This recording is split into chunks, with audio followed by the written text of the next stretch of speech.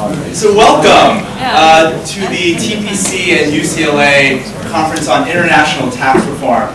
We're delighted that so many of you could be here with us today for what promises to be a very enlightening discussion. We'd like to thank the TPC for what has really grown into a fruitful collaboration with UCLA and area law schools. It's provided a great opportunity to bring top policy analysts and academics together into the same room to discuss timely topics. So today's panels are going to focus on inversions, the ever-evolving debate between worldwide and territorial tax systems, and multilateral approaches to reform. Alan and John are going to kick things off with a discussion of the politics of international tax reform. John Talisman, to the far left, is currently a principal at Capital Tax Partners, one of the preeminent tax consulting firms in DC. Prior to joining that firm, he had a very distinguished career on the Hill. Most notably, he served as the Assistant Secretary of the Treasury for Tax Policy during the Clinton administration. He also served as legislation counsel for the Joint Committee on Taxation. And then to my left, Alan Auerbach is the Robert D. Birch Professor of Economics and Law at Berkeley. He's also the director of the Birch Center for Tax Policy and Public Finance. Alan also spent a little time on the Hill. Back in 1992, he served as the Deputy Chief of Staff of the Joint Committee on Taxation. So John and Alan are going to each speak for about 20 to 25 minutes, and then we'll open up the discussion. You want us there? John, it's up to you. It's your show. Do we need a clip?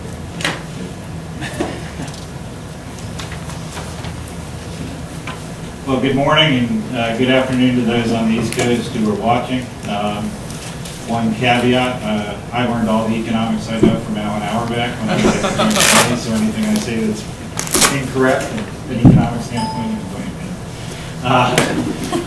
My role is to set the table from a political standpoint and putting international reform in the context of overall reform. So what are the potential drivers of tax reform? What is causing the debate over tax reform today? Well, interestingly enough, international tax reform is a big driver for what's going on with tax reform. So competitiveness and growth, are we an outlier? The question in Washington is, all of a sudden we seem to be out of balance with the rest of the world. And the reason that we're out of balance are really a couple things. First of all, our corporate tax rates are higher than the rest of the world. If you look at our corporate tax rate relative to the OECD average, and again, this is marginal tax rates, I want to stress that, but our marginal tax rate is now the highest of the OECD. There's only two countries that have a higher marginal tax rate than we do. That's Chad and the United Arab Emirates, two of our major trading partners. So it's good to know that we have a few major trading partners with higher rates than we do. But in 1986, when we lowered our corporate tax rate down to 35% at the federal level, everybody else sort of followed suit. What happened over time is everybody sort of moved past us and kept going. And so we're now out of balance with the rest of the world. And so that's something that's causing concern in Washington. But as you can see from this next chart, while we have the highest corporate tax rate in the world, we actually don't raise as much money as other countries from our corporate tax system as a percentage of GDP. And the reason for that is really twofold. One is we have a lot of exceptions to the base, including broader accelerated depreciation and other issues, expenditures through the tax system. And secondly, we also have a lot of pass-through entities, more pass-through entities than the rest of the world. So certainly as a share of GDP, we're not raising a lot of money relative to the rest of the world. Jane Gravel actually also has done a study of the effective tax rates and has found that our effective tax rates are actually relatively consistent with the OECD. So when we're talking about marginal tax rates, we're out of balance, but when you're talking about effective tax rates, not so much. The other thing that has caused us to go out of balance is that other countries have moved to territorial regimes. And put a list up here. The two most recent converts that are major trading partners are Japan and the UK. But as you can see, we're really the only major country that still has a, quote, worldwide system. Of course, our worldwide system is a hybrid because of deferral, but we are a system that does impose a residual tax, whereas most other countries that we compete with have now moved to a territorial regime. And this is creating a lot of concern amongst the tax policymakers because there's concern about are U.S. businesses now competitive relative to foreign businesses and competing overseas? Are they also, as we've seen from the aversions debate, are we a competitive headquarters location relative to the rest of the world? And then also the concern, which is a concern with our hybrid approach, the concern about locked-out earnings or residual tax, which causes locked-out earnings.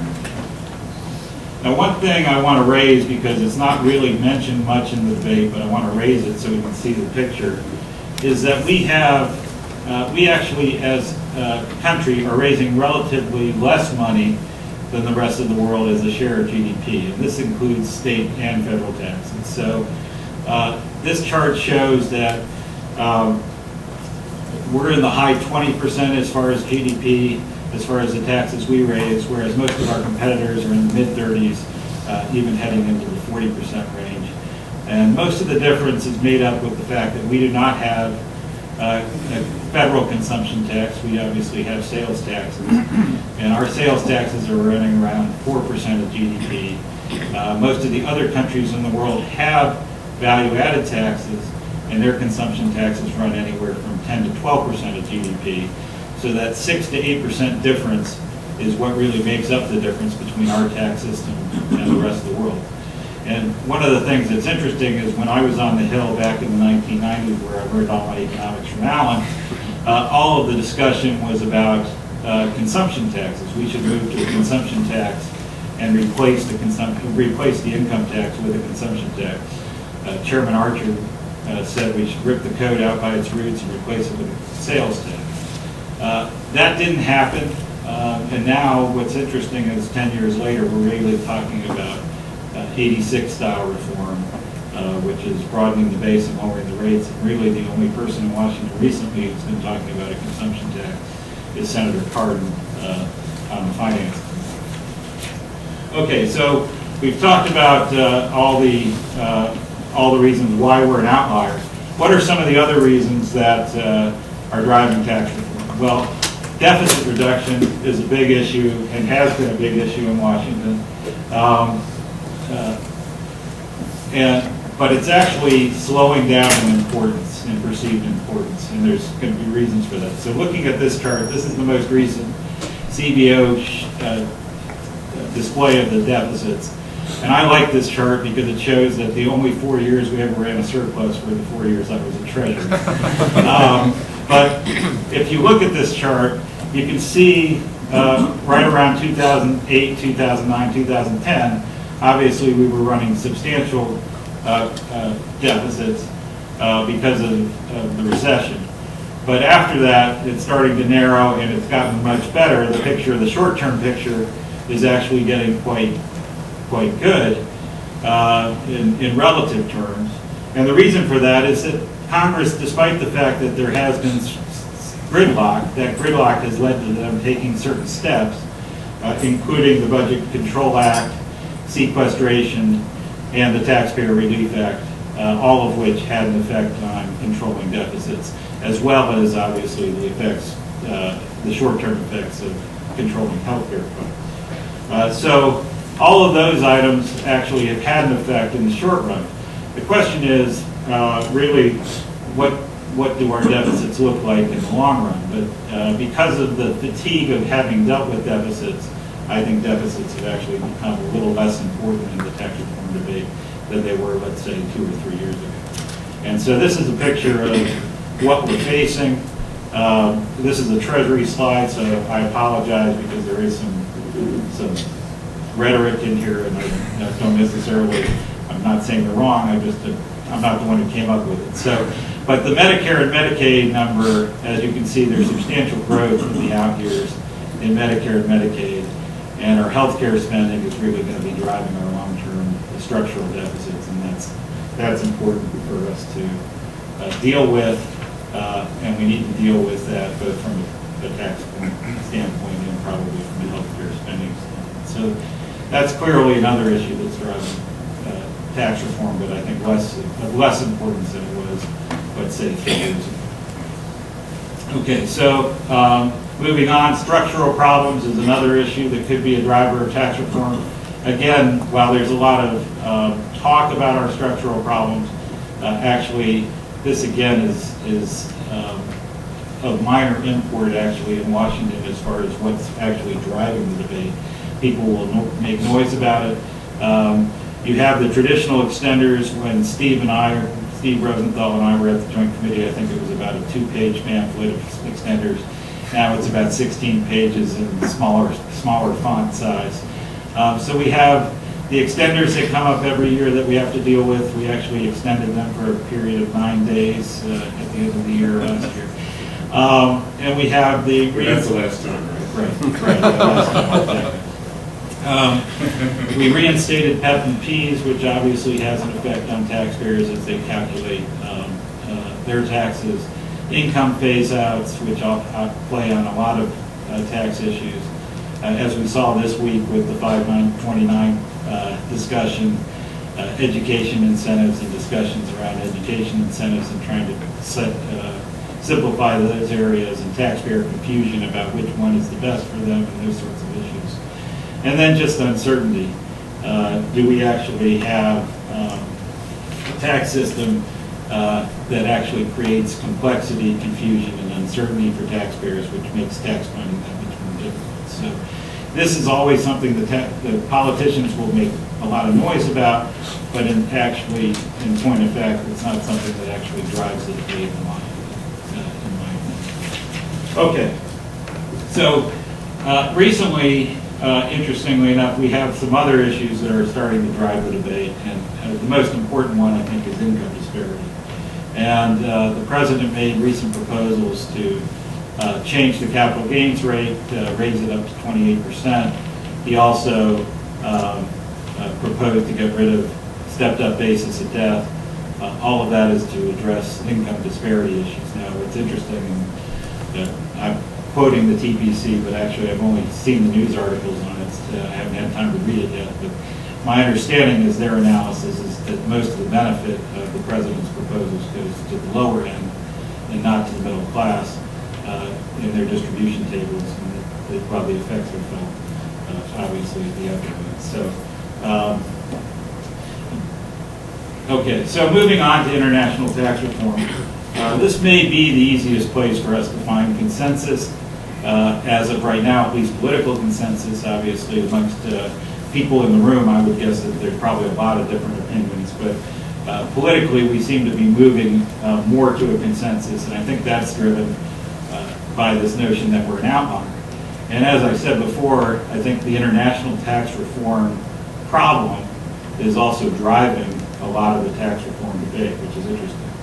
But the other interesting thing is that you can't do international tax reform really by itself. So even though there's a consensus building around international tax reform where it's getting close, I think it's a very difficult sale to do tax reform for multinationals and not for anybody else. So I think it's ultimately, and we're going to talk about this further, but that's a reason why some of the impediments to doing some of the other things in tax reform may inhibit the ability to do international tax reform. Okay, so let's look at this really quickly. There is a consensus, and I'm going to bring these all up at once.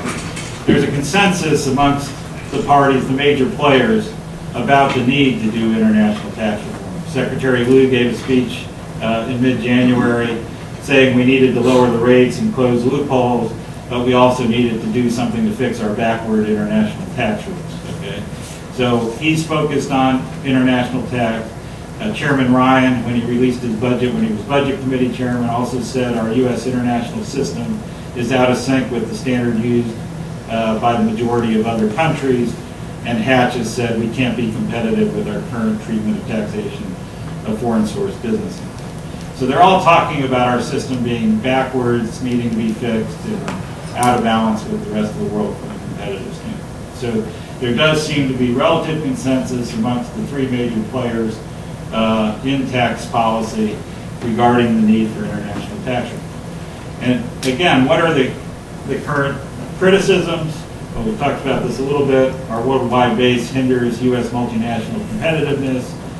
This has been demonstrated by the fact that companies are now inverting to change residency. Other countries are also adopting IP boxes in order to attract intellectual property into their country and also research and manufacturing into their country. As the BEPS project moves to a nexus approach, that will even become more substantial. And then the lockout effect distortion, repatriation being a taxable event causes people to keep their money overseas. And obviously, the high U.S. tax rate magnifies these criticisms, and we'll talk about that further. Chairman Baucus, who's no longer chairman, he obviously left to be ambassador to China. He put out an international discussion draft, and basically he laid out 5 principles for doing it. He wants to make us competitive in foreign markets. He wants to reduce the incentives for companies to income strip and shift profits overseas. He wants to reduce the desire to invert headquarters location, and he wants to eliminate the lockout effect. And then last, he obviously makes the same noise politicians always make, which is he wants to simplify the tax. So, major driving force. Chairman Camp, last year in February, put out his discussion draft, and then later in the year he introduced it as a bill. It was H.R. 1.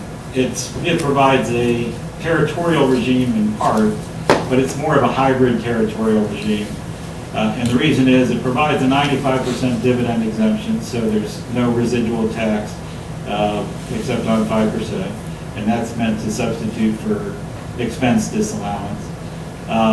He raises the money to pay for that in 3 ways. He imposes a one-time immediate transition tax on offshore earnings. He also has a base erosion proposal which expands subpart F, which applies to income above 10% of basis and depreciable tangible property. So there's no deferral on that income, and therefore it's a hybrid territorial system because anything that's subject to it loses the benefit of deferral and is subject to immediate worldwide taxation. And he applies a 15% rate to that. Now that is both a carrot and a stick. So if you have that income and you're exporting intangible property or property with intangible property, you would get the benefit of that as well, so that there would only be a 15% rate on that. And then he imposes sin cap rules that are very much similar to what the Germans have in place and sort of what the BEPS project is talking about in the context of thin cap rules, although the BEPS project would take a much narrower stance on it. Going back to Camp Option C, to the transition tax on offshore earnings, if it becomes evident that tax reform isn't going to happen, I think that we will see additional pressure this year to do a repatriation holiday in the context of the transportation bill. And again, the issue will be how do you structure such a one-time transition tax to actually raise money in the window, which may be that the business community won't like what they see once they see it. But there certainly will be pressure to do that. Senator Paul and Senator Boxer released a proposal yesterday to do that, and Congressman Delaney has a proposal also to do it. So we'll see additional pressure on that. I'm going to skip Chairman Baucus, but Chairman Baucus, the important part of this slide is he also was moving to a minimum tax approach, a territorial approach. He had 100% dividend exemption, but the important part is, again, he's not that far off from Chairman Camp. His minimum tax, the base is high, the base is larger, and he would also impose a minimum tax of 20% instead of 15%. Obama, the president, has had a framework out there with an international minimum tax. It has been unclear whether he eliminates the residual tax. Jack Lou's speech that he gave this month, would indicate that he's not going to impose a residual tax on after the international minimum tax, which means he's also moving to a hybrid territorial system with the minimum tax. So, okay.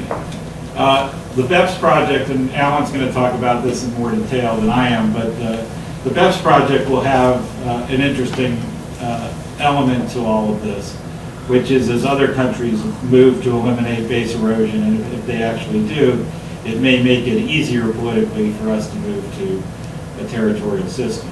And the reason being that if other countries are actually shutting down the ability to profit shift, that could make it easier for the U.S. to move to a territorial system from competitors. Okay, so why hasn't, with all this consensus, why hasn't international tax reform happened? And I sort of alluded to this. There are a couple reasons why international tax reform is difficult, but I'm going to get to reasons why corporate and individual tax reform are even harder, and I think it has to travel, as I said before, with those. So, real quickly, there are key constituencies in the Democratic Party in particular that are concerned that it provides an incentive to ship jobs overseas. So there are constituencies that believe moving to a territorial system will cause job shifting overseas. And so they argue that we should eliminate deferral and tax foreign income as it is earned. Former Chairman Wyden, now the ranking member of the Finance Committee, has had a bipartisan tax proposal with Senator Coates, and that proposal would eliminate deferral. So there is at least one major proposal out there that would eliminate deferral, and certainly that's a concern.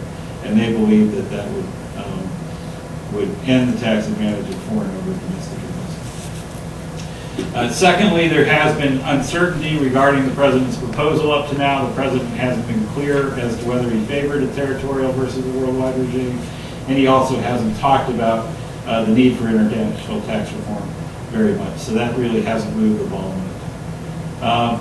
And finally, the base erosion proposals that have been made by Camp and obviously by Baucus, those proposals could actually raise effective tax rates on multinational sectors. Now, obviously, as I said before, BEPS may mitigate this concern, because if they're actually having to pay tax on their income overseas, the fact that they have to pay it to the U.S. instead of overseas is not something that they'll be concerned with. And finally, it's difficult, as I said before, to do international tax reform by itself. The political optics aren't good. You actually need corporate rate reduction to reduce the cost of international reform. Camp needed to get the rate down to 25% in order to make his international package revenue neutral. And then, as we're now talking about, the other aspects of tax reform are much, much harder. And the reason is we're talking about 86-style reform. And 86-style reform will create winners and losers, even on a deficit-neutral basis. And obviously, if you're going to try and reduce the deficit, it exacerbates the problem. But the response, the tepid response that Chairman Camp got, is evidence of this. The fact is that he got a very tepid response to his proposal. Speaker Boehner didn't embrace it, and nobody really embraced his proposal. I think Chairman Camp did us all a service. He did a great job on what he was doing. He allowed us to have an honest discussion about what tax reform would look like, because I think 86-style reform has to look a lot like what Chairman Camp did. But it shows that there are problems with it, and the problems are that there are going to be sectoral losers, and those sectoral losers, because he gets rid of Section 199, he gets rid of accelerated depreciation, he amortizes research expenses. The sectoral losers are likely to be capital-intensive businesses and other businesses. So when I say the sectoral effects, likely winners are the retailers, the domestic exporters because of Camp's Option C's carrot, and financial and other services, except for the big banks, because the big banks actually, he imposed bank caps. The likely losers are capital-intensive businesses and high-tech businesses located overseas that are not going to have to pay a minimum tax of 15%. So manufacturing, capital-intensive businesses, tech, pharma that are paying a low effective rate. So you have to look, are there other revenue sources that could help bridge this gap? And Steve Banks just said he didn't like my paper on interest deductibility, or had issues with it, I shouldn't say didn't like it. But limits on interest deductibility is certainly something that people have talked about. Senator Wyden has it in his proposal. President Obama has it in his framework. Capital gains and dividend, we just talked about. The president has that. Taxing large pass-throughs of C corps, the president has had that in his proposal. Value-added tax, not so much. Carbon tax, gas tax. The Republicans, I think, have taken the gas tax off the table for now. We'll see whether that holds as part of this infrastructure debate, but that seems to be what that's at. And then the last one, which I think is obviously the most interesting one in the short run, is the dynamic scoring and current policy baseline. Paul Ryan is probably going to try and move to a current policy baseline, or at least a modified baseline. That would build in an extra $1 trillion of headroom, which means you don't have to create as many losers because you have an extra $1 trillion sloshing around to spend money. So that would obviously be grease for the gears of tax reform if he can. It obviously also does increase our deficit. So dynamic scoring, I'm going to skip that slide. On the individual side, I think the individual side is even harder. The major tax expenditures on the individual side are sacred cows, like the mortgage interest deduction, state and local tax deduction, health insurance, all those things. And Chairman Camp, he actually took on most of those sacred cows. He repealed the state tax deduction. He capped the home mortgage interest deduction. And interestingly enough, I think he basically eviscerates the charitable deduction, although he didn't touch it by getting rid of all the other itemized deductions and leaving it as an itemized deduction. You now have it, I think, like less than 5% of the population would be eligible for the charitable deductions. So he really does go after all of those sacred cows, and again, I think that led to the tepid response. The blue state senators, you have, as a political matter, you have the Republicans defending 24 seats going into 2016. A lot of their members that are most vulnerable are members from blue states. So again, this gets very, very dicey for them as we move into 2016. Lastly, and I'm going to just really quickly talk about dynamic scoring, and I've got my experts to my right here on dynamic scoring, but what you can see is that the dynamic scoring of CAMP showed that there was a range of 50 billion to 700 billion in what could be raised depending on what models were used. And the GDP was projected to grow anywhere from 0.1% to 1.6%. Again, a great range in difference. With the new rule in the House, the question will be, how are they going to come up with a point estimate, and how do they get to the point where they actually narrow that gap to come up with a specific number with respect to that? The other important point of CAMP, and something that's come to light only in the last couple of weeks in Washington, although people have been talking about it, I think, behind the scene, is the fact that CAMP's proposal, as scored by the JCT, raises the cost of capital for investment. Okay, and the reason for that is you're substituting investment incentives like accelerated depreciation for a rate reduction, which favors old capital over new capital. And thus business tax reform may, depending on obviously what the offsets are, and depending on how much headroom he builds with the baseline, may have negative dynamic effects. So that's something that's very concerning, because they've adopted a rule that they think is going to build additional headroom for doing business tax reform, and now it turns out that that may not be the case. And the last issue is just obviously a political one, which is we have very few moderates left in the Congress or the Senate. As these charts show, these are from the National Journal. And basically the overlap between the two sides for the middle is very, very difficult. So coming to compromise is more difficult than it used to be. I think that's the summary. I'll have the next meeting.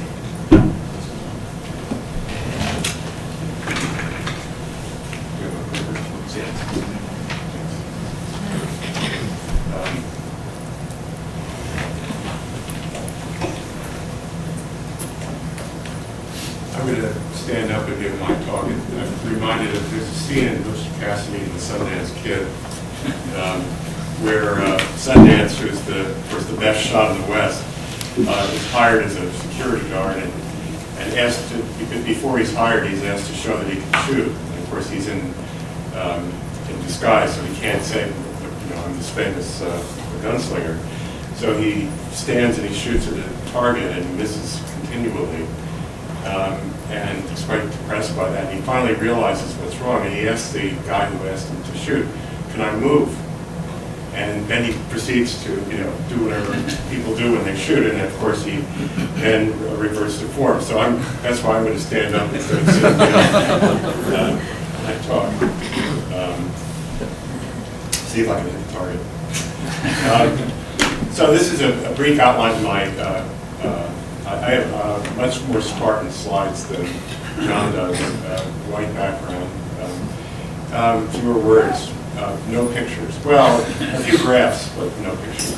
No devil, for sure. I want to just, the organization of my comments, first talk about U.S. reform in the broader context. And I should say in advance that some of my comments will overlap with John's, because I certainly agree with several of the things he said. Then I want to talk about shifting to the domestic context, potential conflicts and roadblocks to U.S. reform, given the current options that we're considering, and then given the difficulties of reform, what some other alternatives might be.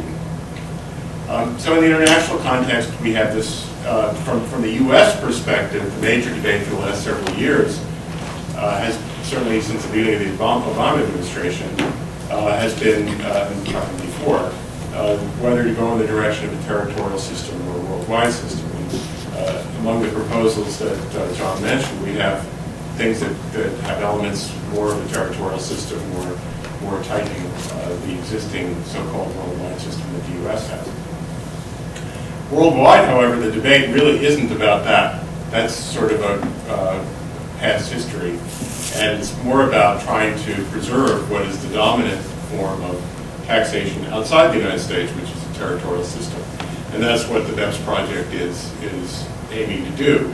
And of course, the BEPS project isn't the first OECD initiative aimed in that direction. We had the harmful tax competition initiative several years ago, which was also trying to deal with the weaknesses of the territorial systems outside the U.S. And how are they related? Well, the more likely BEPS is to succeed, the more feasible a territorial system is for the U.S., because of course a lot of the concerns that people in the U.S. have about a territorial system, although importantly not all of them, relate to the difficulty of enforcing a territorial system. And so the argument is, if BEPS shows the way and not only comes up with logical proposals that can work, but also gets countries to adopt them, then that success could make it more attractive from the U.S. perspective to adopt a territorial system. But I think it's important, especially when talking about the BEPS project, to think more carefully about what success would look like. Now, I think there's a standard answer. The BEPS project is aiming to tax income where it is earned, and the argument is that's not currently happening because of such things as transfer pricing manipulation. But I want to think about that a little bit more carefully and whether we should consider that success. It's important when thinking about what the effects of some of the potential proposals in the BEPS project would do, to remember that taxing income where it is earned doesn't mean taxing income at the same rate. So, of course, we know a lot of things, when a lot of the simple analyses of worldwide systems or territorial systems show that everything's neutral if countries all adopt the same tax system and all adopt the same rate. Well, that's great. Okay, let me know when you can figure out what that would be useful for. Countries have very different rates, and tightening the rules against income shifting may actually increase incentives to shift real activities in lower tax jurisdictions. So, as John mentioned, one of the concerns about a territorial system is the concern that jobs might be shifted overseas. Now, of course, there's differences of opinion about the importance of that argument or the validity of that argument, but just taking that on its face for the moment, if you believe that's a problem, it's likely to be more of a problem if you reduce the ability of companies to shift reported income. Because if the only way you can allow them to move that they can move their tax base is by actually moving their real activities, they may be less likely to shift their base, but conditional on shifting their base, it's going to be through a shift in real activities, because that's pretty much going to be the only option open. Now, in thinking about the importance of this point, and thinking about the impact of the BEPS recommendations on what countries do, we should keep in mind that smaller countries have very different incentives from larger ones. Smaller, less developed countries with low domestic capital stocks aren't worried about what the revenue effects would be if they lower their tax rate. And so they're naturally going to have different incentives than, say, countries like the United States or Germany or France. And this is an old picture, and it's not, so it's outdated, but the basic pattern is not outdated, which is it's from a CBO document a dozen years ago, plotting on the horizontal axis gross domestic capital formation, and on the vertical axis, these are rankings, so ordinal rankings, not values.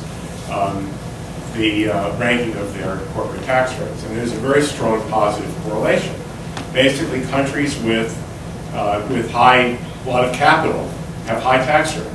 Now, this is not. I'm not trying to say that there's only one thing going on here. There's a lot of things going on here. Countries with high capital stocks maybe have higher per capita incomes, going to have higher taxes to GDP ratios. There's a lot going on. But one of the things that's going on is that if, for a country like Ireland, as opposed to a country like Germany, there are strong incentives to have, or not just Ireland, Poland. There are countries that have less development, less capital, less production. There's less of a downside to lowering their corporate tax rate, and so they're going to have an incentive to do that.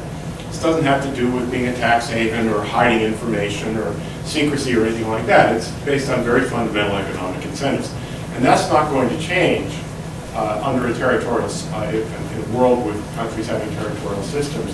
And so we should factor that into any calculations that we do.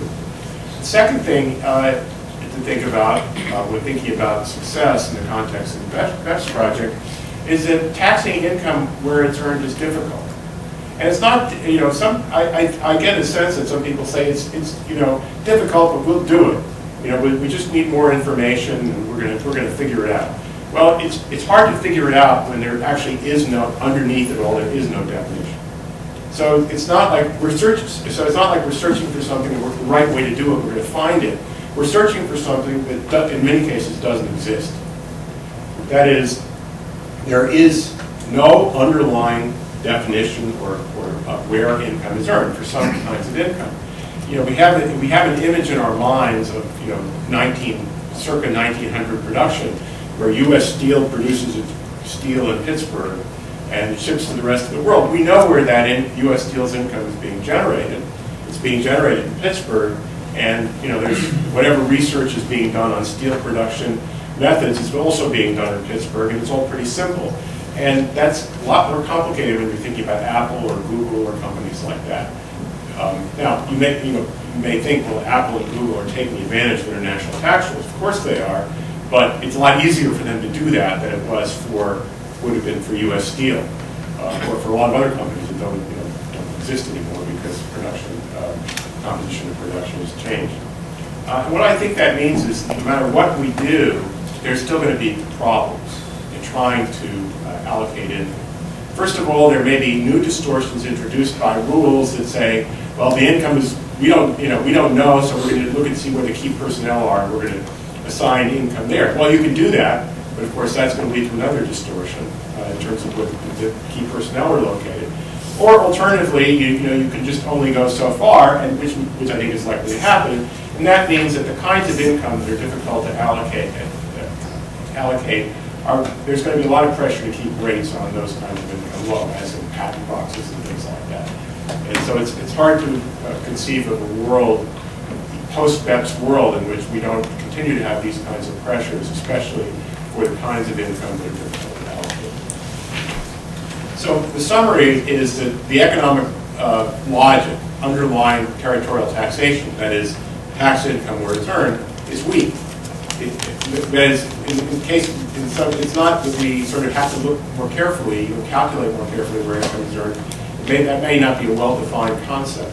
And it shows, I think, in the struggles that territorial tax systems have had and what I see as the eventual failure of the BEPS project, depending on how one, what kind of standard one uses to judge success or failure.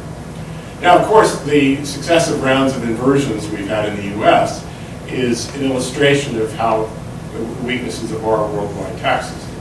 So I'm not here making an argument in favor of worldwide tax systems because of the weakness of territorial tax systems, and there's a certain parallel in the sense that as we come up with new solutions to the inversions problem, we are solving a sort of a very, very localized symptom, but we're not really addressing the underlying problems of the worldwide tax system in doing so. Much the same way that we're not solving problems of the territorial system when we come up with various measures to sort of arbitrarily allocate it. So moving to the U.S. domestic context, whichever direction is chosen for the U.S., assuming it's worldwide or territorial, common theme or a common part of reform proposals has been a lower corporate tax rate. And that's understandable because lowering the corporate tax rate relieves a lot of the pressure on the international taxes. We have for example, we have transfer pricing problems under both worldwide, our worldwide system with the federal and so forth, and territorial tax system. Those problems, conditional on every other country keeping its tax rates the same, those problems will be reduced with a lower U.S. corporate tax rate. And so that is clearly a central part. And the question is, can that happen? It's been discussed now for several years. John said there seems to be more consensus on things like this. Well, there's consensus if you don't look too carefully. Because people, as is often the case, people agree on the provision that loses revenue. But then the sticky thing is how they pay for it. And I think that's the challenge here. Now, there are several potential candidates one could think of for who pays for it.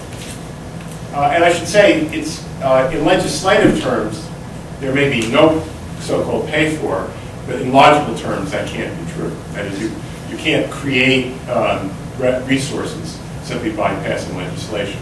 And so if you use resources for something, they have to come from somewhere. The legislation may not specify where the resources come from. That doesn't mean they're not coming from somewhere.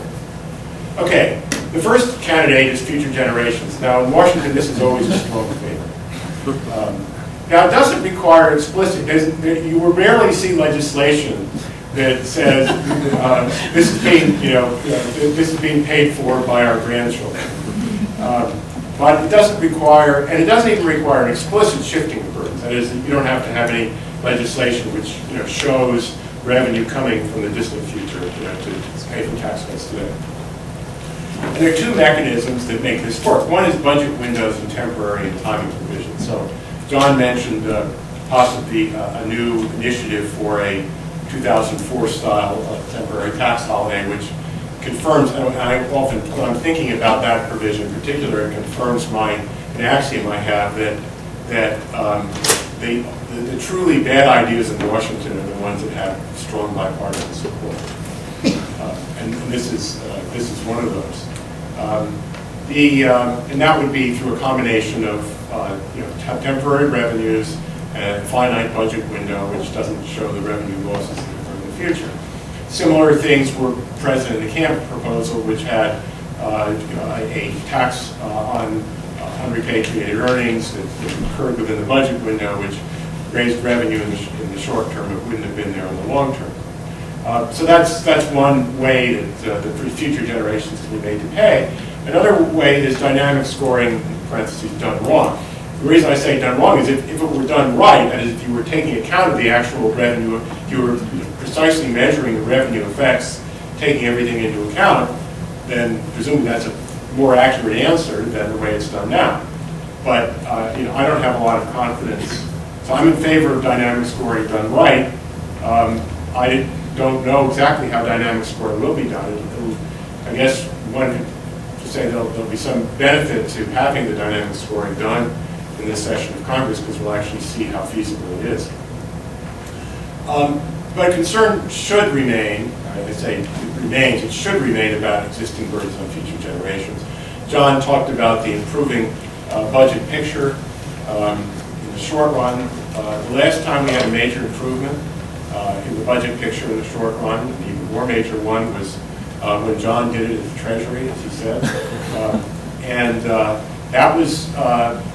That short run problem, which was we were running out of debt, was fixed in 2001, and then again 2003 and 2002 and several pieces of tax legislation after that.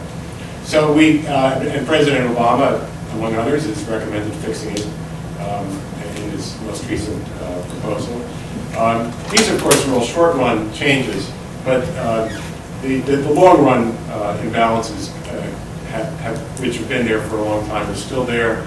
And in a sense, they're getting better. The healthcare costs are going down. In another sense, they're getting worse, which is that the problems are coming closer. The retirement of baby boom generation is underway, and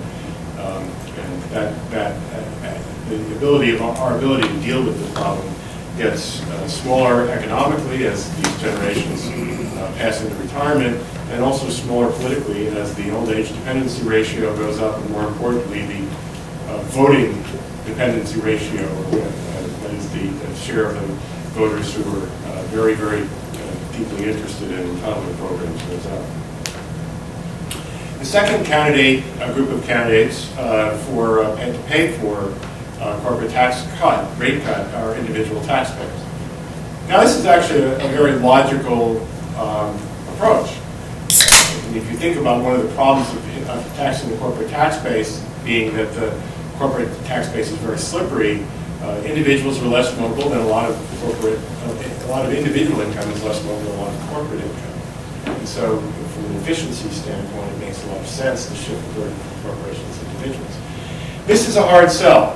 This is one of the frustrating things to economists, that their references are often made in the political debate to rich corporations, because the first lesson of tax incidence is that people bear taxes, corporations don't bear taxes. And it's made all the more difficult when, at least historically, distribution tables exclude corporate taxes. So one of the ways that the 1986 tax reform, one of the things that greased its progress was distribution tables showing that every decile in the income distribution gained from a revenue neutral tax change. And this is not dynamic scoring, this was corporate taxes going up. So obviously, if you analyze it that way, it makes corporate tax cuts even more difficult to justify. There is some rationale to thinking about keeping taxes on corporations to the extent that you think you can shift it on to foreigners, because foreign owners of corporations may be forced to bear the burden of corporate taxes that would not be transferred by individual taxes.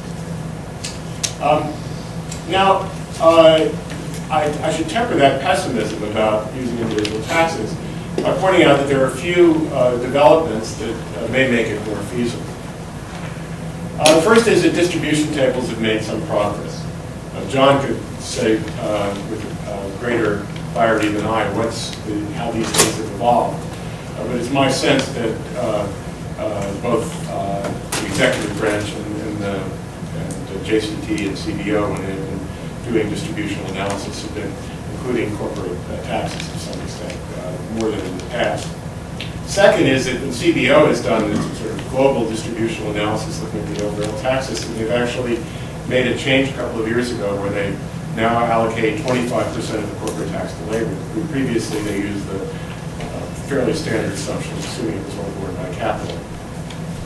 Another thing is that the 1% may be even more unpopular than corporations. So that, speaking of inequality, that may be one thing that's changed. It's true that there are still job creators, But, I guess the trick is, the sweet spot is to be a job creator who's not the top 1%.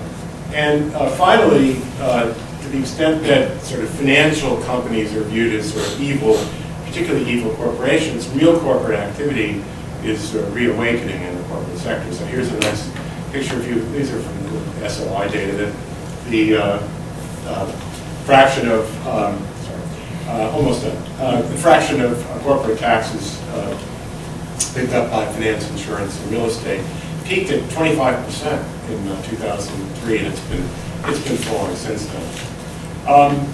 So the final point is about individual taxpayers is that corporate tax revenues aren't that important. It's only 10% of federal revenue in the U.S., and it's been very volatile but pretty steady over the last couple of decades. Other businesses, it makes sense, given the distortions in the organizational form, that C corporations are, we should try to level the playing field. There's a picture showing that C corporations income relative to partnerships and S corporations. Now, the overall, as a share of GDP, the overall percentage is increasing because the share of profits and other returns to capital has been increasing in recent years. But basically, C corporations are becoming less significant, and taxes probably have a role to play in that.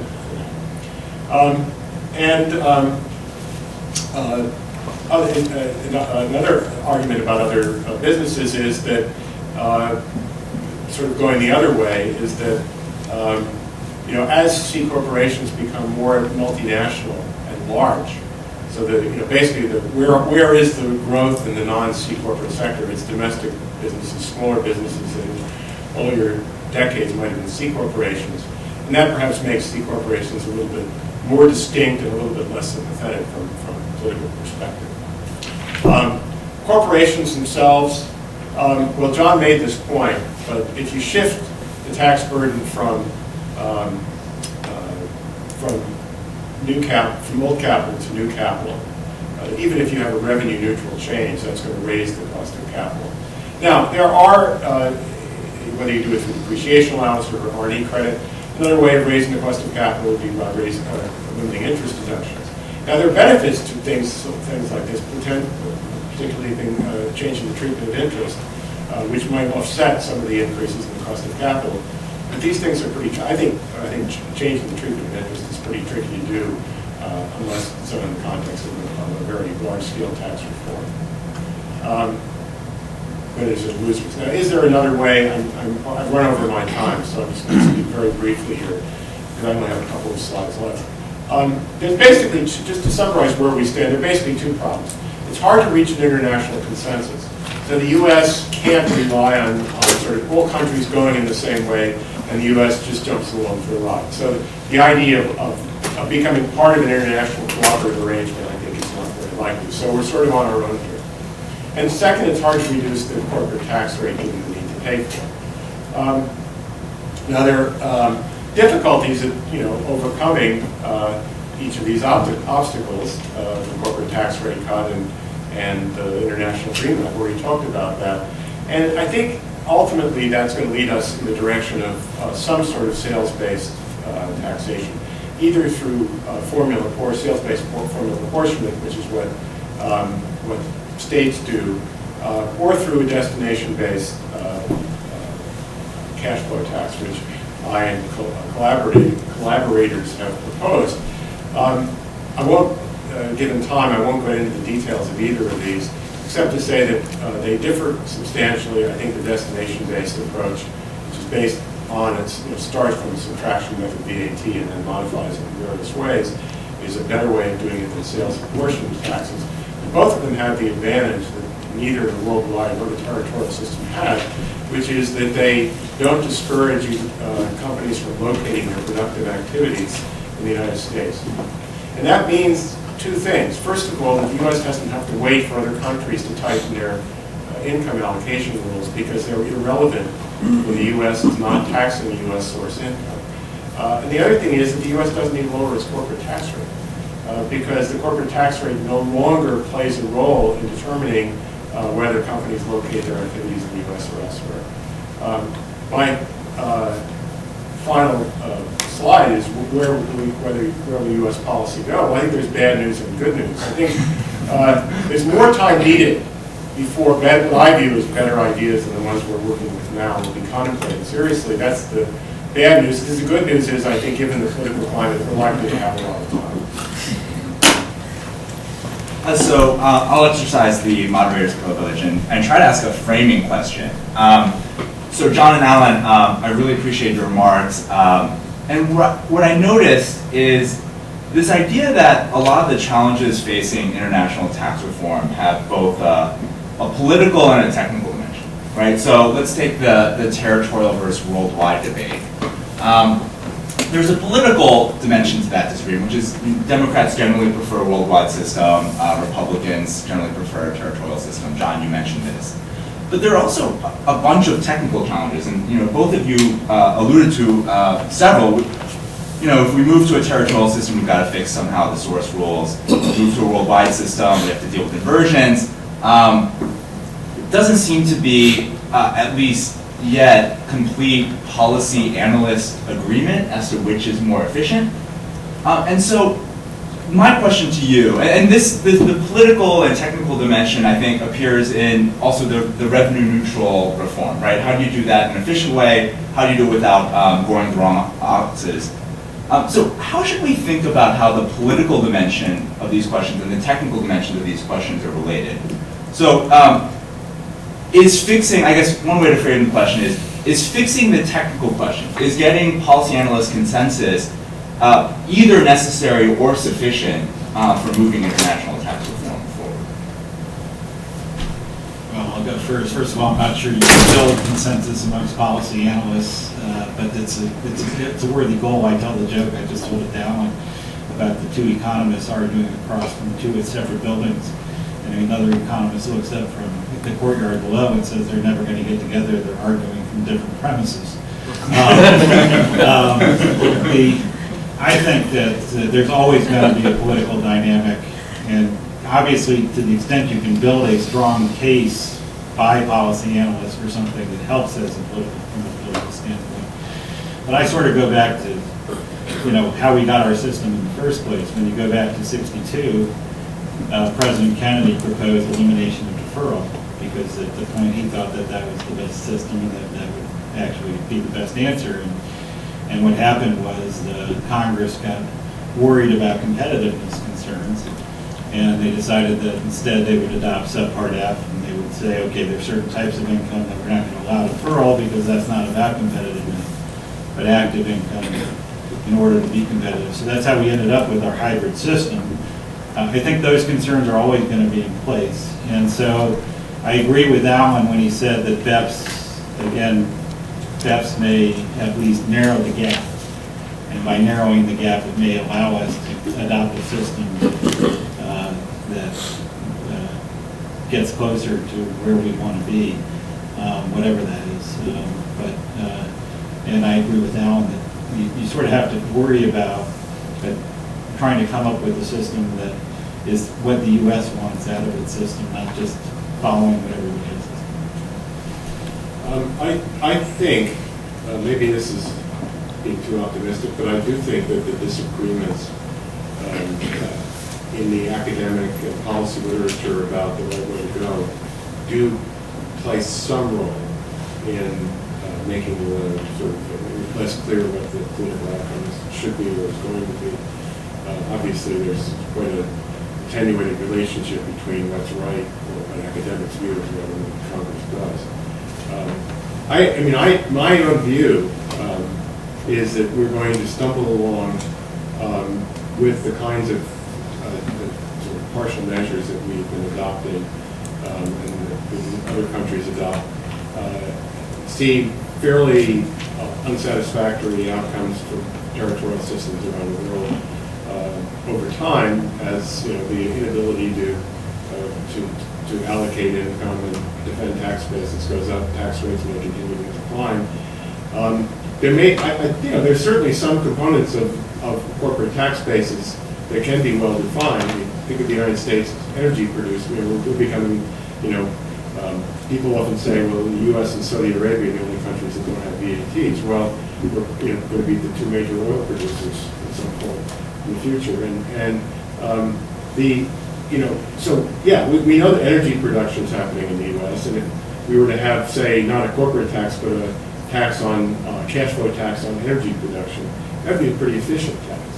And I think there are, in terms of thinking about what might be preserved from territorial systems, I think taxes on domestic rents, production rents, one can certainly see that as a tax base that can be defended. So my view is not in the next couple of years, but over time, as we see the evolution of the corporate tax, it's going to evolve more and more into taxing domestic rents. And we're going to use some more move toward destination-based methods, whether it's through adoption of a VAT or something at the corporate level that relies more on the location of sales rather than the location of production. Questions from the So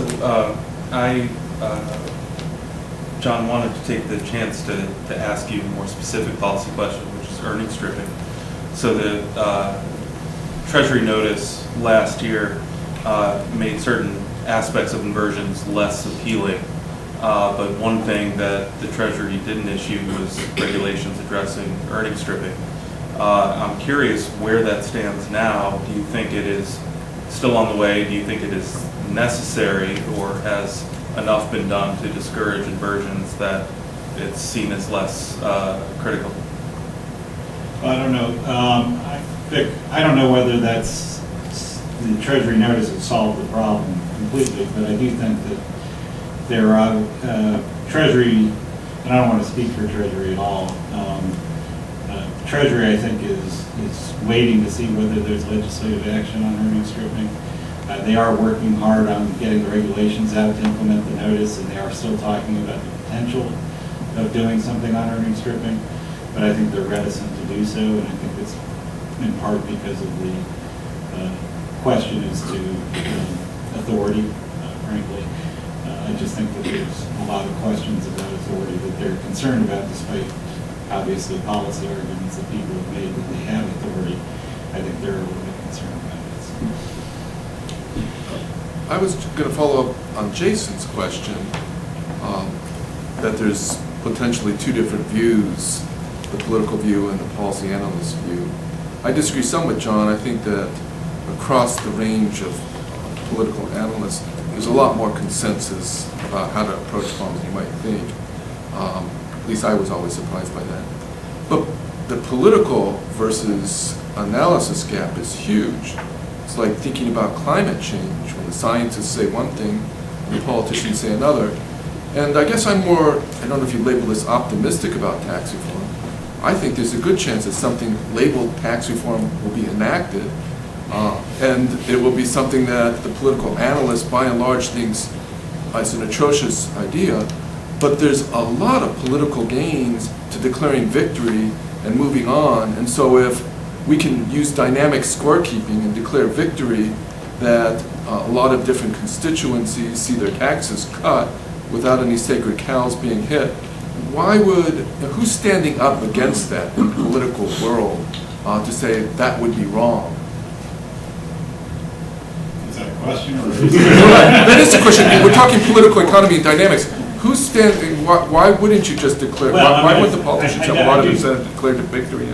I think this administration is still concerned about deficits to an extent, and the future generations, which Alan alluded to very well in his remarks. So I do think that the administration is going to be somewhat concerned, and Democrats in particular also are concerned about the notion of moving to a current policy baseline and dynamic scoring. And that's evident that the Finance Committee Democrats just put out a set of principles for these working groups that Hatch and Wyman set up. And those principles talk about the notions of maintaining both distributional neutrality, not even distributional neutrality, but going beyond that, and then also talking about not exacerbating deficits. That's a losing political strategy, isn't it? I don't know. Yeah, it could be.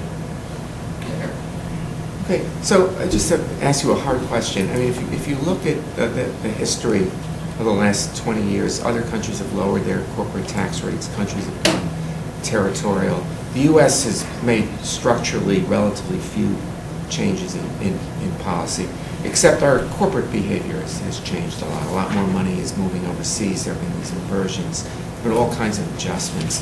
So things are changing even if we legislatively do nothing. So I guess, assuming we don't do reform, how do you think the world is going to change in the next 10 years in ways that might I mean, what's coming if we don't act? What do you see happening? Well, I mean, obviously, countries are already starting to adopt some policies. Even if BEPS doesn't produce some sort of multilateral agreement that is adopted, and whether it does or doesn't is still to be seen. I assume there are some areas where they will reach broad agreement, but Yeah, but some of those broad agreements may include very low tax rates on intellectual property, for example. some of those things could happen, that's correct. But the point I was going to make is some countries are unilaterally adopting things that are coming out of the BEPS process, so I think over the next 3 to 5 to 7 years, you're going to see that. You already see it a little bit with the UK diverted profits legislation. So those are the things that I'd be paying attention to, what's going on abroad. What's happening, I think, is as countries have adopted territorial systems, they're looking at the weaknesses of their territorial systems and trying to adopt policies that address some of those weaknesses. Steve? So let me ask a broader political economy question. One of the interesting things to me about the story that we can't get tax reform done is that it's often told in these very broad terms about Republican versus Democrat, kind of anti-tax populism versus kind of tax the rich, I guess tax populism. And yet that is a story that assumes kind of very broad voter engagement and interest in a way that is inconsistent with the political economy story, special interest lobbying, and very technical, targeted kinds of reforms. And so I wonder whether when we think about winners and losers in any reform, we're missing, or maybe I'm missing, the current winners and losers among the special interests. So, I always think there's got to be segments of industry right now that are hurt by this system. You think about the domestic manufacturers who can't move, or hurt vis-a-vis the intellectual property and producers who can. Is that a vehicle or a way out? Is that kind of special interest lobbying fights within businesses, or industry against industry? Is that where we're going to ultimately end up with politicians being swayed towards reform? And if so, who are those industries that are going to drive it? I see that as more of a roadblock than an opportunity. I mean, the fact that it's very hard to come up with a reform that sort of the general business community will get behind, unless it's one that lowers business taxes and makes somebody else pay for it. And again, the sectors that are being hit by 86-style reform, as I had in my slides, I mean, manufacturing, capital-intensive businesses, I mean, I don't think there's a view right now economically that we have too much manufacturing in this country. And so if you broaden the base and lower the rates, which is what we're talking about right now, you're hurting manufacturing and helping the services sector. And that's a tough political dynamic. So you do have that issue, and people are looking for ways to address it. The president, for example, has kept, in order to address it, he actually keeps Section 199 in place and lowers the rate to 28% instead of 25%, and then lowers it to 25% for manufacturing, and that's the way he addresses that issue. So I think that's, having just recently revisited Gucci Gulch, I mean, when you read Gucci Gulch, though, everybody thought it wasn't going to happen, and it blew up, many times, and then it finally happened. So I think the political situation was just so different. And one of the things I'm going to say is the president still, to this day, has not put a lot of emphasis on tax reform. He hasn't gotten up on the holy pulpit and sold it to the American public either, which I think is a big part. I think people were expecting him to say more in his State of the Union this year if he was really going to push for and Jack Lew gave a speech, but that's not the same thing as the president. So, my impression is not much has happened on the international front over the last 10 years, even though we've known all of these problems were really present 10 years ago. Which suggests to me that it's waiting for the politics to change in terms of policy consensus or something is not what we're waiting for. We're waiting for something to change on the ground that makes this really necessary for Congress to address. And I'm curious what that is. Is it, continued inversions?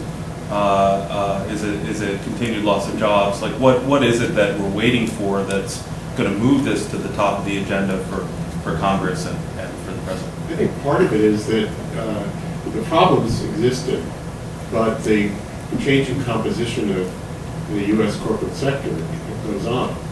And we're becoming more and more, if you look at the market capitalization of Apple or Microsoft compared to General Motors or other companies. So the problems, it's not simply clever tax lawyers and aggressive clients becoming, taking advantage of the pre-existing conditions and more of it. I think the candidates for benefiting from these kinds of international games have become more significant part of the corporate sector. It's true the drug companies were there in the previous round of conversions, but the high-tech, the Silicon Valley companies are much bigger than they were in, say, the early 2000s. And so I think just the changing, the evolving nature of international capital flows and flows of other intangible, tangible capital flows is just becoming more and more important. So it just makes dealing with the existing problems more important. Well, I think that's our time, right? No, we're Okay, going it's 10:30. Okay. Ed? I can pretend to phrase this as a question. But do you not agree that the dialogue we just had with Steve and Vic it seems to me to leave out some corporate finance and financial accounting dynamics that are the reason why, in my judgment, we will have corporate tax reform before the 2016 election.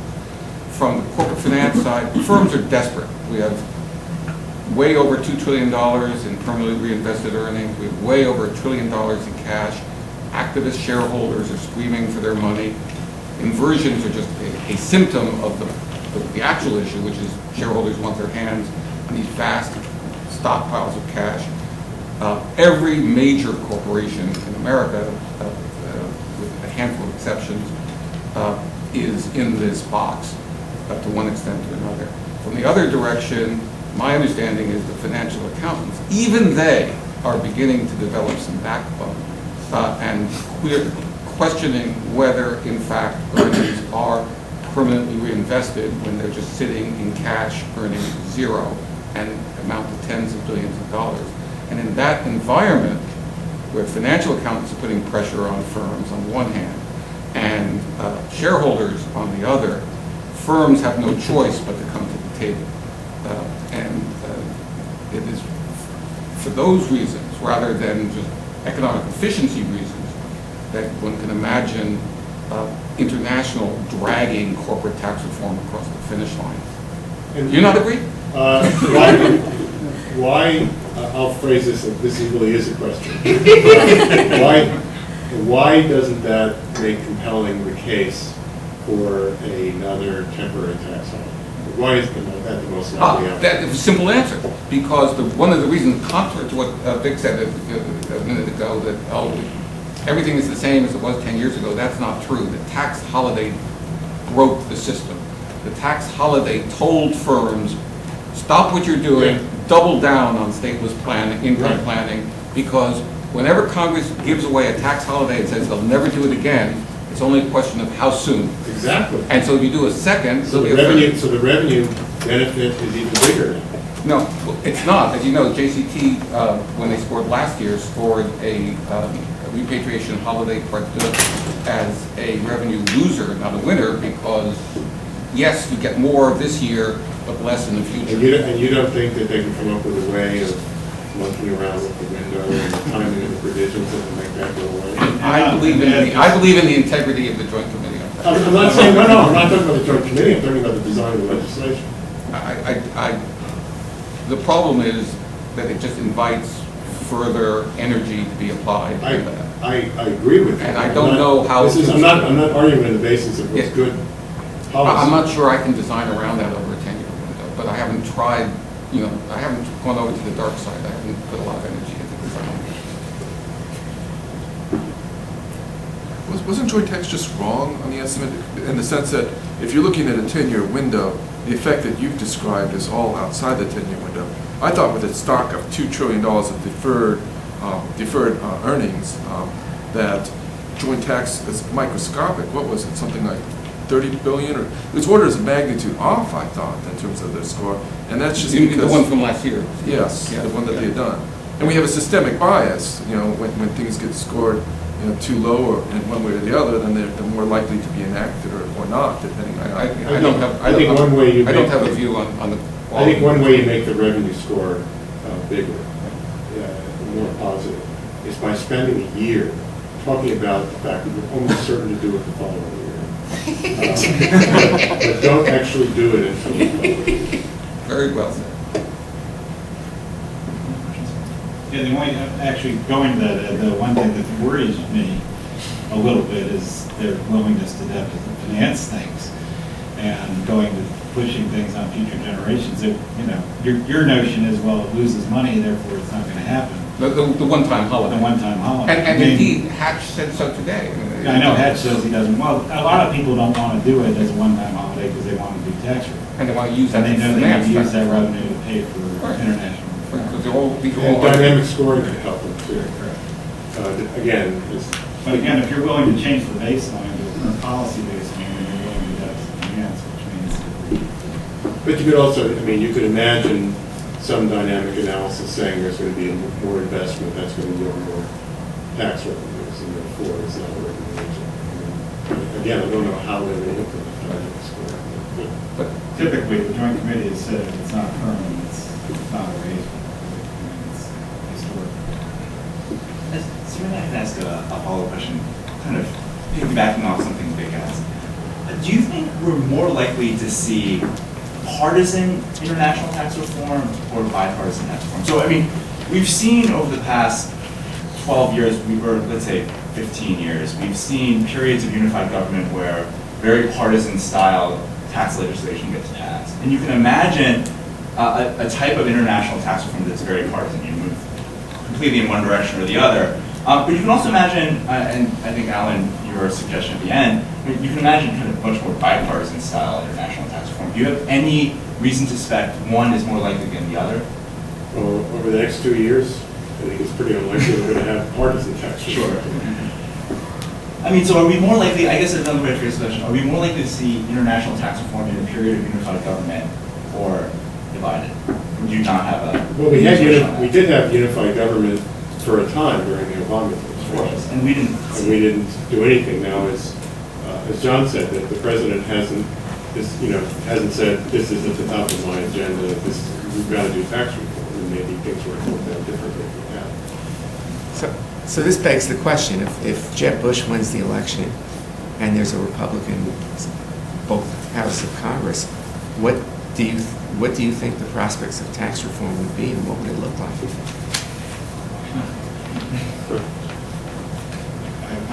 Honestly, I don't know. I think you're still going to need to have it be bipartisan because I think it's going to be hard. You're probably going to have a narrower gap in the Senate no matter what, with the Republicans protecting 24 seats and the Democrats only protecting 10. That doesn't mean the Senate will flip. But in that case, it's very hard to do tax reform as part of budget reconciliation. And so my gut is that it would have to be at least somewhat bipartisan in order to attract enough Democrats to get over the 60-vote hurdle in the Senate. But there's something they could maybe put through that, the Reagan tax cuts relied on some Democratic votes too. And the Bush 2001, so that there might be something they can do to fly off. Yeah, well, that's where the future generations come in. Yes, so I just want to add something to Ed's list. So if I say why I'm not optimistic about international tax reform, if I was going to say why it may be more likely, is that for many companies, the existing international tax regime was the best of both worlds. They paid relatively little U.S. tax, and they used the U.S. tax rules to minimize their foreign tax liability.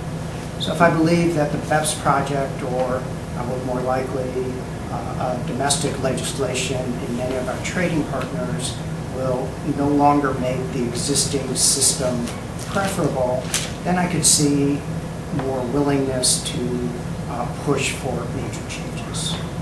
So in addition to corporate finance and accounting reform, tax reforms in other countries will provide, I think, more push for tax reform. Could you give me a concrete example? So Germany on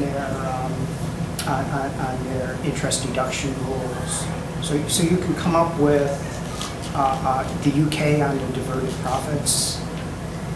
Yeah, Eric, one thing that's actually interesting in that too is as those countries do prevent more base erosion, then all of a sudden the U.S. is in effect funding that base erosion, right? I mean, we're funding the tax on that base erosion, prevention of base erosion, because we're giving the foreign tax credit to whatever Germany or the UK is picking up at that point, which was because of our worldwide system, and that may put pressure on the fiscal. Yeah, so one thing we haven't heard yet in the last hour and 15, the president, when he does talk about international tax reform, often mentions an idea of pairing it with a manufacturing credit of some kind and denying deductions for moving jobs overseas. I don't know, I haven't seen discussion of that among folks like the people in this room. So I'm wondering kind of where this idea is coming from. Is it just sort of politically friendly thing to say, or is this actually part of the puzzle that we need to be thinking about for what's going to happen if something happens in the next couple of years? I mean, that rhetoric is really the rhetoric of a tightened worldwide tax system, saying we have, a certain amount of capital, either it's invested in the U.S. or it's invested in some other country, and we want to keep U.S. capital from going abroad and creating jobs abroad. And that is, it's a good statement of why the worldwide tax system might make sense, and the various flaws with the argument, various competitiveness arguments, or competing in worldwide capital markets, or companies being mobile, or new enterprises coming up somewhere else. So, it's an empirical issue. There are arguments in favor and arguments against that. I think these arguments have been rehearsed over the years, certainly not necessarily in a coherent political setting, but certainly by people who analyze the policies. So I think I have always viewed those kinds of statements as being consistent with the administration's tendency in its proposals to try to move towards strengthening the worldwide tax system rather than moving towards territorial tax system. Alan, John, thank you so much. Thank you.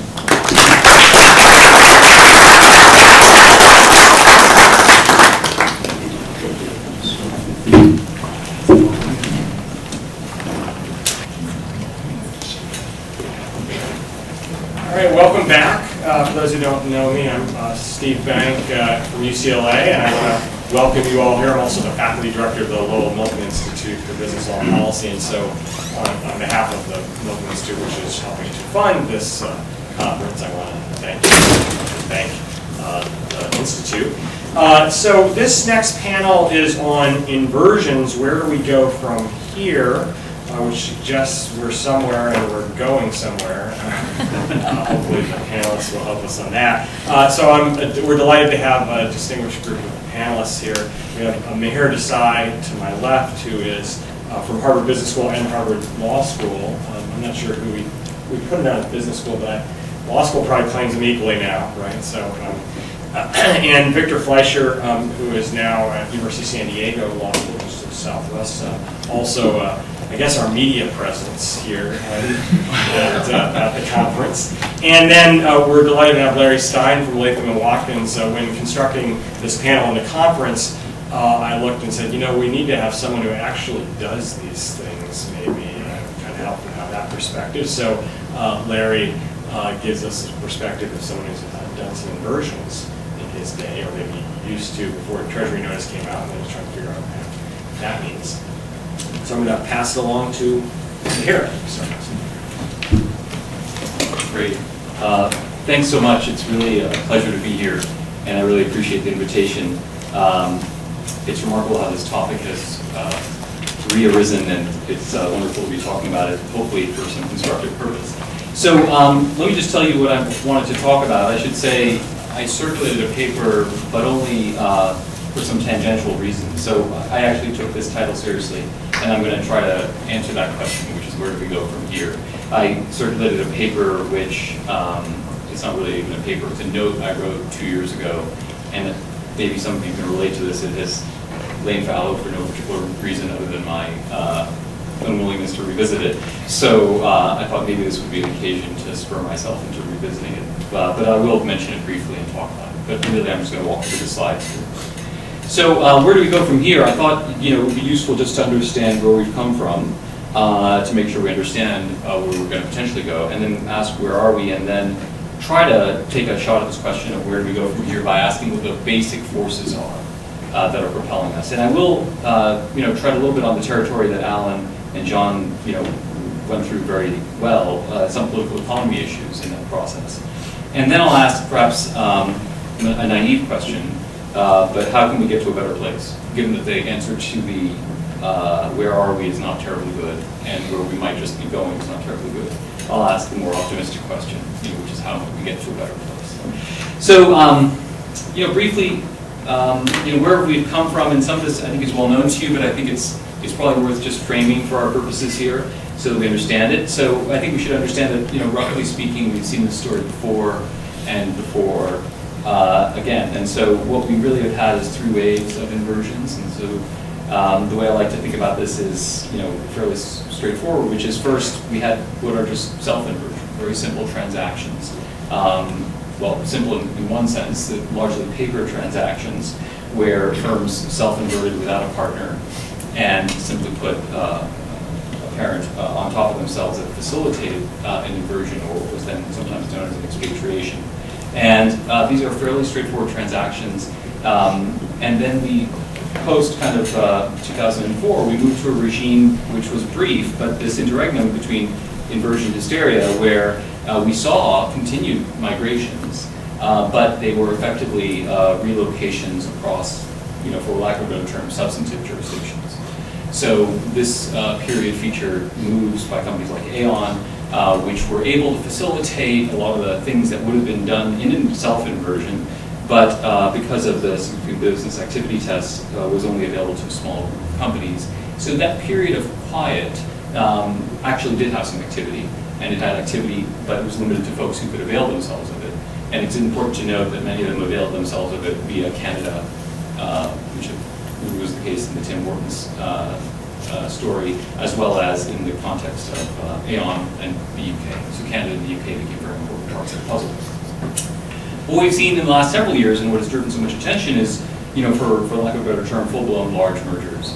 So we now see very large substantive transactions, and of course the proposed Pfizer-AstraZeneca transaction being the bellwether of that, where people really started to pay attention to this in a large way. There are many others during that period as well, but that is roughly where we've been.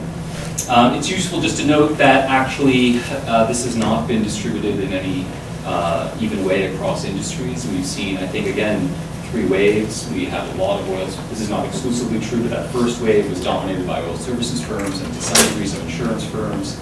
The second wave was, again, a little bit on the insurance side because they were able to avail themselves of the SBA tests. And the remarkable thing about this last one has been just the relative concentration of life sciences as a very important piece of that puzzle. What are those 3 primary motivations that have been driving all this? And I think these, again, have shifted over time. So it's worthwhile just paying attention to that. So we began with a great deal of emphasis on foreign earnings and future foreign earnings And that would either be accomplished via old entities or old subsidiaries, or potentially new entities and new future growth from those new entities. That was, I think, a dominant motivation early on. We saw increased attention to what the second motivation would be, which is just the domestic earnings base of multinational firms. And so there's, I think, various transactions are characterized by this, most notably recently, I suppose, the Walgreens and Boots transaction, where the game is really not about foreign earnings. It's not really about offshore cash, but it's likely to be, if anything, about domestic earnings, the domestic earnings base and stripping that. And of course, part of that has to do with an important undercurrent of all this, which I don't know gets as much attention as it should, which is the relative advantage of being a foreign multinational firm in the U.S. and the ability to avail themselves of opportunities to interest that is not as available to U.S. multinationals. And then the final motivation, which has become, I think, a dominant, well, I shouldn't say dominant, but it's become a large motivation, and wasn't nearly as true historically with just the large amounts of offshore cash. So if you think about transactions, even like Medtronic or Vivian, where a part of the financing comes from offshore cash, then that becomes a first order effect of an inversion and one of these mergers. So that, I think, is the third primary motivation. It's grown in importance for reasons having to do with the previous holiday and just the magnitudes of these offshore cash flows. So people like to think about this in various ways, but it is useful just to note that these waves have been occasioned and marked by what I would label kind of a call and response pattern of regulatory action and then firm activity. So, call and response, for those of you, if you think about various musical forms, there's an action and there's a reaction, and that just cycle kind of continues. And so some people think about this as whack-a-mole. I think about it more as call and response, which is the regulatory scrutiny. Every time there's a wave of conversions, there's regulatory scrutiny which changes the rules, there's a quiet period, and then there are more substantive transactions that react to those. And that's a worthwhile thing to keep in mind. In many ways, the original transactions, by that I mean the self-inversions, were, in some sense kind of harmless. They were paper transactions that did not feature very much real activity. And what we've seen, of course, is just an escalation of the real activity associated with the tax-motivated decision-making. It was something that Alan alluded to earlier. So that's, I think, a worthwhile way to think about what's happened so far. So where are we? And so I think, we're in a pretty bad place. And I think the reason to think about that, although this I don't think is a surprise to anyone, but we're in a bad place because we now see, in many ways, very significant effects on tax on various, multinational decision margins. And that has been true for a while, but now we see it in very significant ways in the market for corporate control. And that means that the level of those distortions are likely to be the effect of those distortions are likely to be greater. In short, these are not just distortions to where one might do a transfer pricing agreement or shift an intellectual piece of property, but they are about who gets to control what and the kinds of mergers you undertake. And that, of course, has potential effects that are very significant. And I'll just give you one way to think about that, which is it's, I think, evident now that there are large clientele effects evident in inbound transactions. So by that I mean we see merger activity and U.S. firms being acquired for purposes of, being acquired by foreign firms in ways that suggest that they are motivated by taxes. So this is really just to make sure that we understand inversions as a piece of the broader M&A market as opposed to some exotic transaction. So we should understand it as a point along a continuum of controlled transactions that are happening. And so if you think about recent papers, they show that firms that are the most profitable firms, in some ways some of the most successful firms, are being acquired by firms from low tax jurisdictions and from jurisdictions which feature territoriality. So we are seeing, aside from the fire that is inversions that everyone's paying attention to, the undercurrent is a set of very large distortions in the M&A market. And in distortions in the M&A market that are not in our favor. So we're seeing very large, significantly profitable firms with foreign presences that are growing rapidly, ones being acquired by other firms. So it's hard to tell a story about why that's good. It's not as if the selection effects about who's getting acquired in the U.S. is working in our advantage. it would seem, if anything, certainly to be working against us. And then second, we see it in the use of offshore cash. So we have several papers now that show that offshore cash is being used in suboptimal ways to acquire companies. You can put up whatever your favorite poster child transaction of this is, maybe Microsoft and Skype, where people are spending 65-cent dollars and they're buying companies at prices that don't necessarily make sense. So there's misallocation in that sense. And again, this is showing up in a variety of ways. Michelle Hanlon has a recent paper about this. There are a variety of new papers on this. So we're seeing M&A be distorted by these tax rules. And I spent some time on this just to make clear that inversions are not some small thing that are happening in isolation, but they're very much in this continuum. The last piece that we don't have good evidence on, but I think is happening, and I think it is a very important piece of the puzzle, is you see U.S. firms becoming smaller to become more readily acquired by foreign firms.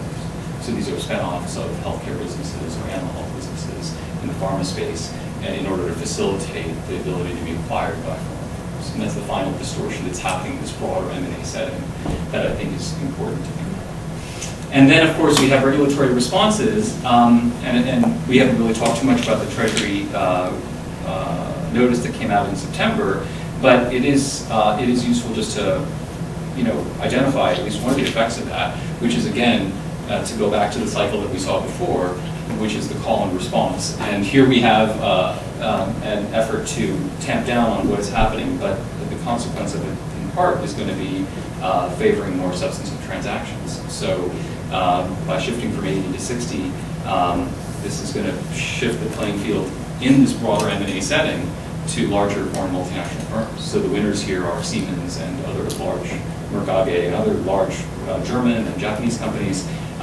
who will be able to access U.S. assets at better prices than they would have been able to otherwise. So I think that's one important thing to put on the table, because if we understand inversions in this broader context, I think that's how we should understand what the regulatory response is doing.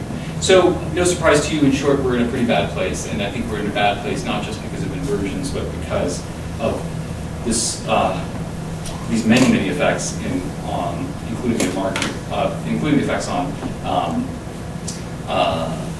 the market for corporate control. So why is this happening? And I think some of this was already covered, but I just want to make sure that we get these other things on the table as well. John and Alan mentioned the growing distinctiveness of the U.S. with respect to the tax system and the rate. And so this is a function, as you all know, of U.S. policy paralysis, but also rest of the world activity. And so this is something that's not changing. Per some of the comments earlier, I think the rest of the world is doing more, not less. For example, Alan alluded to patent boxes, and so we're going to see more things like that. And it appears that that's not stopping, and so continuing unabated, which means that the forces propelling us in the directions we're going are only going to get amplified.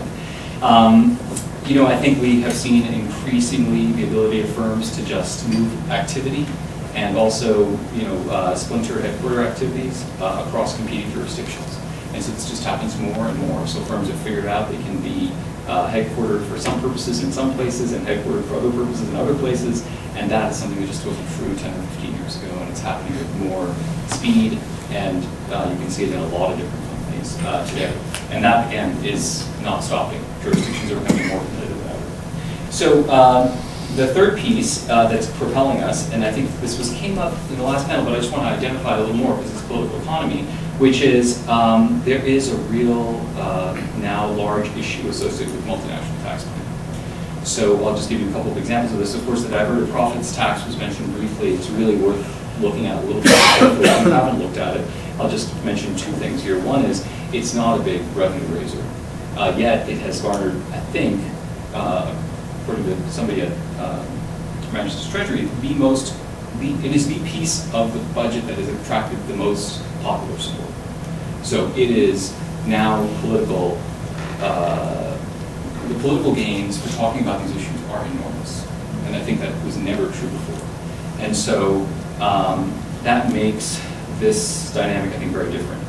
BEPS, I think, is related. I do want to disagree with Alan, which I'm loath to do because I have such great respect to him, but I will disagree with him only about a political point, not an economic point, which is BEPS The suggestion that BEPS is motivated by dissatisfaction with territoriality doesn't quite square with my understanding of it. And again, it's a political point, so I may well be wrong.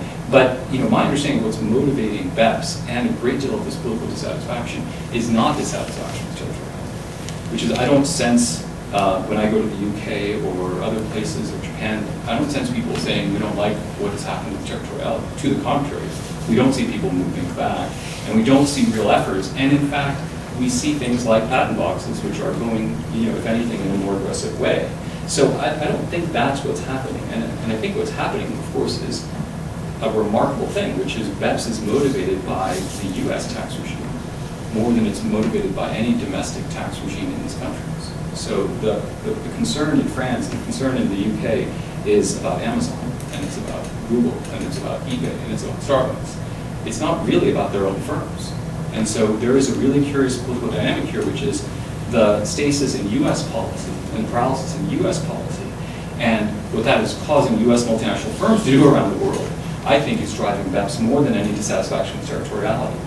And the further point, just to amplify that, is because people do get very concerned about territoriality and the political dynamics here, it is worthwhile noting that corporate tax revenues across a wide swath of countries have not fallen through the floor, as predicted by many people over many years. That is just not happening. And so we just don't see, I guess the point I'm trying to make is there's a political level of concern about these issues, which is far greater than the underlying facts would suggest would be relevant. So this has become a political dynamic more than it is having to do with, I think, the causes of territoriality or shifts to territoriality. The final thing I just mentioned, the last force, which I think is, and this again I think is a slightly different take on than something that Alan said, which is increasingly we see, obviously, income inequality being a large issue, and as it should be. The remarkable thing to me is now we have convinced ourselves, or many people are convincing themselves, that a preferred way to address income inequality is the taxation of worldwide activities of multinational firms. And that I think is puzzling and hard to figure out, but I think it has become the poster child, as Alan suggested. So we are moving in a way that would suggest, again, a very, very difficult set of political problems going forward. So where are we going? No place good. So, how do we get to a better place? So, I think these are things that have been said. I just want to put them in slightly different ways. I think it's really important to realize that piecemeal reform is highly counterproductive. And so by piecemeal reform, again, I'll mention the Treasury regulations we're living in the third, fourth best world, and so piecemeal reform can have counterintuitive, unproductive effects. I think in the context of the Treasury notices, you can see shifts to large foreign multinational firms being the primary beneficiary of those kinds of things. And so I think structural solutions are the way, and I think that hopefully is clear. And of course, I had not really heard about another repatriation tax holiday until an hour ago, but suffice to say that's the worst news of all. And so piecemeal reforms are really, really problematic, which should make you worry about them, both because they'll have counterproductive effects, but because they change the political dynamic in bad ways. They change the likelihood of something structural. And so where are we going? And the answer, aside from a larger structural change to consumption taxes implemented via cash flow tax or otherwise, I think we're going towards a polar situation. And by that I mean we're heading in one of two ways. We live in an unstable middle ground, and we're either heading towards dramatically simpler territoriality, or we're heading towards worldwide, without deferral. And so I think, again, in the continuum, we're just going to go to one of those poles. And I think it's important to realize, first off, I think many territorial versions, especially minimum tax versions, are effectively worldwide versions without deferral. So I think it's useful just to acknowledge that. I think people are saying that more openly now than they said before when they propose minimum taxes, which is they are effectively, backdoor, worldwide deferral repeals. And the question is, how do you feel about worldwide without deferral? To my eye, it doesn't terribly help us. It'll solve a problem, and that solution or that problem will be, potentially the concern about revenue losses and building larger walls so that U.S. firms will not leave in any significant way. But I think it'll come at a great cost, and that cost is this larger M&A setting which is problematic. To my mind, structural reform is going to have four things, and I put this together in a piece a couple years ago. I think the only thing I'll just mention here that's different is, I think the non-C entity thing is just enormous, and I think that is a revenue base that we have to really think about seriously going forward. And then the second revenue base is going to be something that is going to allow us to really understand the accounting issues that Ed referenced earlier, which is the kind of continued distinction between accounting and tax rules is really problematic and undercutting the credibility and losing us a lot of revenue. So I think that would be the other revenue source that could actually help in the corporate sector, putting aside larger changes in the corporate tax that Alan alluded to. So I think the other two pieces of how we get to a better place is, and this sort of references the piece I circulated, is, and this is a little bit of the political economy, which is really trying to address the ambivalence of the American populace over multinational firms. And I think the ambivalence is as follows, which is there's pride about them, and yet there's deep, deep suspicion. And that deep suspicion is one of, well, they ship jobs overseas, which is the rhetoric that's been used repeatedly for at least the last 10 years. And so I think what we have to try to figure out is whether we should in fact be ambivalent, because all the other major reforms in the world were triggered, especially Canada, the UK, and to some degree Japan, were triggered by a different political formulation. And that political formulation was, we kind of want our firms to succeed abroad. Now, the question is why? And I don't know why we want our firms to succeed abroad, but I can put together some particular logics here. But I just want to anchor our thinking that without that, it's very complicated. Because if we're ambivalent about American multinational firms, then it's going to be very hard to do any of the political things that are required to get this done. So what the paper tries to do is just ask the simple question, which is, should we care if the plant or the factory or the lab down the street is owned by Merck, AG, or by Pfizer? Like, does anybody care about that? And one answer to that is nobody cares, because it's like the same jobs, and it's just a plant, and it's just a lab, and why should we care? The alternative view is maybe we do care. Which is maybe we care if that lab or plant is owned by Merck, AG, or Pfizer. And I think what that paper tries to run through is the channels by which we might care. So this is an effort to try to think about competitiveness in a different way, and it's really just an exploration, which is, should we care if American firms succeed abroad, or should we not care? And I think there are various channels that make us want to care that perhaps have not gotten as much attention that perhaps we should have paid to. And then how can we get to, so I think that's the underlying research agenda, that's the underlying question that we should be asking ourselves, which is, do we care about that? Because if we don't care about that, then it's, the costs of the current system are not terribly detrimental. And then finally, there's this, I think, increasing desire to use the taxation of multinational firms to achieve redistribution. And I think it's puzzling to me, but I think I haven't read this piece, but I think Joe Bankman and Dan Shabir came out with a piece yesterday, a couple of days ago, which, effectively suggests this. People have been suggesting this implicitly and explicitly when they talk about multinational firms paying their fair share. And as Alan suggested, it's a complicated argument.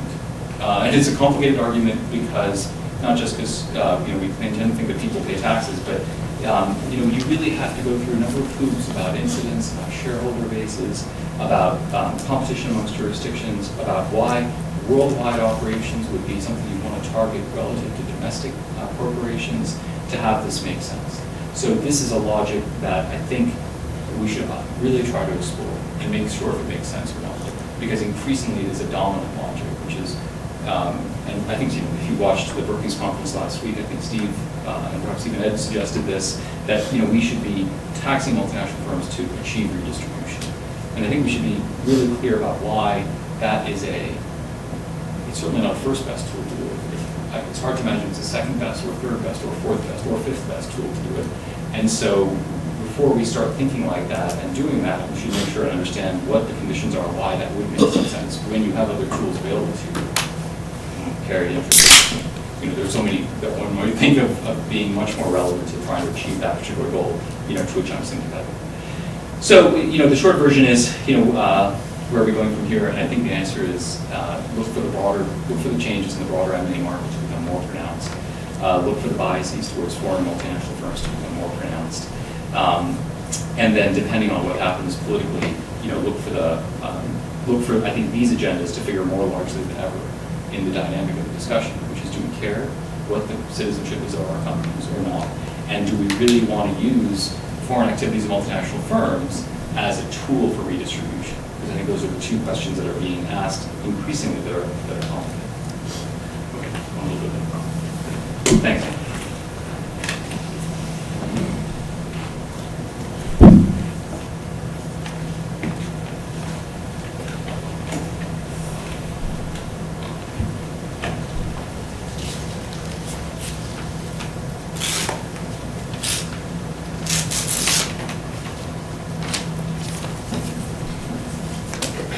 Okay, so I'm Victor Fleischer from the University of San Diego, and a lot of what I have to say sort of parallels what we hear has gone through.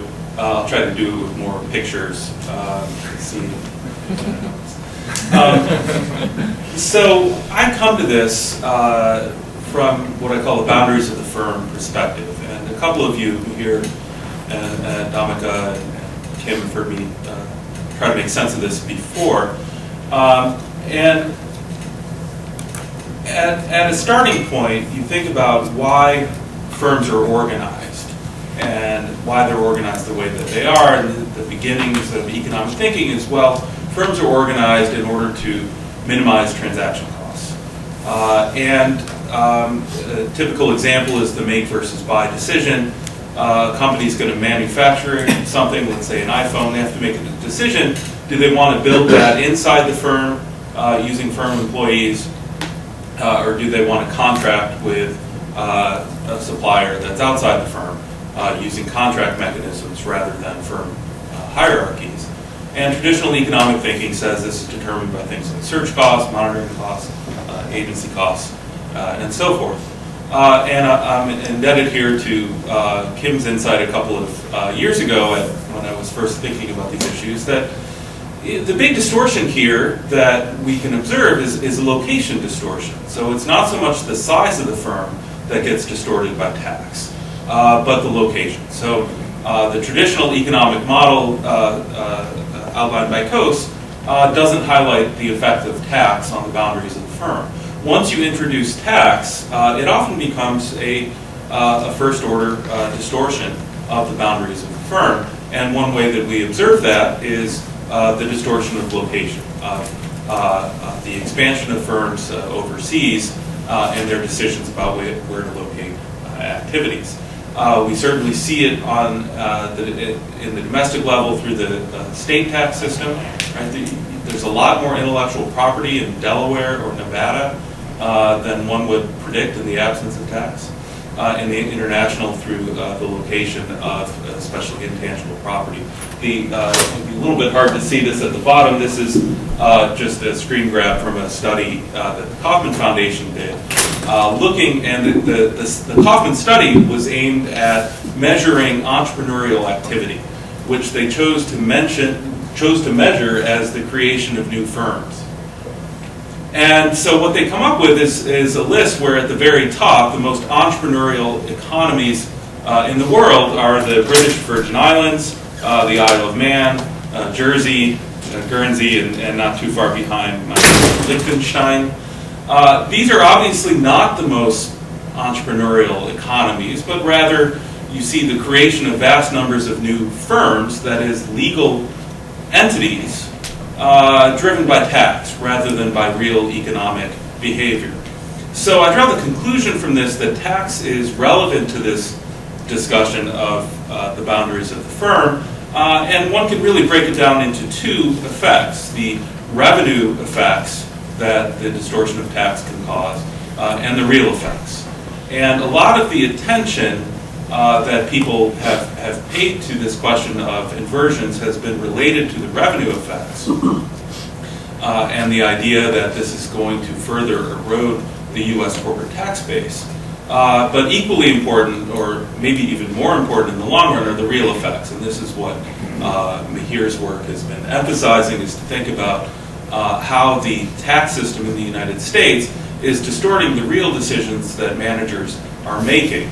right? Managers have two choices. They can shift the appearance of where income is located, or they can shift the actual location of where income is earned. And we need to pay more attention to the real effects than we have been doing. So one way to think about the problem, I fully agree we're not in a good place. If you wanted to design a system to incentivize moving jobs overseas, it would look pretty much like what we have now. You'd have a worldwide system, but couple it with deferral to encourage shifting income overseas, and a repatriation tax that encourages you to keep the money overseas, and then the accounting rules, which encourage you not to just keep it in cash, but if the accountants start making noise, to actually make permanent investments overseas, which relieves you of having the deferred tax liability on your balance sheet. And then maybe even one worse, the offshore cash becomes a potential acquisition currency for foreign inbound M&A. So I've started thinking of this as this pool of offshore cash, which is growing and growing, is like the overfunded pension plan of the 1980s, right? It's a sweetener to a deal that makes it a better deal in an M&A context for a foreign acquirer than it is for a domestic. I talked earlier about Notice 2014-52, and the Treasury Notice doesn't apply to foreign acquirers other than inverting U.S. companies. And so this increases the incentives and increases the advantage that a foreign acquirer would have in considering deals. Inversions allowed a way out of the sort of perverse incentives of the U.S. tax system.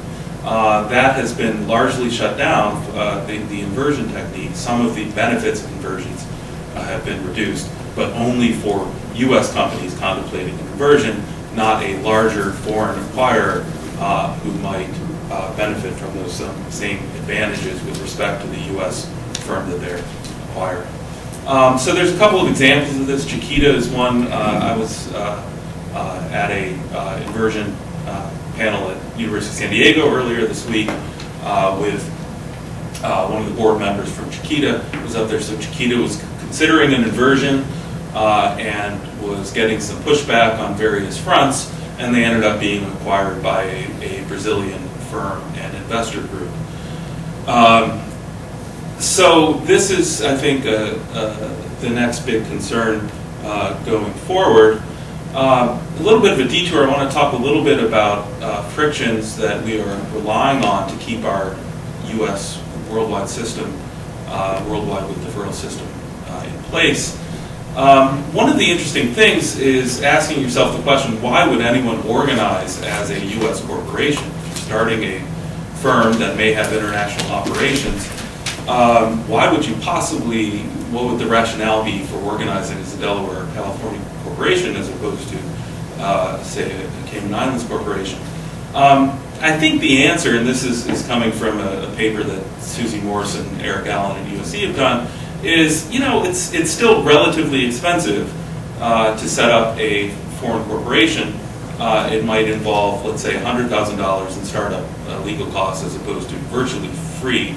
Most of the large law firms will help a startup set up a Delaware or California corporation for very little money in the hope that they'll get future business. But it's getting cheaper, right? The longer that we have this system, the more that Latham and Watkins is going to be familiar with helping a startup get organized overseas rather than in the U.S., in which case they don't have to escape over the wall to the foreign multinational system, but they have it from the beginning. In my sense, anecdotally, this is becoming more common in the San Diego area for biotech firms to think seriously about organizing overseas from the beginning. Political frictions, I was also going to argue that political frictions are eroding.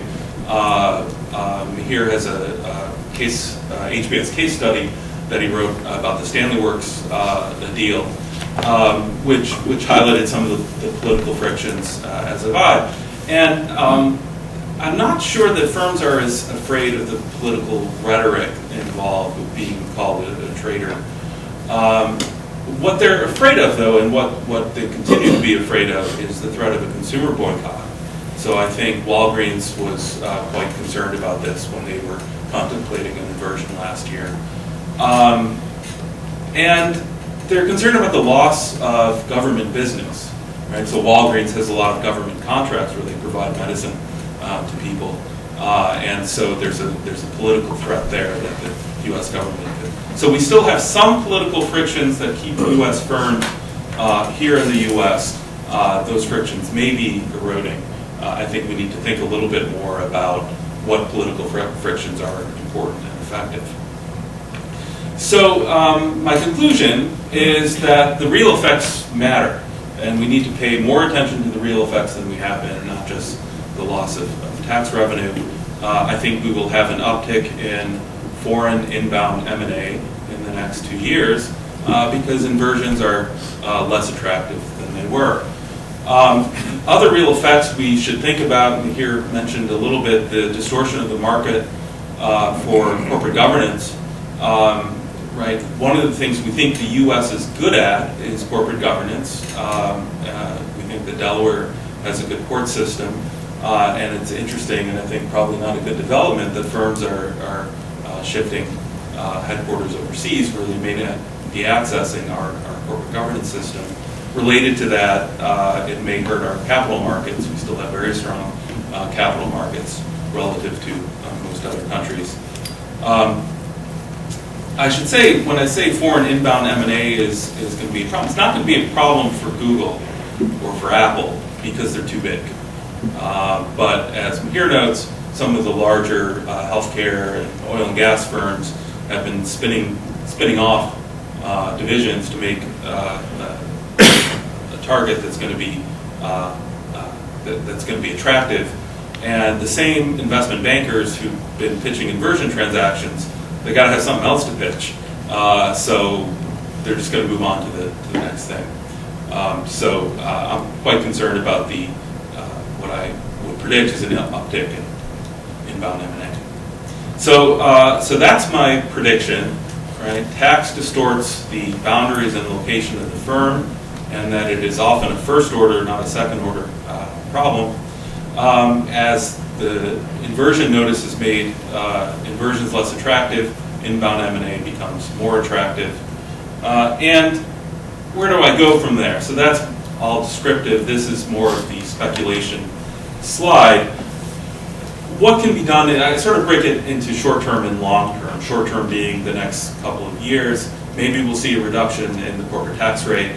That makes almost all of these problems a little bit better. There are, I think, attractive ways to think about reducing the benefits of deferral. A minimum tax, as we've discussed, is an interesting way to move towards a worldwide without deferral system. I think the case for a repatriation tax holiday, although I'm not entirely persuaded, is somewhat more persuasive than it was. I think the genie's out of the bottle.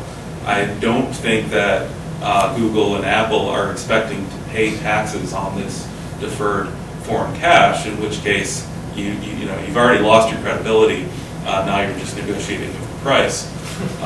So whether repatriation tax holiday is a good or a bad idea largely depends on the rate at which you impose a tax when they bring it back. Is it going to be 5% or is it going to be 10%?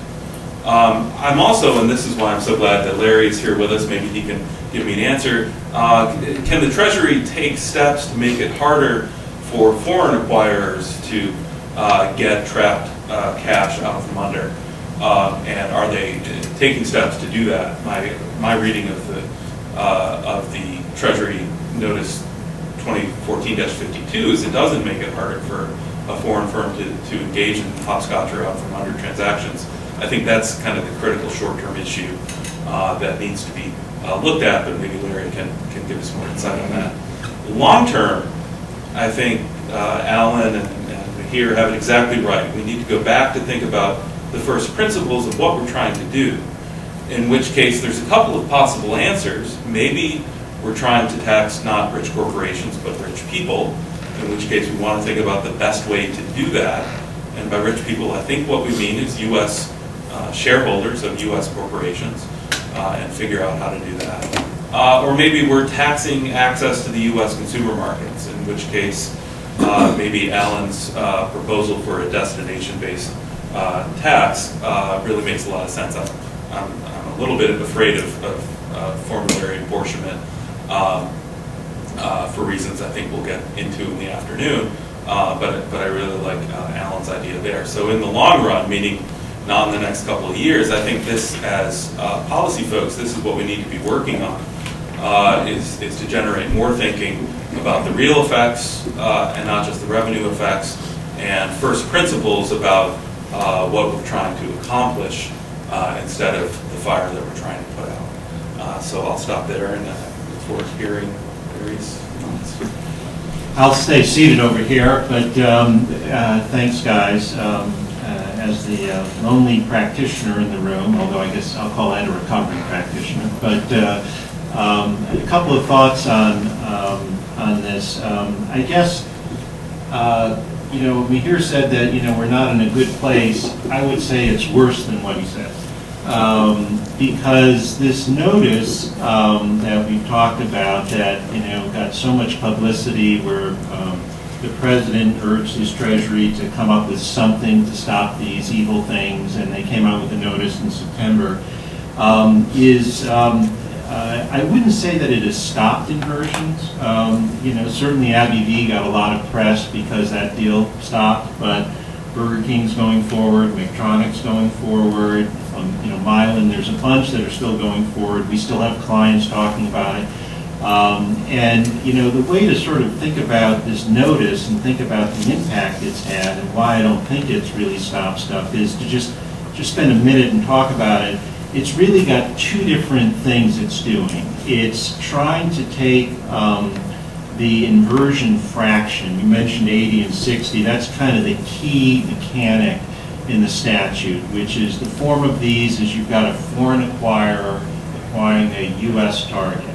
So it's going underneath inverting the foreign acquirer. And, you need to sort of have some analytical mechanic for when is that an inversion and when isn't. And then that's what the inversion fraction is. So it basically asks the question, my U.S. target shareholders, what portion of the foreign acquirer stock are they getting in the transaction? And that's where this 60 and 80 comes in. And it was key that it stayed under 80%. Obviously, going back through some of the historical stuff here mentioned, when we used to do self-inversions, that would be 100%. So that's when the statute came out, and people have referenced Stanley Tools, and I, being from West Hartford, Connecticut, I remember, Senator Grassley shaking the Stanley hammer, back when the wrench or whatever it was in the hearings back in 2004 when they first passed it. And introduced this concept of inversion fraction, so that kind of knocked self-inversions out, particularly when they then tightened up the substantial business activity. So what we've been in this regime for a number of years are these deal-driven inversions. So you had to sort of stay under 80%. And as you just think about that fraction, if you were going to try to play games, anything you could do to sort of puff up the foreign acquirer value or skinny down the U.S. target, is going to help you meet that fraction. And so that's what the notice, the first part of the notice does, is it comes through with all sorts of rules that basically say, if there's a bunch of passive assets, patent boxes and the like that you've stuffed into the foreign acquirer, we're not going to count that stock.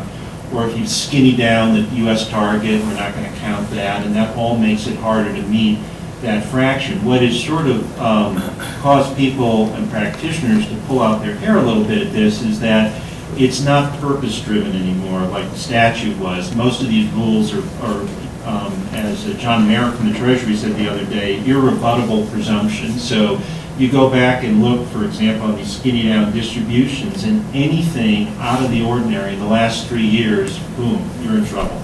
And people make distributions all the time. So what this has caused is, it's made it harder to meet that fraction, but what it's actually caused is all sorts of deals that no one would have dreamed of as an inversion. But it's got a foreign acquirer, no one's inverting or anything, but when you start reconstructing these fractions, you've got all sorts of diligence issues and things that can sort of muck up. So when you talk about distortions in the market for corporate control, it's sort of having an impact on the ability to do deals that no one would really see as an inversion. So it's having that impact. It's also making it tough to meet the fraction. But the other part of the notice and why people are still, I think, doing these inversions is the second part gets into goodies, as to why are people doing these, and why do people do these? Well, from a tax standpoint at least. I mean, inserting leverage, which these allow you to do, will erode your U.S. tax base with the interest deductions. So base erosion, earnings strippings is a big reason. Probably the biggest in terms of the impact it can have, just in terms of the math. Interestingly, that is the one thing the notice does not touch. The most important thing, and they didn't touch it, understandably because that's fraught with political issues. There's a earnings strippings rule currently in the code, 163J, applies to everyone, not just people who are doing inversions, but it's very loose in terms of the math, and so it's rarely much of a restriction on the ability to insert leverage. Treasury says that's coming, hasn't come yet, so that's still an advantage. The other thing, people mentioned the hopscotch, I think, in DCFC. These are all ways to sort of get at the cash, the trapped cash that's out there.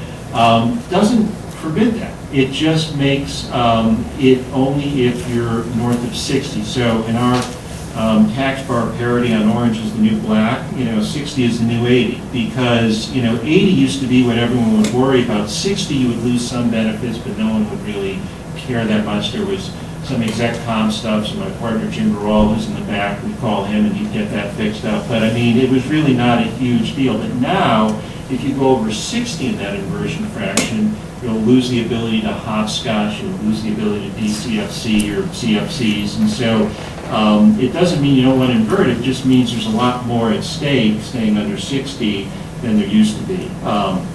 So it's kind of interesting that they sort of did that. But again, you're sympathetic in the sense of, if you're really worried about these techniques in association with inversions, you need to have some definition of what an inversion is. So 60% is sort of where they've drawn the line. So that's when I sort of say that couldn't agree more with your statement about the perils of piecemeal reform. I mean, when I say it's sort of even worse, it's not stopped inversions, but it's sort of gummed up the works for things that aren't inversions, and it's just kind of a little bit messy in that sense. So I certainly share your view on that, and would love to sort of see the ability to sort of do some sort of more systemic structural tax reform, as you laid out.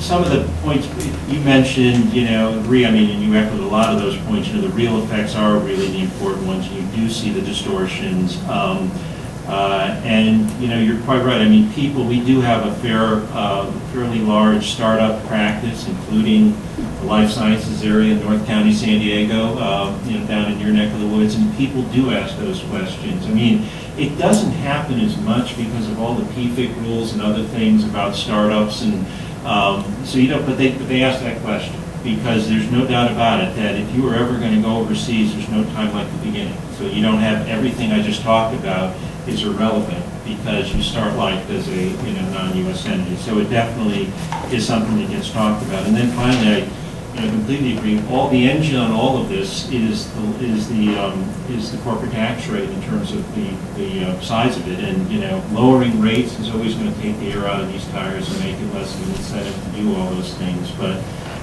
that would be part of structural reform, which I'm not sure is in the near-term future for us.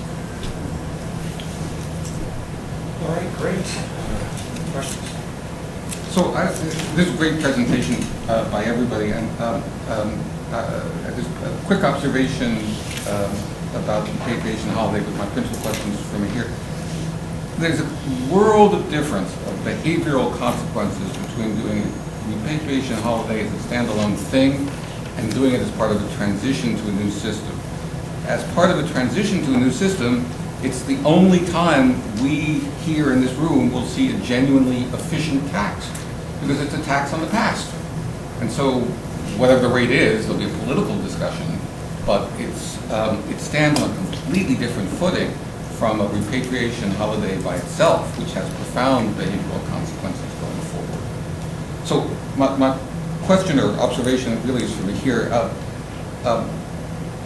Mihir, you talked about the paper, your presentation is great. I think at the end there's a little bit of overclaiming and a way of generalizing your point to make it even more forceful. The overclaiming is on redistribution. I never said in Washington, and I know the Bankman-Shapiro paper does not recommend the corporate tax as a redistributive device. It rejects that in 3 sentences. It's, as I understood the piece, well, sorry, go ahead. This is the piece about Peabody. Yeah. Yeah, it rejects the corporate tax as a redistributive device in their paper. And my point has always been we need a low, consistent tax on capital income. But the point where I think you could generalize more is when you describe the incentives that are now being created for inbound investment in the United States. Absolutely right. But it's also true that those same dynamics are working in respect of every other major economy. So it's not that the U.S. is disadvantaged, it's that source countries are disadvantaged. So there's an advantage for U.S. firms in Germany, just like German firms in the United States.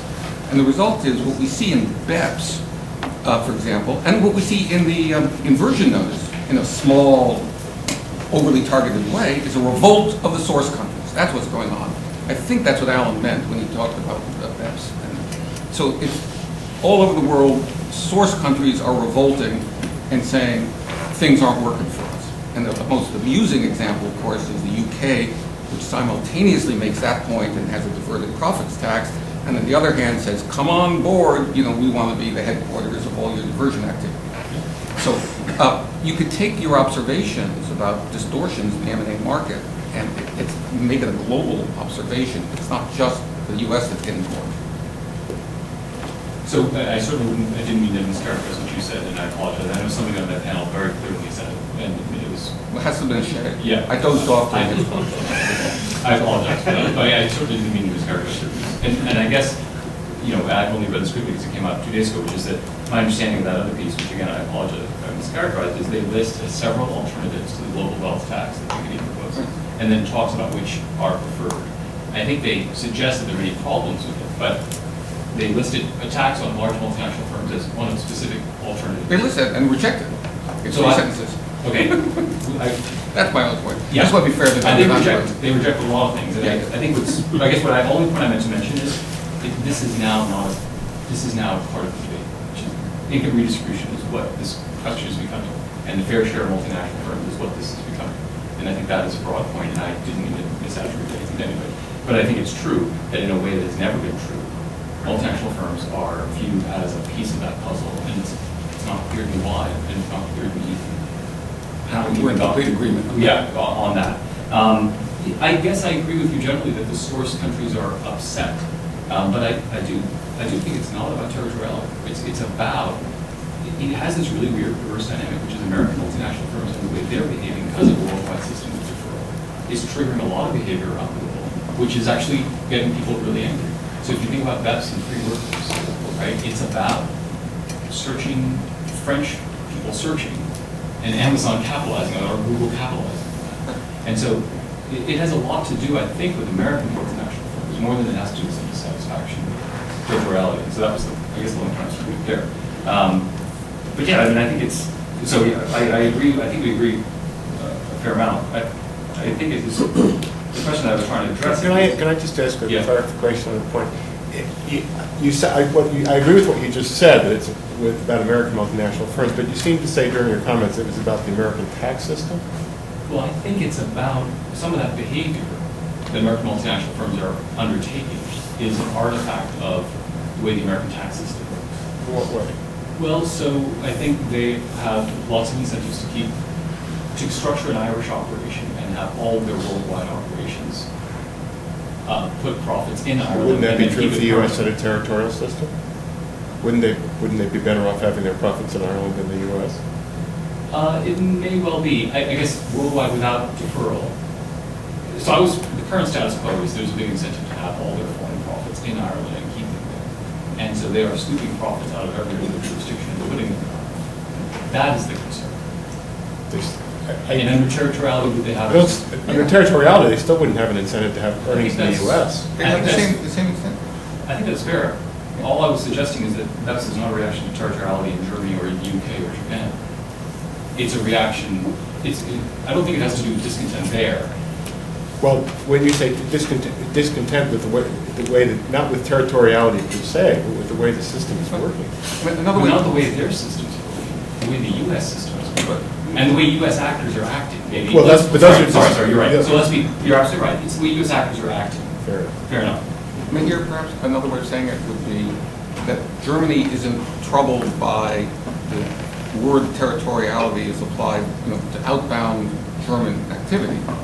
What they're worried about is the German base being eroded by, and so it's not territorial in the sense of... German multinational firms. I think they're not worried about German multinational firms. Correct. They're worried about... Yeah, they're worried actors. about their domestic base being eroded by foreign multinationals, which is, and so you're right in the sense that territoriality isn't an issue, and foreign direct investment, structures for foreign direct and outbound investment is not the concern of UK, Germany, whatever. It's the inbound. It's them wearing their source hat. Right. I think you're right. And that, I think your point about sources exactly. And that's true and globally. that parallels in the US, which is And that's my point. My point is absolutely. it's not just Merck coming to the US, it's Pfizer going to Germany. Right. But I guess the Everybody point I thought was trying to make is, which is, we are very concerned about the transition to territoriality. And it's not clear that other countries have suffered in ways that are consistent with those fears. And, we've had a lot of regime changes, and it's just not clear that that's happened. So it's not as if that much revenue is evaporating, that people are concerned. And it's not, and I guess the point I was trying to make here is it's not as if these other situations are reflecting But concerns about you're territoriality. arguing against a missing baseline. There was no Amazon a few years ago in Europe, and now there is. And so the question is that value added being captured anywhere in Europe? And the answer turns out to be no. No one's paying. Amazon pays tax nowhere in Europe. So there's missing revenue everywhere, even if it's not showing up in their data. Well, I think we'll talk about this afternoon. It's not clear how much that is and how big a concern that would be. I'm a little skeptical about the idea that this is all new and the digital economy is all new. We've never seen these problems. We've seen subscribers for a long time. We've seen value created by free workers for a long time. We've seen all these things for a long time. So I don't know how novel the problems are in that sense. Brian? Sorry. My question is related to these questions about BEPS and what's driving BEPS. And I agree that the UK and Germany and my own country are concerned about the erosion of their source tax base. I wonder if that's the same concern that you have in the United States.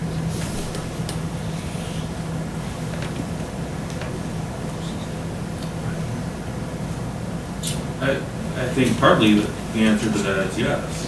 I mean, I think although people talk about inversions in terms of the U.S. losing residual tax on foreign source income, I think we ought to be equally concerned about losing U.S. source income that's masquerading as foreign source income. Is that what you were asking? Let me make it more precise. In other words, are you more concerned about the same things that the UK is concerned about? They're concerned about Apple and Google and Starbucks and Amazon ripping off their tax base. That's their perception of the problem. It has seemed to me occasionally that you see the problem as being what Starbucks and Apple and Google are talking about. It's all this offshore cash stuff. It's the fact that your CFC rules aren't capturing that foreign source income of US-based multinationals, as opposed to concern about the U.S. source tax base? I mean, leverage is U.S. Yeah, leverage. We're talking about a couple of different things here. I mean, you can talk about those kind of things in terms of how our international system works for U.S., but I mean, just looking at it from the inversion, which is just one piece of it, right? I mean, we could have that discussion. I mean, Apple's not inverting, Amazon's not inverting, they're all shifting stuff to ours, and we could talk about that. But just from the inversion standpoint, from my perspective, it's companies, U.S. companies, that are, sitting there before they invert, paying 30% tax rate, 30+% tax rate on their U.S. income, and now inverting and being able to erode that base and cut that in half through leverage. To me, that's not the only point, because obviously they talk about the various ways it makes it easier to go out from underclaiming and get to the CFCs and stuff, which gets to some of the points you are. But to me, I mean, the headline in the Wall Street Journal the day after an inversion transaction is the CEO, may not be an ideal headline, but the CEO going out and sort of saying, our effective tax rate is now going to be 15% instead of 30%. The reason for that, more than anything else, in my view, is leverage. So, just personally, I was just going to respond to that. I'm not that concerned about revenue considerations generally, because the numbers are small. And I think there are better ways to raise them. That's true too. And so my primary concern is real activity. And even in the diverted profits tax, the numbers they raise are small. They're relatively small. They're not large numbers. So I think one of the things in this debate is that revenue considerations have dominated, disproportionately to their effects towards reality. If I can just... Sorry, just one second. And I think Larry's exactly right. It's about earnings stripping. And that's why inversion's not happening. So, one more thing on real effects. It's just an anecdote from, so I was chatting with somebody a couple of months ago who was a senior executive at a firm that was being acquired. And the acquisition had just been announced, and the CEO, and it was a big win for the shareholders, and the CEO was making a lot of money himself on the acquisition. And they were about to head over to the first big meeting following the announcement. And they had to remind the CEO not to be too giddy, because most of the people he was going to be talking to in that room were losing their jobs.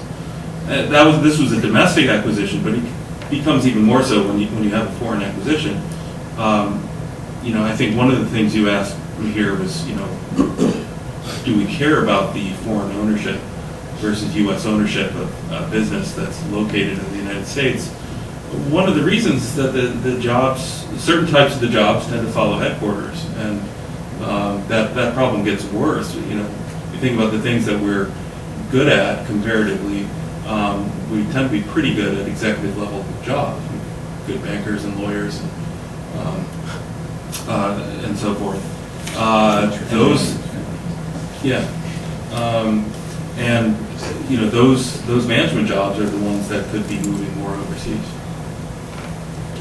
Yeah, I guess I have a framing question for me here, and in thinking about this. Corporate tax policy, it strikes me as an indirect way to get at any number of things, not just distribution. So a two-pronged point. First, I guess I'm going to disagree with both you and Ed. I think there are distributional consequences of how we tax corporations. The corporate tax is an important backstop to the individual tax. We're living in an era of increased income inequality, but also increased capital share of income. So if we completely ignore the capital part of income taxation, or say that that's distributionally irrelevant, I guess I'm less comfortable being quite so sanguine about that. You could say, well, we don't know who's paying the corporate tax. It could be partly borne by labor, but we do know who's paying the payroll tax. That's entirely borne by labor. And some of the corporate tax surely falls on excess profits. If you look at the Treasury estimates, they estimate that like half of the corporate tax is really a tax on rents, not on capital, and the other half is distributed between capital and labor. So I guess I'm just going to push back a little bit and say that all of our whole tax system has distributional consequences, and this is an important piece of that. But the second point on the competitiveness, it seems like we're very quick to say that first best way to address a competitive economy is through the corporate tax system. And I'm not entirely sure that that's true either. I mean, there are many aspects of competitiveness, the exchange rate, how educated our workers are, what our infrastructure looks like, whether we fund basic research and development through the National Science Foundation, the National Institutes of Health, what our universities look like. And all of those things make a competitive economy, you know, not just tax policy. So it seems that you could, if you're going to make the case that, okay, well, tax policy is like a fifth best way to deal with income distribution, you could probably make that same case regarding competitiveness, because there's all sorts of other ways which a U.S. economy is competitive aside from tax policy. So I guess that's not really a question as much as a statement. Do you agree? Do you disagree? So surely the corporate tax has distributional consequences. Absolutely. Yeah. I agree. You know, and we know, Carol's a little about exactly what that is, but surely it does. I guess, and I wouldn't disagree that we want to think about redistribution more generally and using the corporate tax and using capital taxes all kinds. Using the taxation of foreign earnings in multinational firms, it's a complicated stretch to get there. It's part of the puzzle, it seems like, because if you're basically saying that, okay, it's okay if the corporate tax base is eroded through shifting abroad, and that doesn't have distributional. Nobody suggested that. Yeah. Okay, and I'm just saying that I think it is. It struck me when you had that slide up there, and you were saying it's puzzling that we care about distribution at this moment. I'm sorry, I care about redistribution. Yeah. I care about it. I think it's really interesting. I think it's really important. Nobody suggested otherwise. The question is this the instrument to use? And is it the first best, or fifth best, or 10th best? That was the only thing I was adding. And the same thing in the competitiveness piece I circulated. I don't think we should even think about countries as being competitive. I don't think it's useful logic. Yeah. So that's why I tried to say in that piece. But Yeah. I do think it is, what I tried to explain that is just to ask whether we care, whether our firms are doing this. And that's the question that I was trying to raise. Okay. In talking about inversions, there's a lot of concern about income stripping that may result when firms go foreign. I wonder why we're so concerned. I guess two questions. I wonder why we're so concerned about income stripping by inverted firms and not just concerned about income stripping by all foreign firms, including those that have been historically foreign. And the second, if we are concerned about the second thing, given that incentives are a matter of carrots and sticks, why are we just talking about reducing the tax on the foreign income of U.S. multinationals and not trying to get ways through 163 tightening or other ways to increase the tax on the U.S. source income of foreign multinationals? I mean, in general, I agree. I mean, the puzzle, we should be thinking about why foreign multinationals pay such low tax rates on U.S. activity. I think it is because of discordant earnings driven growth, and I think that's a great idea. Yeah, I mean, I think the short literal answer is, the Treasury is constrained by what it has authority to act on, right? And they can't rewrite 163J. What they can do is put out a notice that. Right, I was not referring so just to Treasury. Yeah. So, but I think you're right that it makes sense to reevaluate those rules more broadly at the legislative level. I couldn't agree more. If we're so concerned about income stripping, how come we continue to insist upon zero tax rates on interest and trees?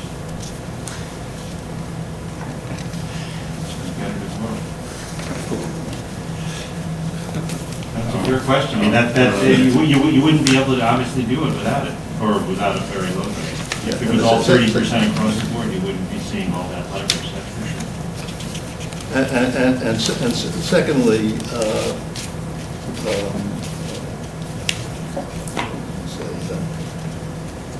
I lost my thought. I had some question for Vic, but I'll save it. All right. Thank you.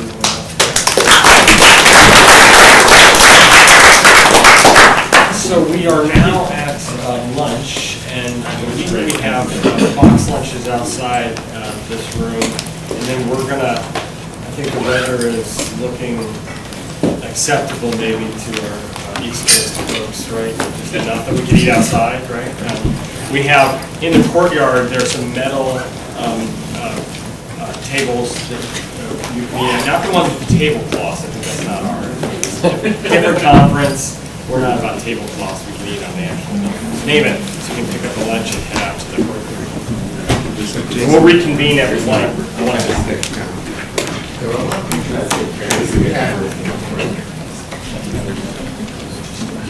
Alrighty, so welcome back. We've got a dream team lineup here to talk about worldwide versus territorial taxation. Eric Toder from Tax Policy Center, Kim Clausen from Reed College, and Ed Kleinbart from Crosstown, USC, home to the Hall of Champions, I know from last time I was down there. But we're, of course, thrilled to have all three of you. I'm just here to kind of keep the queue and play very loose moderator responsibilities. So we'll have Eric first, then Kim, and then Ed will offer his commentary.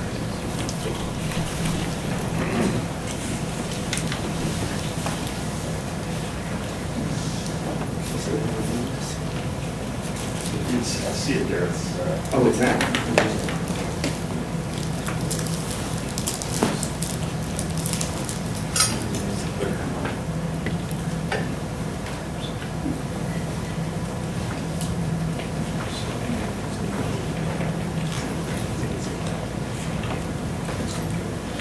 Okay, so this is, I'm going to talk about a paper we just wrote that was co-authored with Roseanne Altschuler and Stephen Shea, and it came out of a year's work we was funded by the Smith-Richardson Foundation, and the question they wanted to look at was what the U.S. could learn. We've had the reference that almost every other country in the world and all our major trading partners are territorial these days, so what is it that we can learn from other countries' experiences with territorial systems?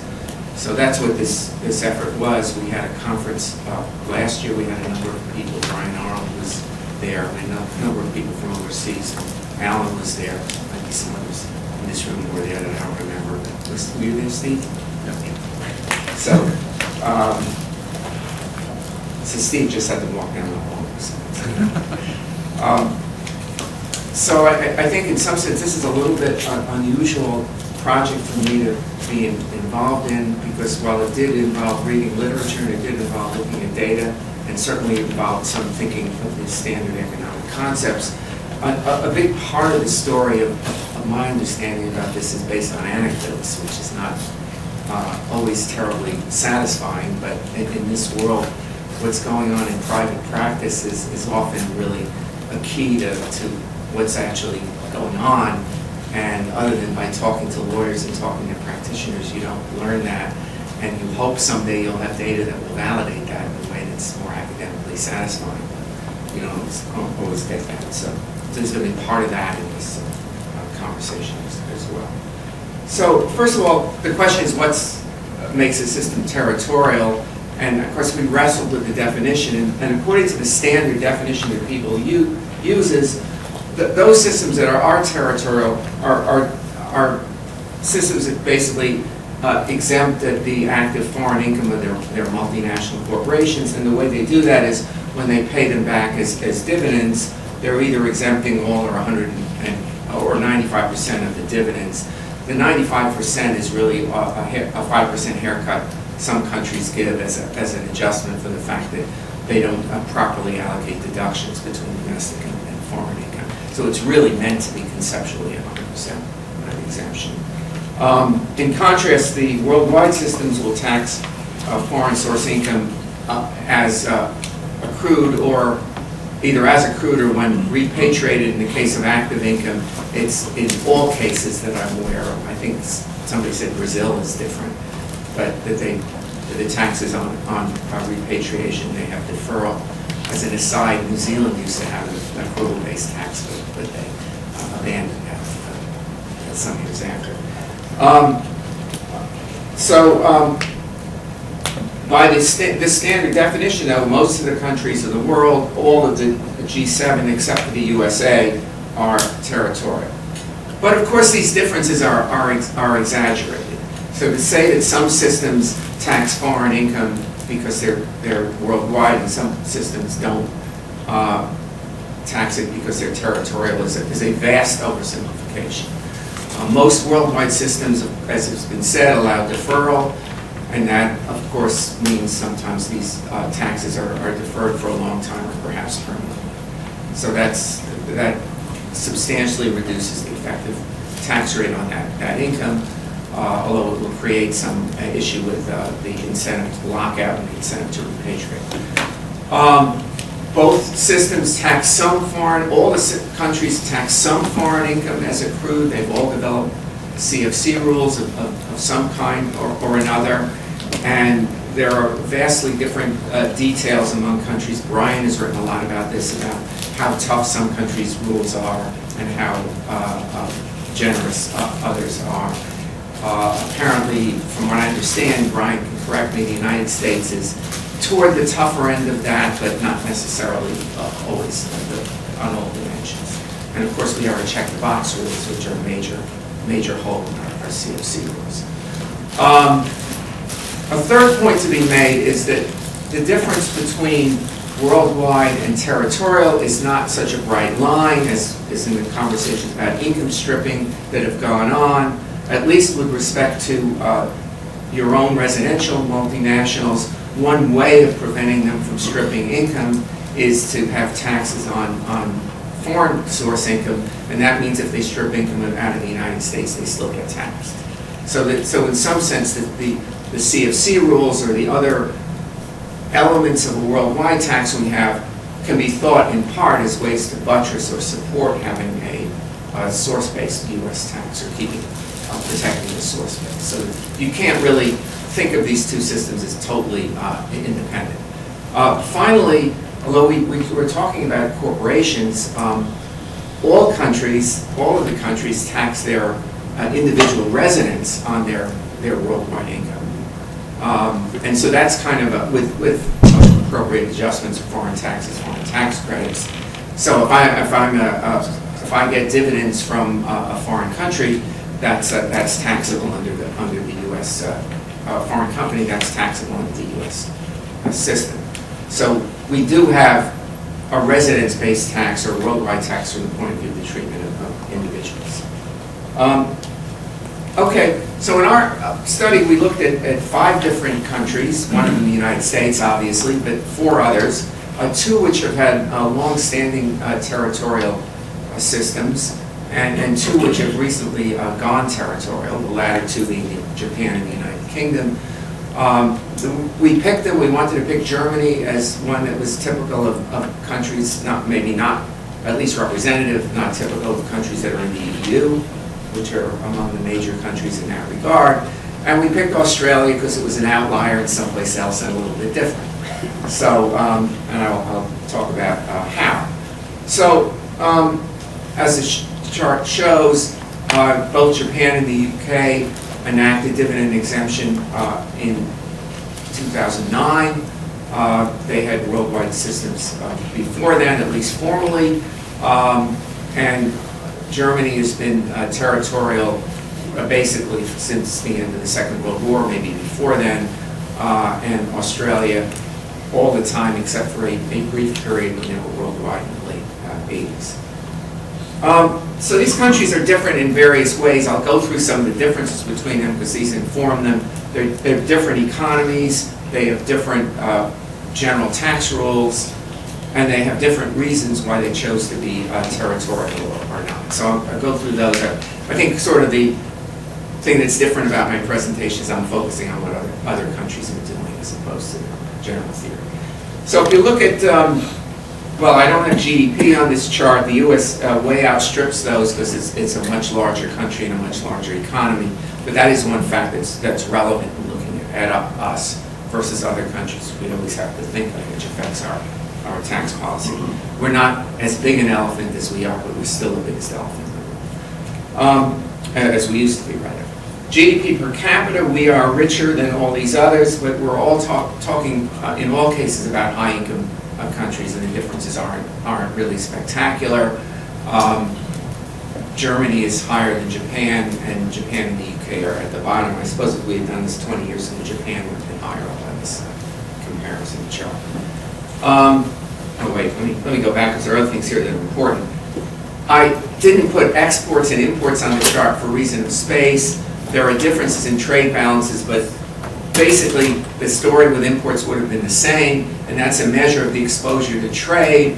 And there are really stark differences. The United States and Japan are much lower than all the other countries, and Germany, which is in continental Europe, is the most exposed to trade. So that's one thing.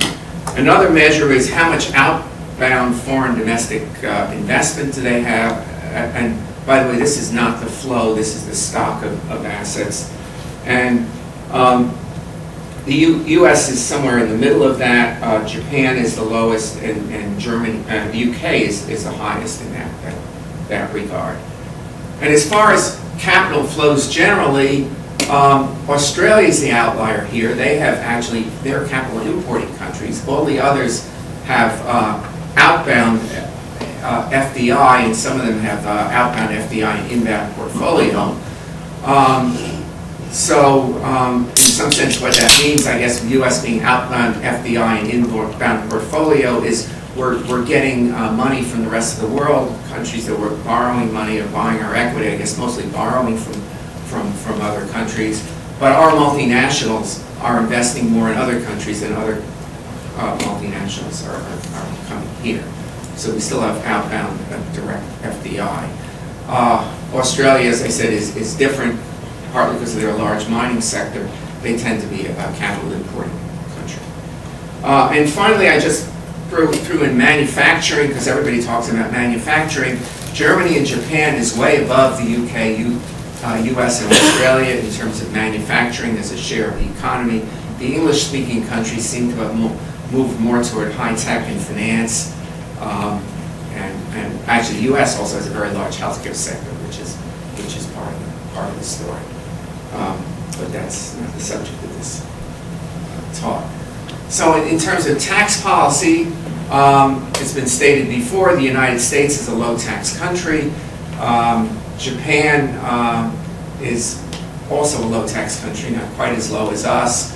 And Germany, among these, is the highest tax. All these figures are including both state and local, national and subnational revenues. So we have three countries here, the USA, Germany, and Australia that have federal systems, and the UK and Japan. And actually, Japan has some subnational taxation as well as part of the picture. So the UK and the USA are the UK is the big outlier. Corporate receipts as a percentage of GDP is highest in Australia. There are some reasons for that I'll go into later.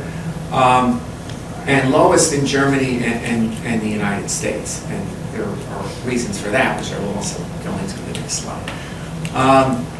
Corporate tax rate is the highest in the US. People have talked about that. Japan used to be higher than us. They've come down below us, and I think they're scheduled to continue another reduction of 35% the next year. And everyone else is below us. If you looked at the same comparison 20 years after 1986 Tax Reform Act, you would have had a completely different picture.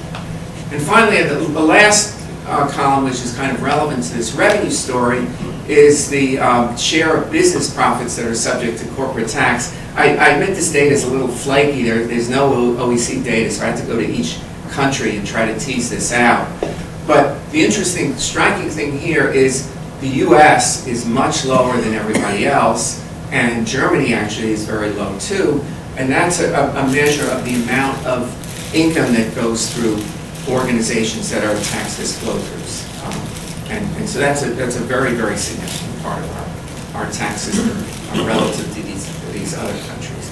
And I think a big part of this story for the comparative revenue figures that you're getting here, one of the reasons the U.S. is so low is because a lot of our income is taxed at the individual level through flow-throughs as opposed to the tax at business income at the corporate level. Australia, there's the additional factor of their being a capital importer and having the mining sector, and one other aspect of their tax law, which I'll get to in the next slide, which is the double taxation relief. It's another aspect of corporate tax. And Australia has this interesting system. Actually, used to be many countries in the world had this. Many have abandoned it, but they still maintain a full imputation system for dividends, what's called a franked system. So if a corporate tax, if an Australian company pays Australian corporate tax and then pays a dividend to the shareholders get a credit for the Australian tax that's been paid with respect to those dividends. So the reason that helps drive up Australian corporate revenues, it's thought, is the Australian companies have less of an incentive to evade or avoid the corporate tax, because when they avoid the corporate tax, then the tax is paid when the money is distributed to the shareholders. So the corporate tax that's paid can be washed out when it's distributed. That still means, of course, that shareholders implicitly bear the tax on retained earnings that Australian companies pay. So it isn't completely an incentive to eliminate that tax burden. But it is an interesting feature of the system, which is different than the others. Germany and the UK both had integrated systems before, similar to what Australia has with a credit invoice kind of system.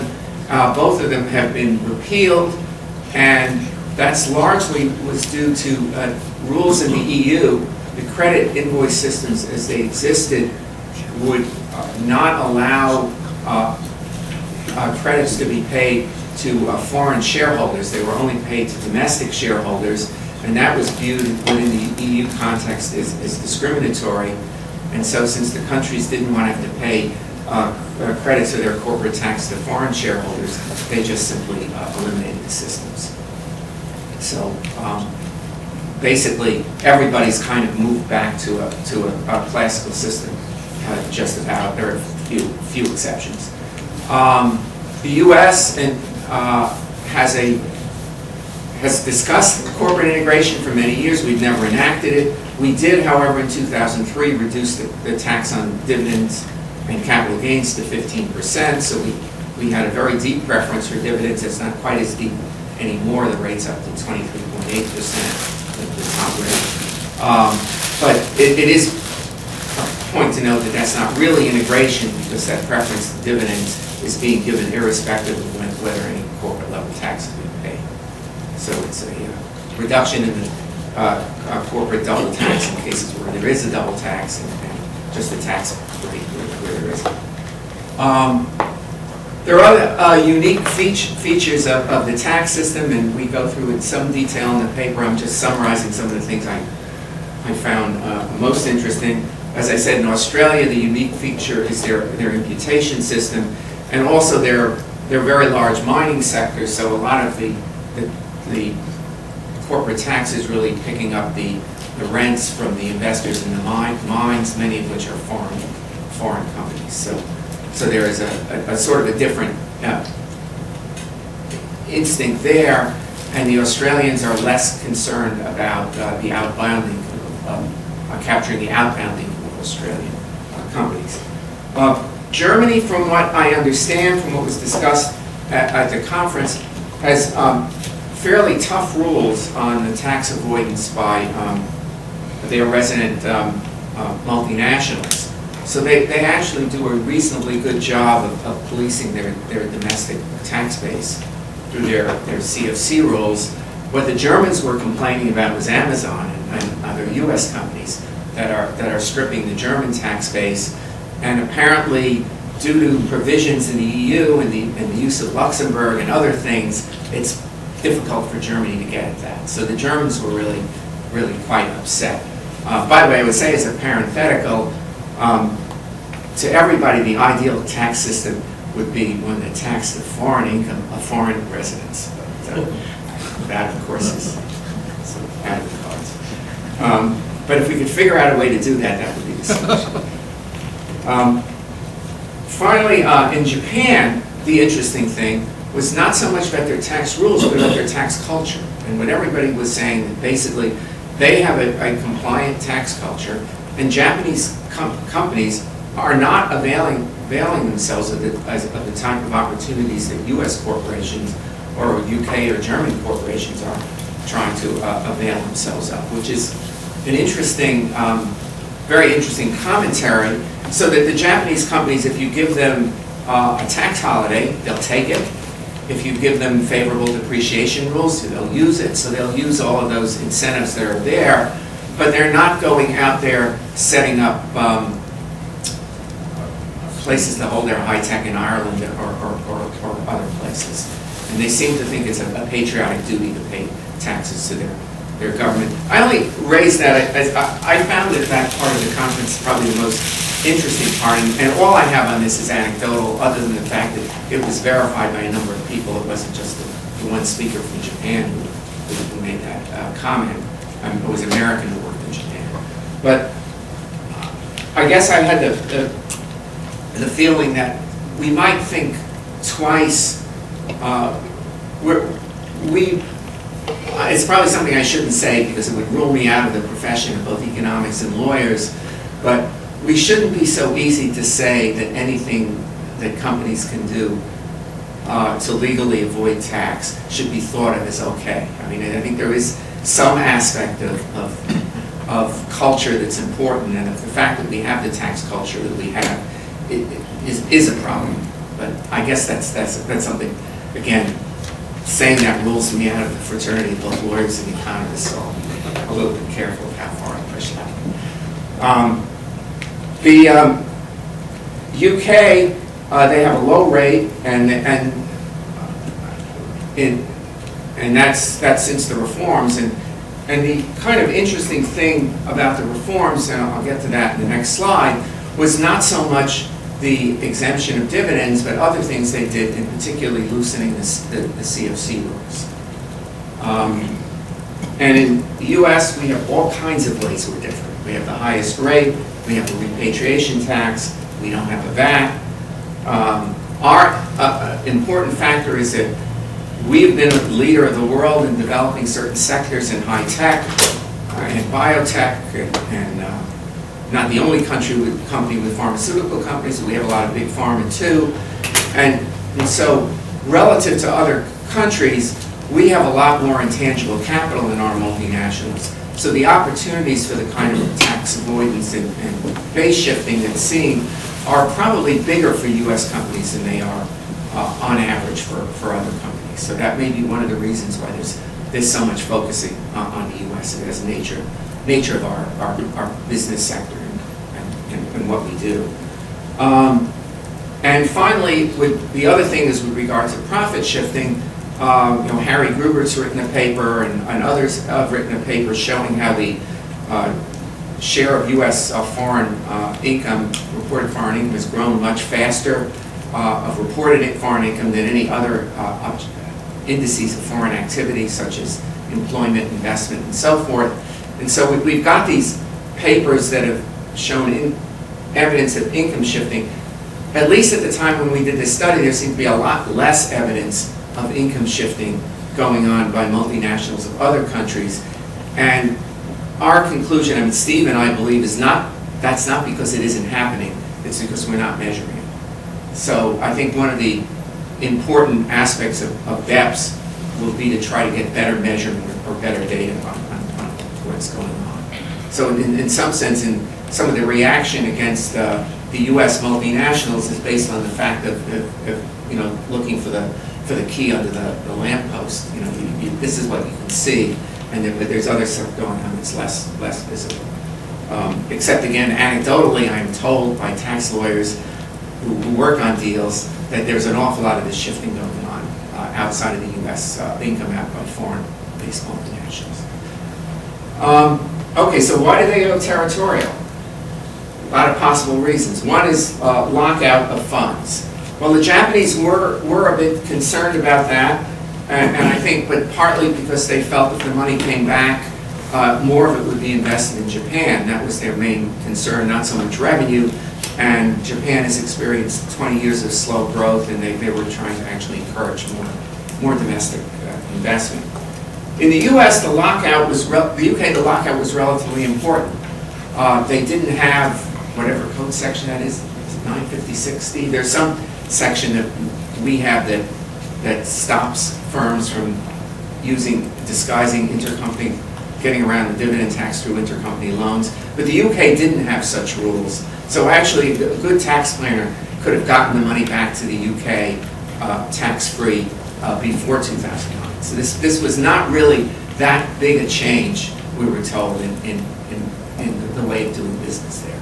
So it wasn't so much the repatriation tax, but the CFC rules was a very important factor in the UK. They were concerned about competitiveness of their firms. They were concerned about their national, as Mihir has talked about the countries concerned with their national firms. They were very concerned about their national firms, and the way they tried to make things easier was by relaxing the CFC rules, which was making the UK an undesirable location, causing a lot of firms to want to be in Ireland where they were not under those rules. Concerns about inversions. In the UK, it's a slightly different, as was discussed at a conference we had last week on inversions in DC. The UK cannot, because of EU restrictions, the UK cannot enact the kinds of anti-inversion legislation that the US has been able to enact. So they don't have the ability to stop inversions or to try to stop them in the way we've been doing it. But the UK has a different resident rule. Their resident rule requires place of management. So there is more of a cost to moving out of the UK. The top management actually has to go live somewhere else, which is not the case in the US. So their inversions that were taking place also had more real consequences than our inversions did. So while there was maybe not as much going on, they were concerned about it, and so that was one of the reasons for making the tax system more corporate friendly. Finally, the concern about increased tax avoidance. The UK didn't seem to express very much concern about it. However, there has been a public outcry since then, and everybody's worried about multinationals stripping income. But as has been said before today, the concern seems to be focused on Starbucks and other US companies more than on UK companies. Japan, there really wasn't a concern. They didn't feel their companies were taking advantage of this. So we probably would be different, is that there's a lot of concern if we eliminate the dividend tax, that would even give our companies more of an opportunity to shift money out. So we have a few conclusions. They're very, very tentative. We're not going to say whether the world, I'm not going to say whether the world or the US should go one way or another, but I guess our first conclusion is we're so different, and the reason that other countries moved to territorial was so different, that there's no reason we necessarily have to follow the policies of other countries.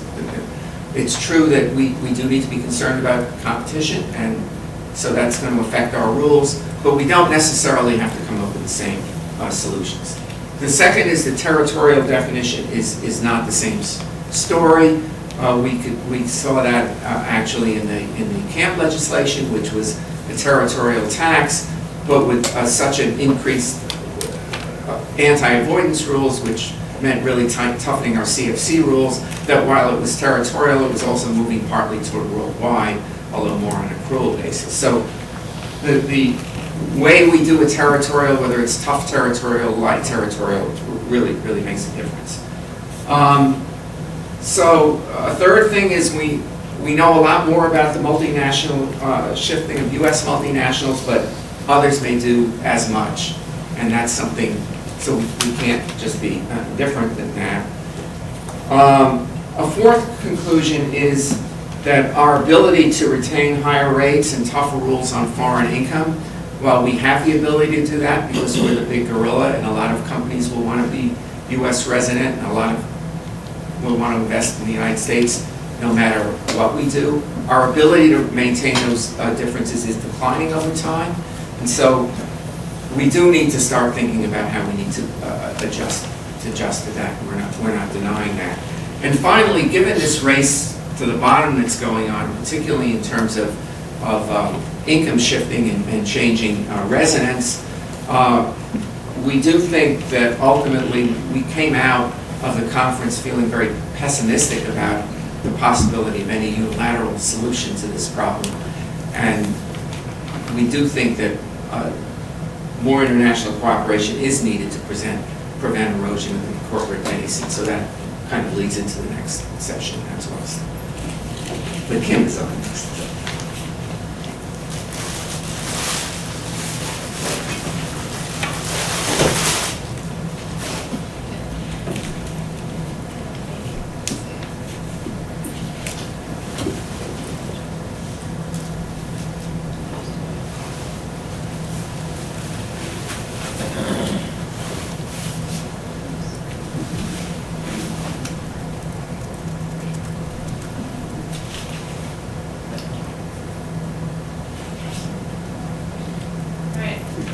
Great, thank you. And thanks for inviting me. I've really enjoyed the conference so far and all the papers this morning, and I'm looking forward to Duncan and Brian this afternoon, and it's a pleasure to be part of this group. I was asked to talk about territorial and worldwide systems of taxation, and I used to do some empirical work that attempted to look at how foreign direct investment, tax sensitivity, differed between these two types of countries, and also how government revenues differed between these two types of countries. And as I was coding the countries over the years, I eventually resorted to not just putting them into two buckets, but coming up with a third bucket that was hybrid. And then the more I learned about the law, hanging out with too many lawyers and law professors, the more I got confused about exactly how many buckets we should have. Maybe we needed like 7 buckets, or it's a little unclear how to categorize countries. And lately I've concluded that in fact this distinction, worldwide and territorial, is not really a helpful label. And maybe a better way of thinking about this is that every country is somewhere on a spectrum, and then the question is, how do we define the ends of the spectrum? How do we place countries in a particular point on that spectrum? And are countries that we call worldwide necessarily more worldwide than countries that we call territorial? So that's what I'm going to talk about today, and then some of the policy implications that come out of that about trade-offs that we face once we realize that. So, as I said, I feel this is a somewhat unhelpful distinction, these labels, territorial and worldwide. For instance, we often hear debates about how the U.S. has a unique system because we're one of the last important countries with a worldwide system by that label. People always ignore China, by the way, which I think, according to the IMF, is the world's largest economy in purchasing power basis. So maybe we should say that the U.S. and China are both the last 2 important countries. But, you know, this does beg the question, do we really have a worldwide system, even though we're given that label? If you ask the president's chief economic advisor, Jason Furman, he'll say we have a stupid territorial system, which doesn't sound like one you would want. You know, I'd rather have a smart other kind. You know, so then this raises another spectrum, stupid to smart, to territorial to worldwide. And presumably stupid isn't what you're shooting for. But let's take this question seriously. What does it really mean to be territorial? What does it mean to be worldwide? And how would we distinguish this both in theory and in practice? So thinking about it, I would argue that we don't really have very many examples of pure tax systems. Every example that we have is a hybrid system of some type. But if we did have pure tax systems, the pure territorial system wouldn't tax any foreign income. So there would be no home effective tax burden. There would be a burden in the country in which the multinational was operating, depending on where that was, but there wouldn't be a residual burden at home. There would be no tax consequence to repatriation, and there would be a high incentive to earn income in low tax countries relative to high tax countries because it would be more likely taxed. So that's pretty straightforward. You don't see a lot of pure territorial systems because countries tinker with various features that raise these numbers from 0 to higher numbers and make, in some cases, the incentive to earn income in low tax countries less than one might think. Going to the other end of the spectrum, in a pure worldwide system, you tax all foreign income currently. You wouldn't allow deferral. The tax rate that would apply would be the domestic tax rate, and if you operated in a country that had a higher tax rate than your home tax rate, the foreign tax credit would cover that excess too. Repatriation would also not be tax relevant because income would be taxed currently in a pure worldwide system. There would be no reason to defer the income. And so there would be no relative incentive to earn income in low tax countries because it would be taxed the same as if it were earned at home. We also don't see pure worldwide tax systems in practice, right? So every country lies in between. between are most of the ones that we're accustomed to thinking about. And so then the next question becomes, well, how do we evaluate where countries actually are on this spectrum between pure worldwide and pure territorial? What criteria are relevant for evaluating that? And on net, where should we place countries on that spectrum? But you see what happens along the spectrum. More foreign income is taxed, the tax burden on the foreign income goes up. Weirdly, the tax consequences of repatriation are actually not monotonic in the sense that you'll have a repatriation tax burden under some of these hybrid systems, but if it were really purely worldwide, there wouldn't be one. And then this relative incentive to earn income in low-tax countries will be effective too. Note that some of these things are average things and some of these things are marginal things. And as an economist, we think that's somewhat different. You know, so the average tax burden on your foreign income might affect how attractive it is to have a plant somewhere and earn a bunch of income there. But the marginal incentive to earn the additional dollar or to repatriate an additional dollar affects those marginal decisions too. So I've divided these things, these criteria into 4 different things, but there's some overlapping considerations here. The reason I make them distinct is because I think you can use different pieces of evidence to evaluate each of these 4 things, even though they likely affect each other. And I'll make that clear as I go. So first, how much income is taxed? We've got a real expert on CFC rules over here, Brian Arnold.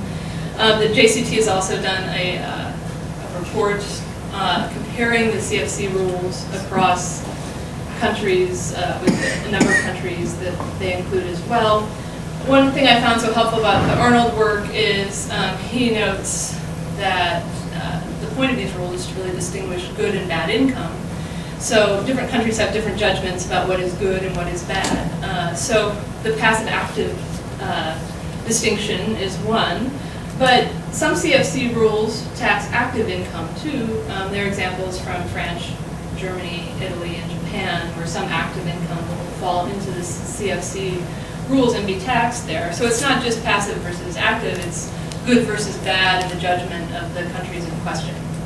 Countries also differ in how they employ thin capitalization or earnings stripping rules, and this can have large substantive consequences for how much foreign income is taxed. One underappreciated feature of some worldwide systems is they actually shield royalty income from taxation. So for instance, in the US case, if we were to move to exempt foreign dividends from taxation, on net, many people think that that would actually raise the total tax that we collect on foreign income because you couldn't use the tax credits to offset tax due on royalty income. So some of these issues are rather complicated, and that's before we even get to Ed's stateless income, which we now own that concept in that title. But the stateless income is a big issue here too. So some tax systems facilitate that better than others. So when it comes right down to it, it's not entirely clear that the countries we label as worldwide are taxing more foreign income than the countries that we label as territorial in practice. So in the case of the US, we might have a lower tax burden on some types of foreign income than some territorial countries do. Another question, how much is foreign income tax? This sounds similar to the last one, but it's distinct in the sense that the last question asked which types of foreign income are taxed, like Brian points out, the good or the bad. And this asks if you are taxing some of the foreign income, what is the burden on foreign income at large? And so there's some studies of effective tax rates that hope to shed light on this question, where they basically look at countries that call themselves territorial or worldwide and figure out, are multinationals based in those countries facing higher or lower effective tax rates than those in the other countries. And if you control for other variables, you don't tend to see distinctions between those two groups of labeled countries. Another way you could look at it is to look at how much revenue we really raise from taxing foreign income, as Nadir pointed out earlier, and others have noted. In the US, we collect very little revenue taxing foreign income. There's some estimates from Roseanne and Harry that use 2006 data, and they actually calculate that if we exempted foreign dividends from taxation, that we'd collect more rather than less revenue on foreign income because of this shielding effect on royalties. And Jane Gravel has some updates using 2007 and 2008 data that come to the same conclusion. So that's another question. What is the actual tax burden on foreign income? And again, I'm not sure that we can say that it's necessarily higher in the purportedly worldwide countries. It might be, but in some cases, but it's not necessary. The next question, how is repatriation affected? And this is a big issue, and this is one that I think is very pragmatic nature here in the United States now, of course. One thing to point out is that even if we don't go all the way to the pure worldwide end of the spectrum, but rather admit that we're doing deferral, we still would have the prediction that if the repatriation tax rate were unchanged and permanently fixed, according to Hartman, it shouldn't affect the decision about whether to keep the money abroad or to bring it home, for the simple reason that that repatriation tax will eventually be inevitable if you want the money at home, so you might as well make the decision based on where the return is higher.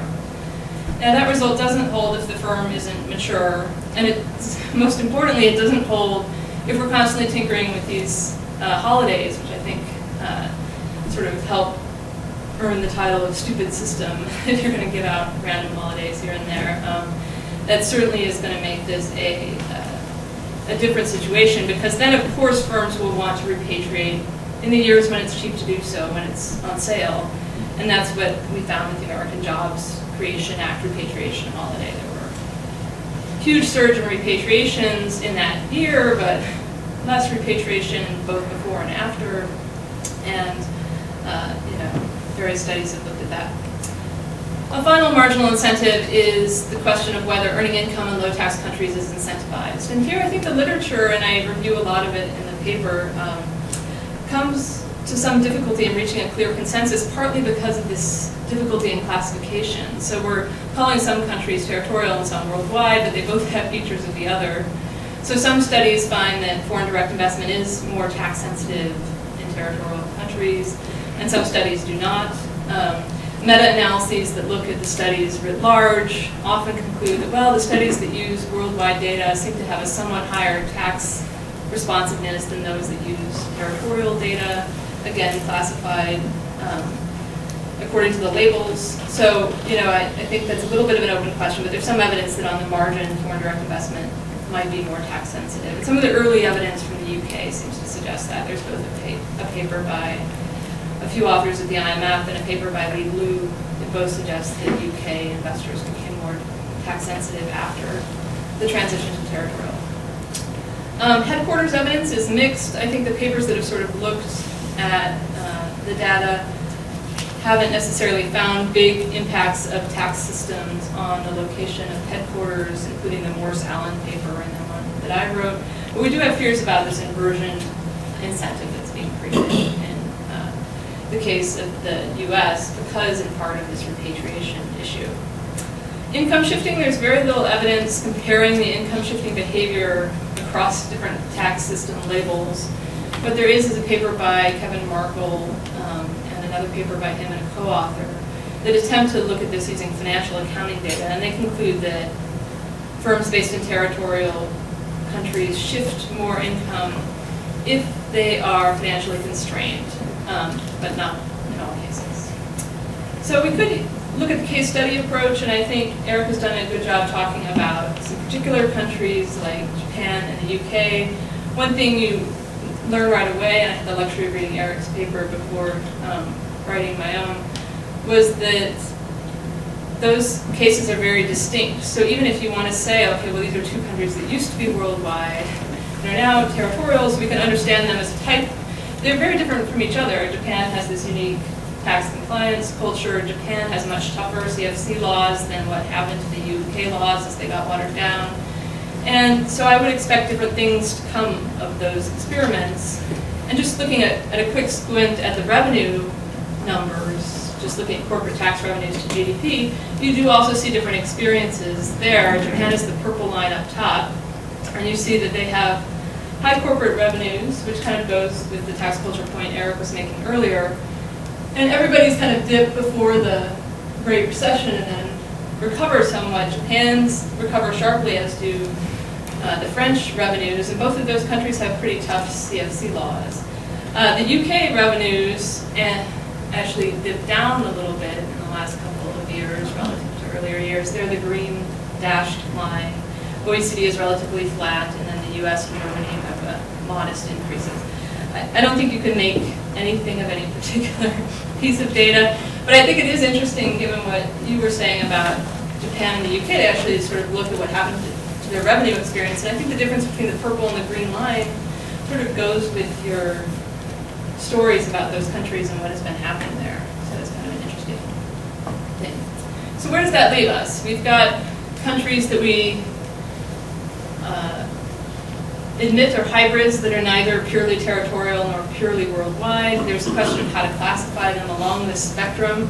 One thing that is clear is along this spectrum there is a trade-off. If you move toward the pure territorial side of things, the home-based multinational firms have less concerns about competing in the world economy. So if you're worried about preserving those firms' competitiveness and their role in your economy, that's the side of the spectrum you want to focus on moving forward, right?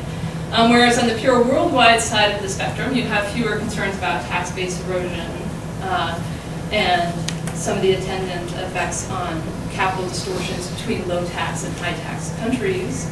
But you would have more concerns about your home-based multinational firms. So there's this inevitable trade-off along this spectrum between competitiveness, which is a term that I don't really like, but it sort of captures this idea of the ability of the home multinationals to compete in world markets. That's how I'm going to use that word. And the base protection elements of trying to prevent income from shifting toward low-tax countries. This raises some related questions, which we started talking about earlier today. What are the best tools to achieve either of these things? Tax revenue, we might argue. There's other taxes that we could use for tax revenue. Of course, the corporate tax is one of many and relates to the individual tax. So tax revenue is one goal, but competitiveness of your economy writ large is another goal too. And so we might think carefully about those concepts. How do we assure the health of the home-based multinational firms? Why is that important? And what are the best ways to target that? And I think those are all good questions to think about. This raises the next policy consideration that I'll just briefly discuss, which is, are there ways that we can transcend this trade-off? Because the trade-off doesn't sound very fun. You know, you either have to give up tax-based protection or you have to worry about your multinational firms being happy, and ideally we'd like the multinational firms to be happy and to have a healthy tax base. So let's look for a transcendent third way. And so looking at three possibly transcendent proposals, I picked these three because I like them all, actually. I like aspects of them all, at least in theory. I also find aspects of them all vexing, so nothing is perfect. Take the worldwide consolidation first. This has been suggested by Ed, but also by others as a possible way to avoid some of the problems. You would just sort of ask a multinational to consolidate their tax return across all of their affiliates. And this would, of course, lead to less income shifting and presumably help protect the tax base. And it makes sort of sense for globally integrated firms to be treated as one tax-paying unit. There are some concerns, depending on what you do with the tax rate, about whether multinationals would find that an attractive system, right? Because the tax rate would stay the same. They would not like that, presumably. If you couple it with a lower tax rate, there's still going to be some winners and losers, and potentially some concerns about those firms. And there's also concern about stress on the definition of residence, although you could argue that something like the UK definition might be sufficient to get around that. The destination basis tax system, Alan talked about earlier, and I had the pleasure of hearing him describe that in Santa Fe this year at the National Tax Association. It's a very elegant solution. What I like about it is it taxes rents, which is a nice feature.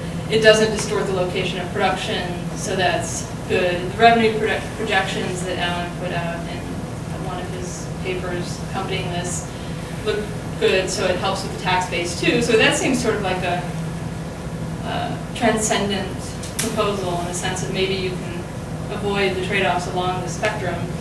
I have some concerns about implementation issues, and again, I'm not a lawyer or anyone with any legal expertise whatsoever. But people who are tell me that we might worry about ways in which the system might be gamed. So for instance, probably the tax burden on highly indebted firms would go up under this system because it doesn't have the rewards to debt that some systems do. And so this might lead those firms to move. And similarly with rent-intensive firms. And so we might worry about some of the behavioral responses there. The third potentially transcendent proposal is formulary apportionment. That bases the tax on the economic activities of the firms in particular countries as well as their global profits. So it's global, it should reduce income shifting, it should help protect the tax base. And if all countries were to adopt it, just like if all countries had the same tax system, you wouldn't have the competitiveness worries. There are some concerns about what if it's not multilateral. There are game theoretic reasons to think that if there are enough countries, if there are some countries adopting, others might want to adopt, but still you might run into problems there. And also about how tax sensitive the formula factors are. So for instance, we wouldn't want to replace income shifting behavior with real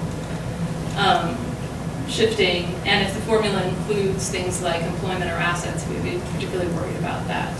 With sales, somewhat less worried, although you'd also have to be careful to look through rules and the like. So these are some possibilities, but after looking at them, none of them seem to completely avoid trade-offs. There's both pluses and minuses here.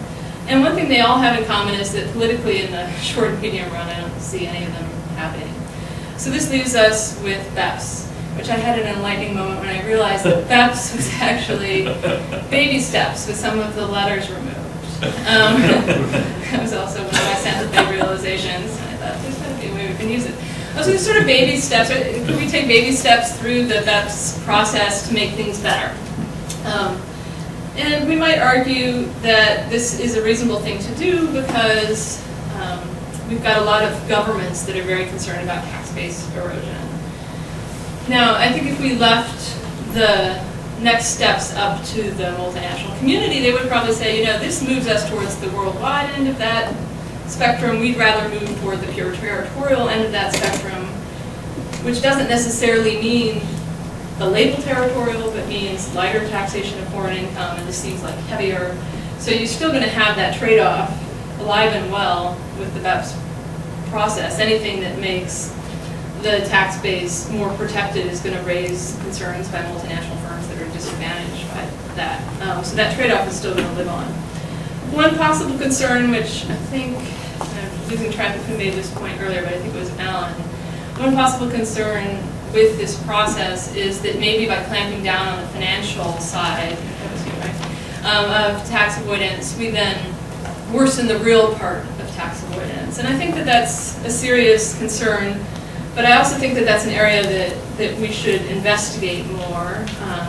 Alan wrote a while back a big literature review with Joel Slumrod where they went through like every lesson, 300 papers on empirical public finance. And one of the things they point out is the sort of hierarchy of behavioral responses. That firms are very responsive when it comes, and people, to timing or financial decisions, but less responsive when it comes to real decisions. So for instance, if I told Kirk that he could pay less tax if he earned all his income on Tuesdays, he would find a way to get UCLA to pay him on Tuesdays. But he wouldn't necessarily quit his job if we increased his tax rate by 1%. He might, but so that kind of illustrates the timing versus real response. Similarly, the financial response, if he could just characterize himself as Kirk Incorporated and avoid tax that way, he might do that, but that doesn't necessarily mean he's going to work a different number of hours. So I think this is an empirical question, whether if we clamp down on the financial part of this, if it's just going to rear its ugly head in real ways.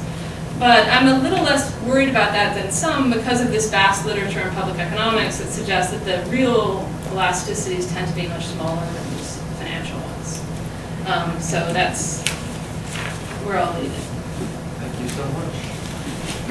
Professor Kleinberg? Thank you.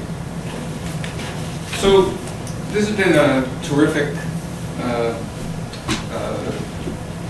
day, at least until now, and I have lots of thoughts. I'm inside the tax reform. It's not that. Thank you. So, thanks. So look, these are two terrific papers, and they're wonderfully complementary, and I believe that the papers imply more for all of us in this room than even the authors might have intended. Because what the papers remind us is that we have reached a dead end in the way we think about the problem. And if we collectively want, in fact, to help the United States of America get to a solution, we need to reach across the aisle. We need to reach across the aisle. And of course, by that, I don't mean Democrats and Republicans. I mean, God forbid, economists and lawyers. Because that's, in a sense, what these papers demonstrate is, as Eric's paper phrases it, the devil is in the details. And once an economist concedes that, then you have no choice but to work together. So both papers demonstrate that real-world foreign direct investment systems are not territorial, nor are they worldwide. There's some kind of porridge, some kind of a mixture of the two. But very importantly, in fact, in some cases, many cases, it's wrong even to think of them as simply choosing a feature of one and a feature of the other and stapling them together. As Mihir pointed out this morning, a territorial tax system to which the United States will move. I mean, we can resist if we wish. That's where we will be. Combined with a country-by-country minimum tax is, in fact, a territorial system and a worldwide system simply operating in parallel. So the labels are very unhelpful. They actually simply obscure our thinking, and that's what these papers, I think, convince all of us. What's more, the papers, particularly Eric's, demonstrates the economic uniqueness of each country and how that in turn influences their tax policies. The size of their economy, the extent to which they're export-driven, the composition of the share ownership, the structure of the rest of the tax system, the mercantilist impulses of the country, which the UK is a great example, where they in fact, in my view, are engaged in some tax mercantilism, in which they want all the money to come, they want everybody to come to them as the headquarters company, and then they want to make sure nobody strips income out of them. And all the exotic and very important constraints that the EU imposes. So if you're interested in worldwide consolidation, you have to start with the EU, not with the United States, because they have constitutional constraints. And for all these reasons, it's just pointless to debate worldwide versus territorial as if those had any meaning at all. This is what I take from the papers. So because of that, we have to just abandon the convenience of the label and look at the details in light of all these circumstances. My favorite example is in the Altshuler-Shea-Toder paper, is it turns out, now this is something I never knew, the UK had a worldwide system, and it turned out, in fact, not to be a worldwide system, because CFC income could be lent back without the strictures of Section 956. So there was no, that's the magic number you were looking for. So there's no, in effect, it was just a de facto territorial system. Therefore, not much revenue cost to moving, because it never was a bona fide worldwide system. I don't know that detail, but that detail changes everything. So, listening to today, I think I would have organized my slides differently. Once you concede that in order to actually make progress from this point forward, you need to start thinking in terms of highly informed, that's what the economists contribute, engineering of a tax system, that's what the lawyers are better at. You need, I think, to think in a hierarchy. You start with a number of axioms. What do you think about tax competition? Country-to-country tax competition. What is the purpose of a corporation tax, which I acknowledge would be country-specific, because it would take into account the composition of share ownership. Well, what do you think about the incidence of the corporate tax? You need some ground rules on those kinds of fundamental questions. Then you need to know, second, you need to analyze the incentive effects of different tools, and that's what Kim's paper is all about. Kim's paper reminds us of all the trade-offs and incentive effects of different policies, including the point that both Kim and Alan have made that's very powerful, that financial income shifting is bad, but real activity shifting is even worse. So Kim's paper, I think, does a great job of developing all the cost and benefits of different trade-offs of the incentive effects. Third level, you got to observe. You got to say, how do things work in the real world? What tools are available? What are the building blocks? And that's what the AST paper is all about. Taking words that turn out to have no meaning, but nonetheless have application, strangely like residence of a corporation, source of income, what can we learn from looking at other countries, what tactics are there that we can apply by way of tools, and then you need to calibrate your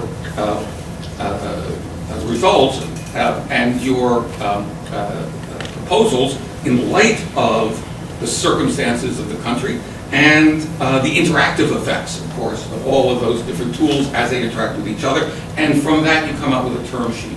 I mean, really, that's what's necessary. If this group wants a better world, you need something that looks like an ALI report with a strongly informed by sophisticated economic judgments.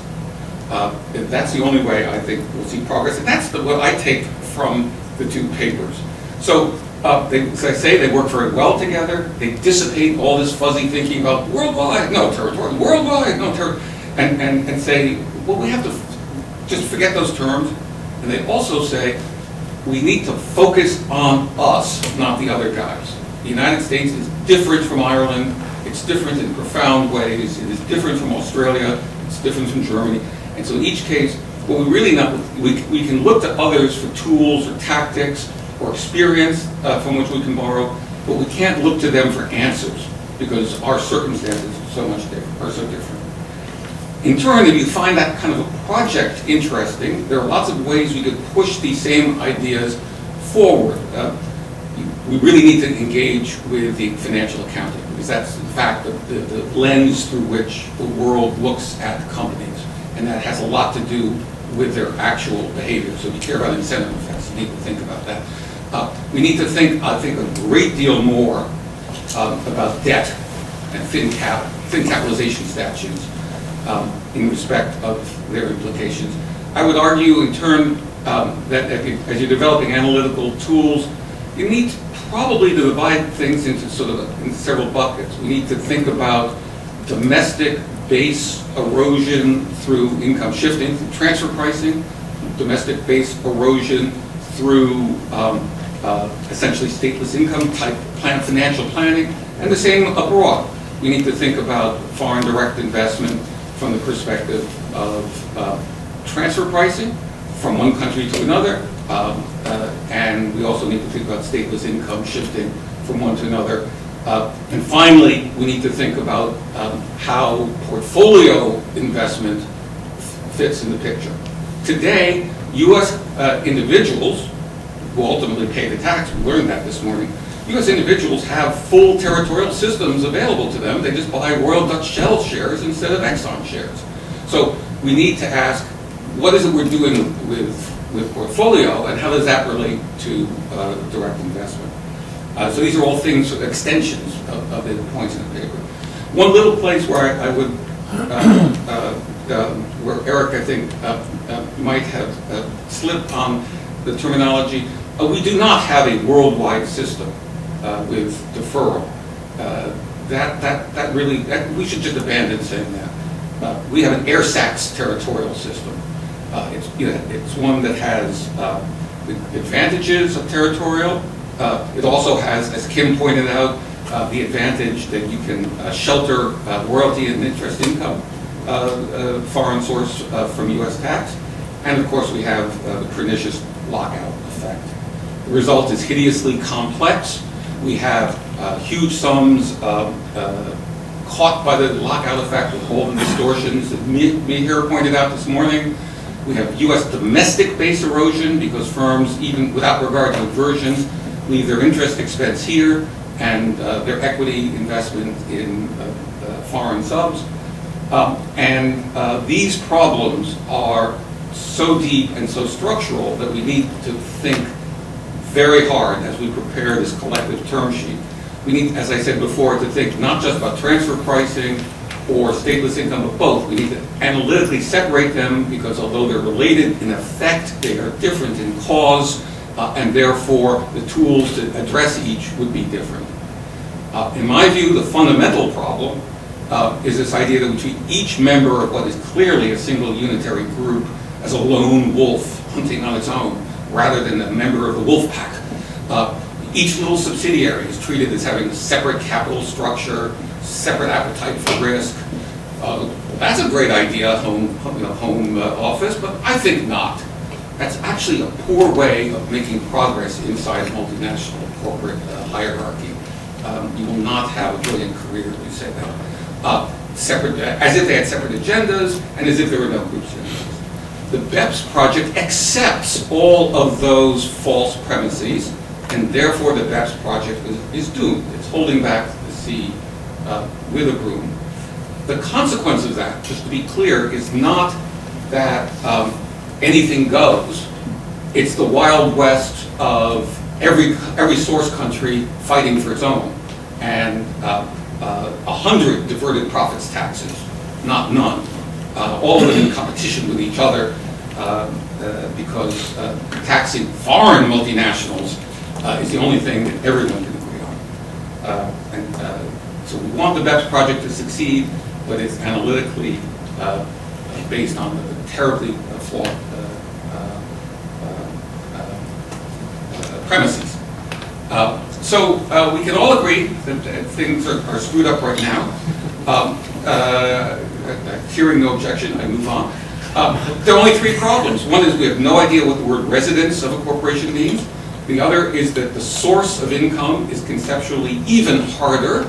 And the third is the politics are made difficult by what I call the tax mercantilism of countries like the UK that want to impose tax on wearing their source country hat, and at the same time they want to be the facilitators of stripping income from other source countries to the UK.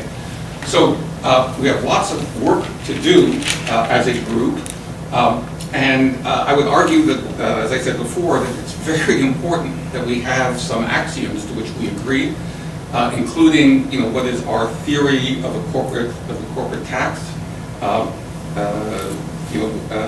and what is our theory of country-to-country tax competition in order to have a clear starting point. Where does it take us? Well, we can fight the premise all you want. You can spit into the hurricane if you wish, but we know that we're going to end up with a territorial tax system in the United States. So that's the label that's going to be applied. So let's accept the label and think about where we'll go with that. I would also argue that the minimum tax is highly likely. The trouble is that the concept of a territorial tax works perfectly if income can be sourced perfectly to geography. But Alan pointed out today, I've written extensively, that's just not feasible. The solutions get better on defining source or formulary apportionment. And formulary type apportionment solutions clearly better than the arm's length farrago we go through today. But maybe it's not even close enough for government work. That's the question that needs to be debated. Just as a side note, there's one place that I know of where foreign direct investment source income is done right. And if you look at how it's done, you can appreciate how far we are from that and how much work we need to do collectively in drafting a term sheet that relies heavily on territorial principles as opposed to the anti-abuse minimum tax backstop. And that's 954H, which is the active finance exception, which people have this misperception is a source of abuse. It's exactly the opposite. A CFC, in order to use this, must be predominantly engaged in the finance business, which means more than 70% of its income has to qualify. And it must directly, that means by itself, not through affiliates, conduct substantial activity with respect to the item of income. That's a defined term, which means everything. You have to do everything, soup to nuts, from first customer contact through approving the loan, making and funding the loan, booking and processing the payments, soup to nuts, done by the CFC directly. And even so, only qualified income is covered, which means that only local customers of the home office of the CFC or local customers of a branch of the CFC in the branch's jurisdiction, and most interestingly, the income of the QBU, of the CFC in home office or QBU must be treated as earned in that country for local tax purposes. This is the only place, to my knowledge, in the Internal Revenue Code where we acknowledge that discipline. And when you start going through the rules, you say, if you were a CFO of a company, you say, wait a minute, did I say I wanted territorial? Never mind. But this is what will be required. I think, personally, the worldwide tax consolidation at a low corporate rate, reasonable corporate rate, is a lot simpler. It is not the right conceptual answer. But when you get through the engineering, when you get through all the engineering and you say, which system is going to, in net, be more effective, I think that when economists and lawyers work together, you would conclude that the worldwide tax consolidation term sheet would net look much more attractive than it's usually presented. Finally, I can't stress enough the centrality of interest expense in a world where interest income is largely untaxed. We have today, CBO reminded us last month, in the United States of America, investment in greasy machinery by U.S. high-tax domestic companies leads to negative effective marginal tax rates because of the combination of accelerated depreciation and debt financing. That's the real world. So when we move forward to think about what are we going to do about corporate tax system and corporate tax reform, we're going to need to address head-on the problem of excess leverage. It is the central tool of stateless income planning, easy financial shifting of income. It makes companies more fragile in downturns, and it essentially takes income from the combined, integrated corporate enterprise and its stakeholders and subjects it to 0% tax. So I think both papers are terrific in conclusion. I think they really force us all to reach across the aisle if we're going to make progress from here. And I think they imply a lot more work, particularly in areas like thin capitalization. Thank you. And we started a little late, so I think we can take a couple questions. Yeah, Steve. Question for both Kim and Eric. Kim, you mentioned that there are different CFC rules and whether it's passive versus active. What are the purposes of the CFC rules as articulated by the foreign countries? Ed gave us 954H, which he thought was a model of what you might be trying to accomplish. But what have we learned? What do you know of what CFC rules look like? And Eric, with your experience in those four countries, do they tell us what they're trying to accomplish with their CFC regime? No, I actually don't know that we looked at any description of that. I mean, I'd always assumed that the purpose of the CFC regimes was to back up the domestic tax regimes and to keep their countries from shifting income overseas and to capture passive and easily shiftable income. And Brian might know more about whether there's any other purpose. Yeah, and I would refer you both to Brian and this JCT report, both of which that went through a number of tax systems in great detail. And I thought those two papers really shed a lot of light. My sense is that it would be hard to answer that question concisely because I think different countries are doing different things with this. So for some, it really does look like it's sort of anti-abuse in a much larger, more general way, and in some, it just looks like it's targeted much more narrowly. So I can't think that they have the same assumptions going into it, given the differences that those two reports shed light on. And I think Brian's set of countries is different from the JCG's, so if you look at both his and the JCG's, the diversity is even more impressive. And both of them are cited in my paper if you're done finding them. I would say generally that what CFC rules in all of the countries are trying to do is this balance between capturing what they conceive to be bad income, and that's generally passive income, but certain types of active income some countries target, and then not to interfere with legitimate active business operations offshore. And then some countries, the UK, for example, preserving London as the international financial center was an objective of their CFC. Professor Fleischer.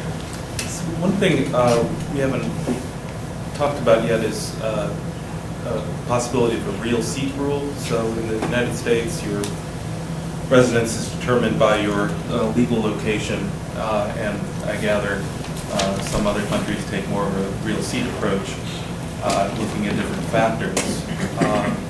And I'm not sure, so when I talk to corporate and securities law professors, they love the idea of real seat because it separates out the tax questions from other questions. And so it has some appeal. On the other hand, if you worry about, it takes away inversions because it doesn't change anything from a real seat analysis. On the other hand, it creates an incentive to actually move, whether it's headquarters or the emphasis locus of production overseas. And so it might depend on just how confident you are, Tim, in real responses being muted. So I'm curious what you've seen or thought about in terms of whether the U.S. should think about moving to a real seat rule. And my sense is that our definition is vastly inferior to those, to the UK definition where it involves management and control. But again, I think this, for an economist to answer this question is sort of peculiar because I think it does require reaching across the aisle. So I guess I could leave it to Ed. But I think if you could define it as well as Ed seems to be convinced that you can, then it does appear to me that of those grand proposals, worldwide consolidation quickly becomes the most feasible because you don't have to worry as much about some of the downsides of the other two. So if you had the hypothetical world of genuine territorial, where we actually knew the source of income for every item of income, which is, I think has become, as I just said, an attractive nuisance rather than a useful guiding principle. But if such a world existed, we wouldn't care about residence. It would be a meaningless concept because home country would be no different than source country in terms of taxation. But because we can't do that, we do need to think about residence, and I think we need to think about that regardless of system. If you go to a worldwide consolidation system, it becomes particularly important, and there the real seat idea is logical, simple, and has precedent. So I can't imagine why not. I just want to throw out a different thought, because I don't know whether this is feasible or not. It needs to be, although an attorney, Stephen Shea, has expressed the same thought, was that the best way really to define residence conceptually is the owners. So, if a corporation is U.S. shareholders, it's a U.S. resident. If it has 80% shareholders, it's 80% U.S. And I don't know whether that's feasible or not to track, but yes, Alan? Doesn't that then beg the question of why you're having a corporate tax? Well, no. I mean, if you're saying we're going to tax based on where the shareholders tax income, if the shareholders are domestic shareholders, then are you thinking of it as withholding tax? Exactly. Yes. Yeah, exactly. It becomes a withholding tax because it's a convenient place of withholding collection. So it seems like one of the implications of all three presenters is something that I buy into, which is that these labels aren't as helpful as we think they might be, and that in fact you can design a system, a worldwide system that's isomorphic to a territorial system, and a territorial system that's isomorphic, so I get that. But there's something that feels wrong about that, and I'm not sure it's not a well-formulated question, but first it seems that if you and this is assuming that source is something we continue to rely on. Because if we don't, then I get all these other grand ideas. But if we stay with that world, it just seems like if you start with a worldwide system or a territorial system, you're saying something different about what foreign source income is, and that as systems drift over time, that'll matter. That'll matter because policies will change and rules will change in one way or the other. So I take all of you to be saying it doesn't matter what you call it. And for me, for some reason, I have some underlying intuition that the underlying architecture you choose matters. Even if I get the point that you can design them to be isomorphic and revenue equivalent, I get all that. But my instinct is that over time, things will drift and change in ways that don't make it quite the same. And then the second thing to say is complexity is a huge piece of the puzzle. So if you achieve a worldwide system with a territorial minimum tax, I just have the sense you're opening up a world of tax planning that is not the same as if you did it with a worldwide regime. You mean a territorial system with a worldwide minimum tax in the first level? Yeah, exactly. Sorry. Yeah, exactly. So it just seems like complexity, yes, I get you can make these things isomorphic, but the complexity is just going to give rise to tax planning. So we've convinced you to move to worldwide consolidation. That's fantastic. You and I can co-author a paper. No. So I'm sympathetic to the underlying idea that it doesn't matter, but first I think policymakers are going to want to call it something, and then second, I kind of think it must matter. I think I'll take a first stab at this. I think that's a lovely point, and the pure systems, I think, are really distinct. So if you compare the two ends of the spectrum, they're very different. I think the problem is that spectrum in between is multidimensional, and so depending on whether you care in particular about the marginal incentive to repatriate, the marginal incentive to shift a dollar, the average foreign tax burden, the definition of good or bad income, and we could go on. But those are just some of the ingredients involved in this complexity that you acknowledge. So I struggle with whether the labels are helpful once we acknowledge that complexity, because countries might call themselves territorial and tax more of the foreign income of their firms than when they call themselves worldwide. So maybe we could name the polls after people or something, like Peggy and John, and we could say, well, this is 3/4 Peggy or something.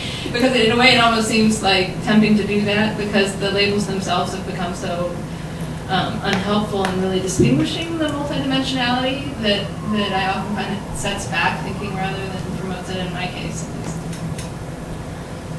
I take your point about that language matters. I take that point too. The policymaker, if you say, there's a territorial system with teeth, you might predict that its drift over time will be different from this is worldwide with a low worldwide consolidated tax rate.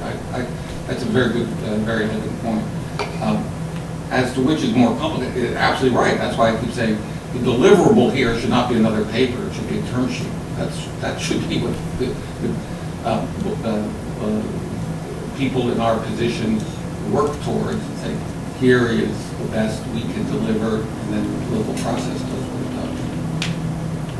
Great, thank you very much. Why don't we take,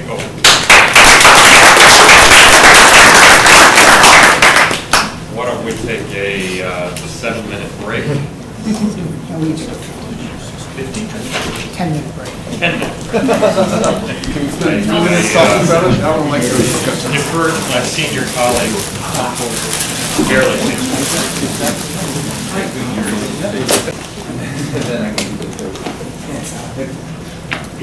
Okay, thank you for those who have stayed to the end. The final panel is on multilateral approaches to international tax reform, and we're fortunate enough to have two really terrific speakers. Dhammika Dhamapala is going to start, and he has recently joined the faculty of the University of Chicago Law School, having previously taught at the University of Illinois, Urbana-Champaign. He's a member of the board of directors of the American Law and Economics Association. He's also on the board of management of the International Institute of Public Finance. Our second speaker is Brian Arnold. He's a senior advisor at the Canadian Tax Foundation. And although a Canadian and our token foreigner, Brian is a graduate of Harvard Law School and has taught as a longtime visiting professor at both Harvard and NYU. And Brian is currently co-directing a United Nations project that helps to provide developing country perspective on issues raised by the BEPS project. Okay. Juan?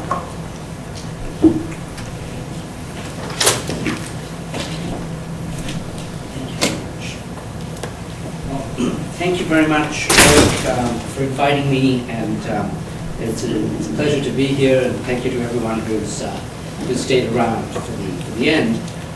So let me start by outlining two quite distinct senses of what I originally thought were quite distinct senses of the term international tax reform, which is the theme of this conference. On the one hand, we've talked about unilateral tax reforms, where one country implements, for example, territorial reform, as happened in the United Kingdom and Japan, and possibly in the United States, or possibly not.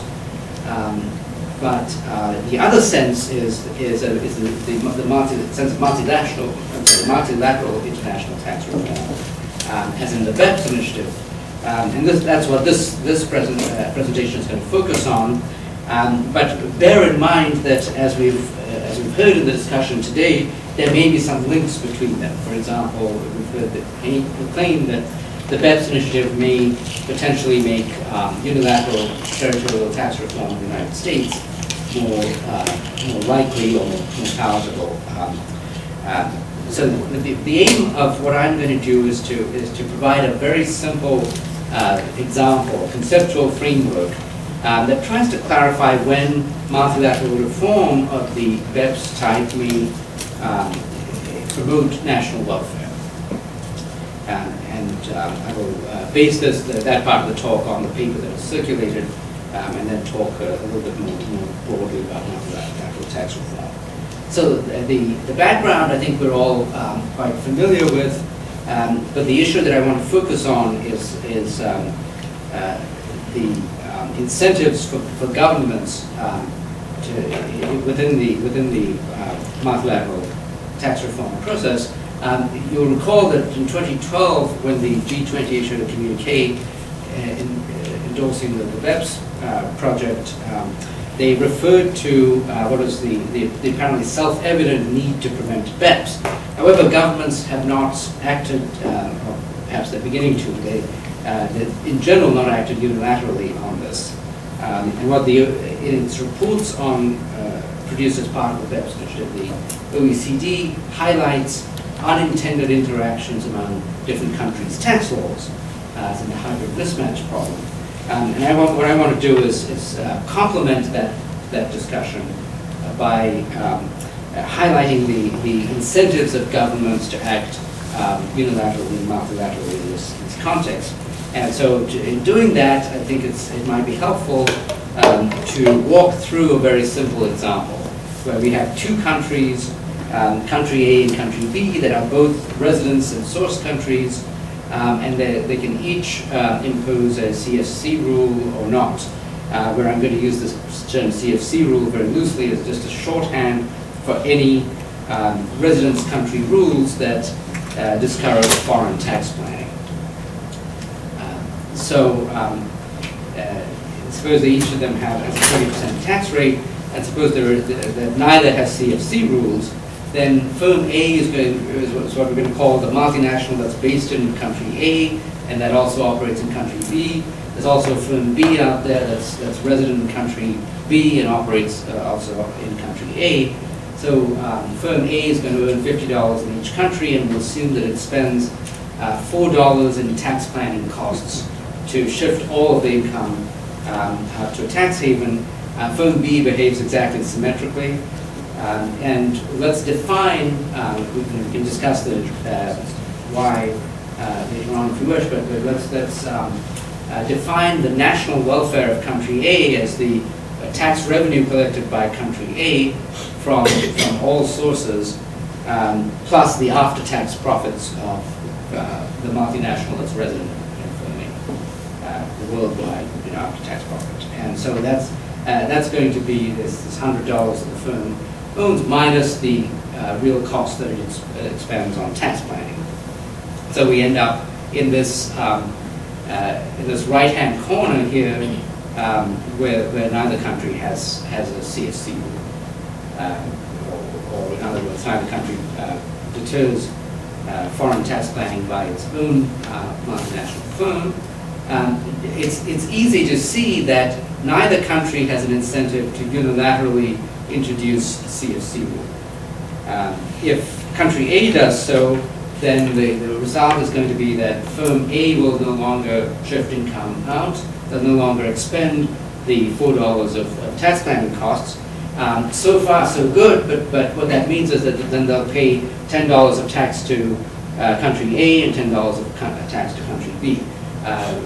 Assuming, of course, that firm A doesn't care which government it pays taxes to, this cares about after-tax profits, as we normally assume. So country A's national welfare is going to fall because now $10 is flowing from its resident multinational to a foreign treasury. So this just illustrates something that I think is well known, which is that it is very much in the interest of the United States for U.S. multinational firms to avoid foreign taxes, right? For example, via check-the-box planning. So Amazon and Starbucks, the activities that have attracted so much outrage in Europe, for example, are very much in the national interest of the promotes the national welfare of the United States. So that much we know. Ed made the point earlier that what we see driving the BEPS initiative is the revolt of the source countries. If Alan was still here, he might put it slightly differently: the revolt of the destination countries. But the question here is given this scenario, right? This is obviously a very simplified example. What is in it for the residence countries to join this multilateral initiative, or to engage in multilateral tax reform? In other words, why should the United States join in when Amazon is being attacked overseas for its foreign tax plan, for its foreign to foreign tax planning? So there's clearly there are clearly potential gains for multilateral cooperation from multilateral cooperation here because of the losses from the tax planning costs, or the social costs of tax planning.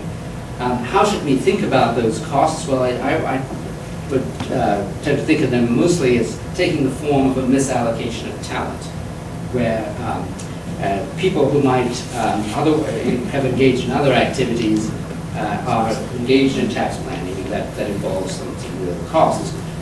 For example, someone who could have been another Mozart or could have found a cure for cancer ends up toiling away producing transfer pricing documentation. Or teaching tax law. Teaching tax law to lawyers who need to produce those documents. I will comment on that. So, in addition, there may also be social costs here if the tax planning opportunities differ across multinational firms. That's not true in my little toy example, but it could be true in reality, where ownership distortions might arise and the wrong firms end up owning the wrong assets and so forth. So how might multilateral cooperation work in this type of setting? Here is one example. So suppose that both countries simultaneously introduce CFC rules. Now remember that country A and country B are both residents and both residents and source countries. Right? Each wears two hats, the residence hat and the source hat. So from wearing its residence hat, it wants to promote the avoidance of foreign taxes by its resident multinationals, but wearing its source hat, it wants to prevent the erosion of its tax base by foreign multinationals. And so those two might converge as follows. So when both countries introduce CFC rules, then we might end up in a situation where firm A's tax payments to country B, that $10 that flows from firm A to country B, may be offset by country A collecting more revenue from multinational B's affiliate in country A. If that isn't too much of mouthful. So that $10 that I just circled, that is the revenue that A collects from firm B's affiliate in country A. And so we might end up, therefore, at least in this particular set of circumstances, in the top left-hand corner, where both countries are better off. Right. So what I think this is a simple set of circumstances in which multilateral cooperation and multilateral tax reform are in the interest of both of these countries. So in principle, there are these gains from cooperation, which in our example come from reduced social costs of tax planning. But note that while much of the political rhetoric behind the BEPS initiative has been about tax revenue, in the story that I've just told, the potential these gains are not from increased revenue or from redistributing revenue across governments. It is true that in my example, revenue does increase, but the social gain comes from reducing the deadweight costs of tax planning, and even if the increased revenue was just to be rebated back to taxpayers, those social gains would still exist. In any event, as was noted in this morning's discussion, corporate tax revenue is a relatively small fraction of revenue for most developed countries. It's less than 10%, often much less than 10%. And it has been stable over time in OECD countries for a very long period of time. So it doesn't seem that multilateral tax reform is likely to produce significant revenue. And indeed, if governments want more revenue, there are other more obvious and less mobile alternatives to try to tax. This is actually a picture that underlines this point.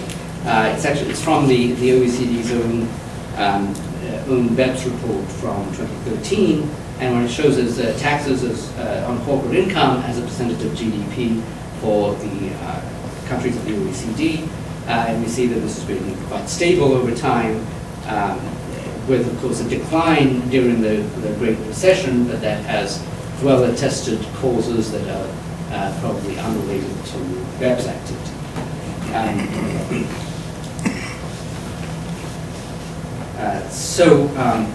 There is one potentially important caveat to the point about revenue, though, which is that we often hear that the BEPS initiative might, or that we hear that developing countries may be particularly vulnerable to BEPS activity, and therefore the BEPS initiative may be particularly helpful to them.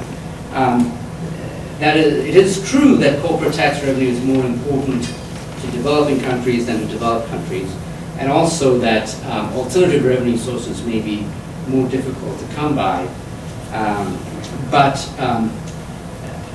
If what is driving the attraction of the BEPS initiative in this setting is this inter-country redistribution, then it seems like that same inter-country redistribution could be achieved much more simply through other means, such as through changes in bilateral or multilateral foreign aid.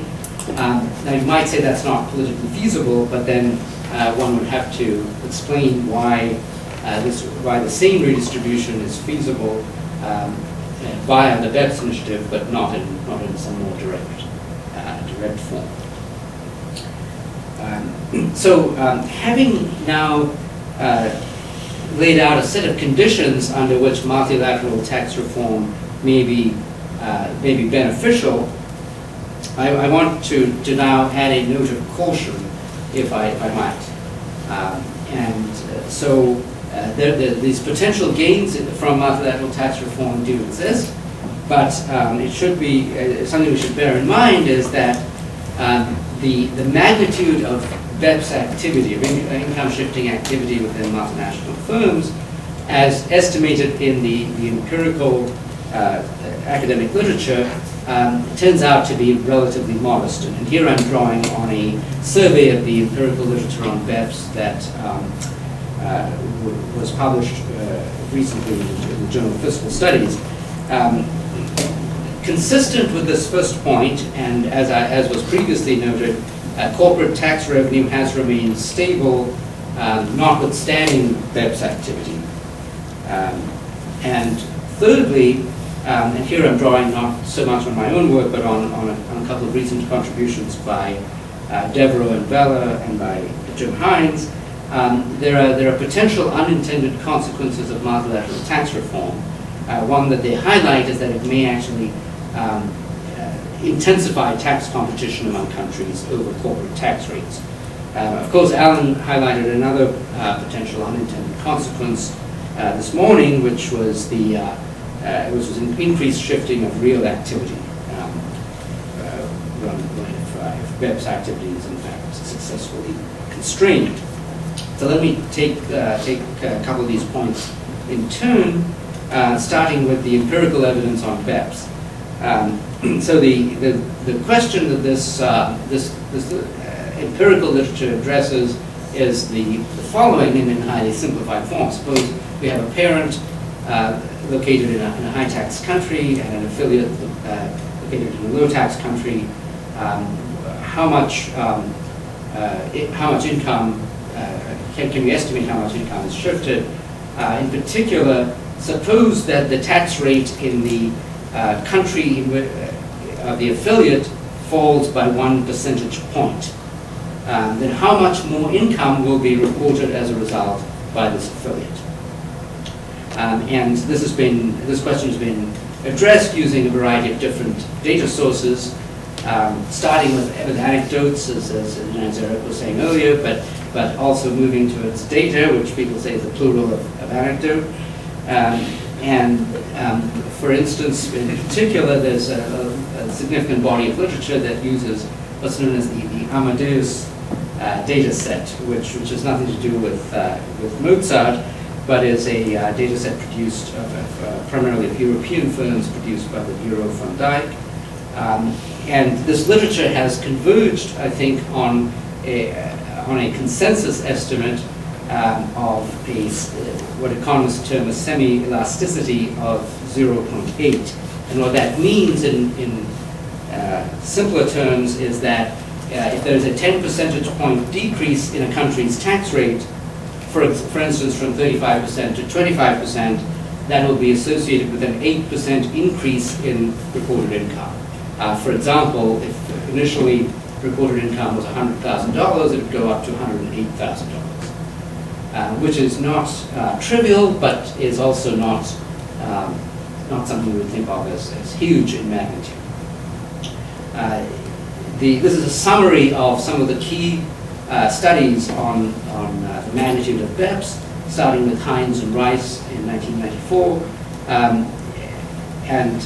What this shows is that the estimate of this magnitude has fallen over time, in particular as new and richer data sources have become available, in particular firm-level panel data sets. The estimated magnitude has decreased substantially. So, in other words, the magnitude of BEPS is smaller than researchers originally thought it was.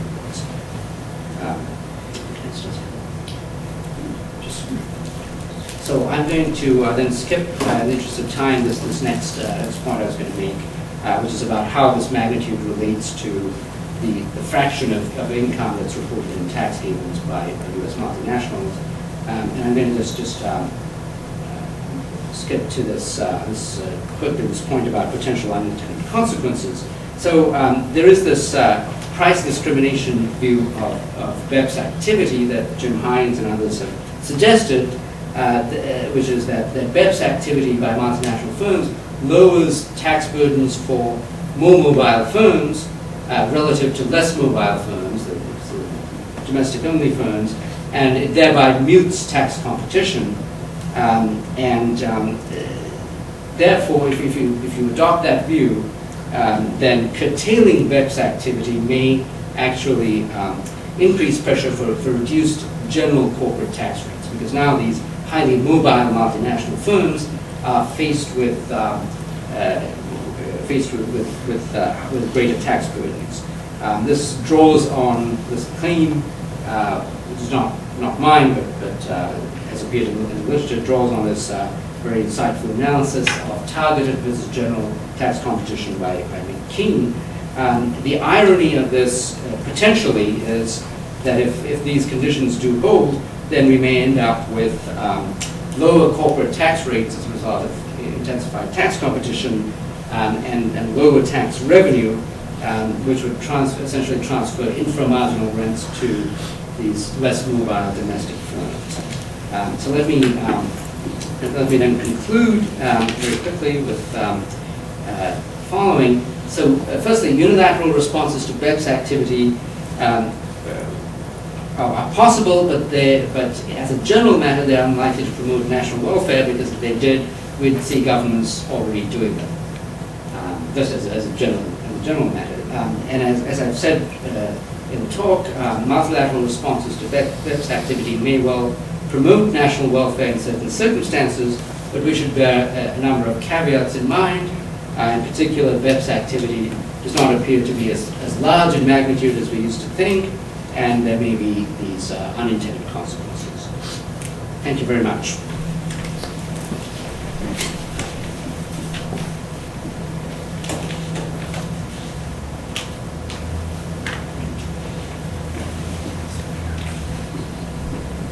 While Eric's getting my slides up, I will just start by saying that I've learned a couple of things today. One is, I'm really glad that our country does not have your political system. The second thing is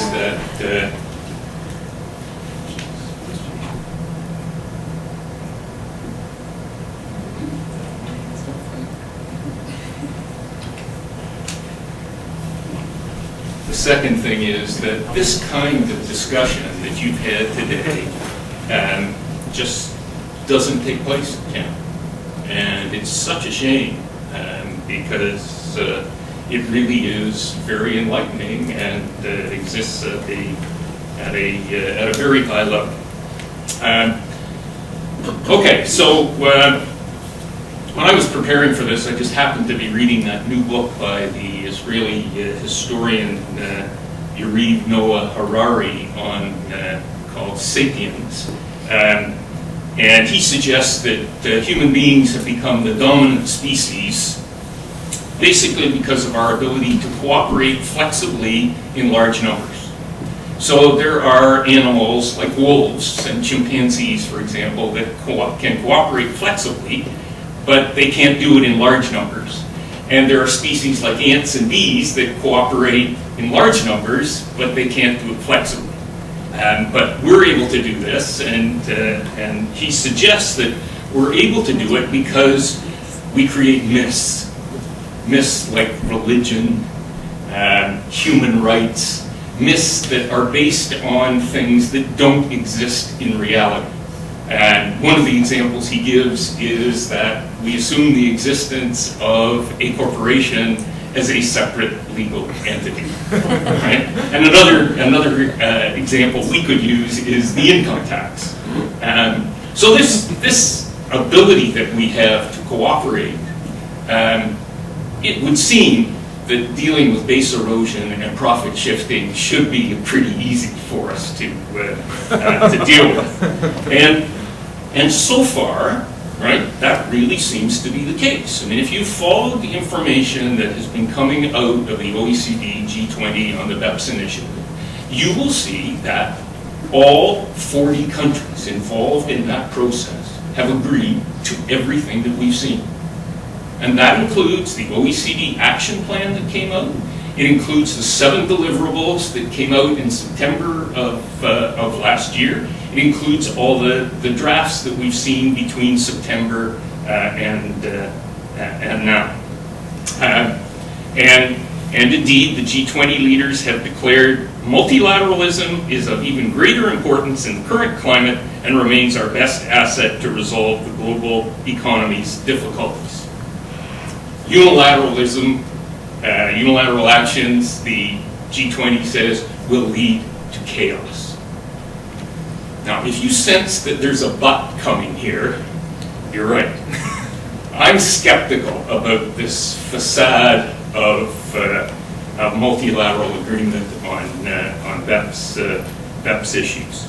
I was shocked, Kim, to hear you say BEPS stood for baby steps, because to me, one of the problems with BEPS is it's too big and it's too fast. And it's all about messaging, right? There's not enough substance in the BEPS project. Now, at some point, the OECD is going to declare victory, right? And the only question is, what are we going to be left with from this exercise?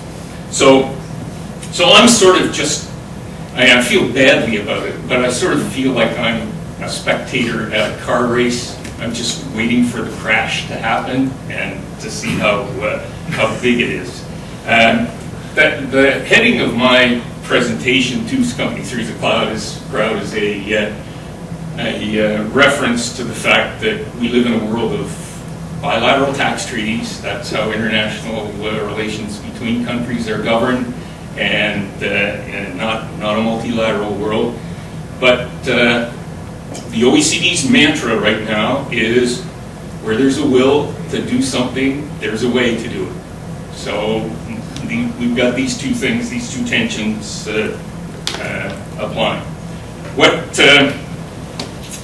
What I'm going to talk about just briefly is two types of multilateralism. First of all, a multilateral treaty, the prospect of a multilateral treaty, and this is going to be quite different from what we've heard for the rest of the day. It's going to be quite a bit more detailed in terms of the details. So I was glad to hear people say that the devil is in the details, and I think it is. So here's what the OECD has done. One of the action points is on developing a multilateral instrument, and that came out September 16 of last year. It was done by an independent group of largely academics, tax academics, and public international law scholars. And what they concluded, not surprisingly, is that a multilateral treaty is feasible and it's desirable. And they said it's particularly well suited to deal with the treaty aspects of the BEPS recommendations. But they suggest it could be used for a bunch of other things as well. And so the two things I really want to talk about are using a multilateral treaty to deal with the BEPS recommendations on treaty abuse, treaty shopping, and treaty abuse. And the second thing is the report that the draft discussion paper that came out last month dealing with interest deductibility. So the report says it can be done for a lot of things, but they mention interest allocation. So what they have recommended, and I think the CFA, that's the Committee on Fiscal Affairs at the OECD, they were meeting this week. One of the items on their agenda was this proposal to have an international conference on a multilateral treaty dealing with a variety of these things, to which all countries would be invited. And this would be, they hope to have this done, I think, by the end of the year. So it's a very ambitious timetable. I've just listed here for you a number of multilateral tax treaties. There are multilateral treaties out there. I don't think they're terribly important, but I just want to acknowledge that they are there. The most important one probably is the Multilateral Convention on Mutual Assistance, and the OECD points to this as their success story for multilateral treaties. And I'm not going to go through it. The only thing I would note is I think it's easier for countries to agree on administrative issues because they tend to be more uniform amongst countries than substantive tax matters. And I would just note that one of the things that's not in the Multilateral Convention on Mutual Assistance is arbitration, compulsory arbitration of tax disputes. And there's a reason it's not there, and that's because you'll never get agreement. So there are certain aspects of mutual assistance that it's just very difficult to get a multilateral agreement. So here is the report on treaty abuse. And what it does is it says, and this isn't another aspect of multilateralism, it says countries must meet a minimum standard. Now, it started out, the first report said, there's going to be one rule. And the US didn't like that. And so what the OECD said was, okay, we'll have a minimum standard. And the minimum standard consists of a statement in the treaty that the treaty is not intended to facilitate double non-taxation or treaty shopping. You've got to have that statement. Plus you need either a one of the principal purposes test, that's what the US doesn't like, right? Or you've got to have a detailed LOB provision, which is what the US does like and includes in its treaties, plus anti-conduit financing rules or a principal purpose test. So that's what the minimum standard is. How is this minimum standard to be implemented? Well, you might be surprised if you looked at that report. The report is completely silent on how it's going to be implemented. So, obviously, if you have to renegotiate the over 3,000 existing bilateral tax treaties that are out there, most of us in this room will be dead before that's done. And less importantly, a lot of treaty shopping will have gone on in the meantime. So the obvious answer is a multilateral treaty, and I think that's what BEPS Action 15 is really directed towards. Okay? Now, if you're going to have a multilateral treaty, right, the real key to a multilateral treaty in this context is that, in effect, it amends all the existing bilateral tax treaties. Now, if it doesn't do that, okay, then I don't think it's worth the effort. In other words, what this multilateral treaty does is it simply says that for all future tax treaties entered into by countries, they will meet this minimum standard. I don't think you've accomplished much, because the existing 3,000 treaties simply stay there and they can be used for treaty shopping purposes. So the multilateral treaty has to amend the existing treaties. And I don't think, they put it this way, if we can't have a multilateral treaty that says treaties are not intended to facilitate double non-taxation and treaty abuse, if you can't have a multilateral treaty to which all countries agree to that statement, then you might as well not bother with trying to have a multilateral treaty. So I take that as sort of a given. So then the real issue is the other aspects of the minimum standard. Because remember, that minimum standard can be met in different ways. The US is going to do it through their LOB provision. Other countries do it through a one of the principal purposes test. Right? That's what the UK uses in its treaties, for example. Right? So what happens then if you have countries that want to use different ways of meeting the minimum standard? And that is right now a controversial issue. In other words, will the US be willing to sign a multilateral treaty that allows another country to meet the minimum standard with a principal purpose test? And in some ways, I would say, well, the US should be pretty relaxed about how other countries choose to protect their domestic tax bases. But the U.S. may say, we want to protect U.S.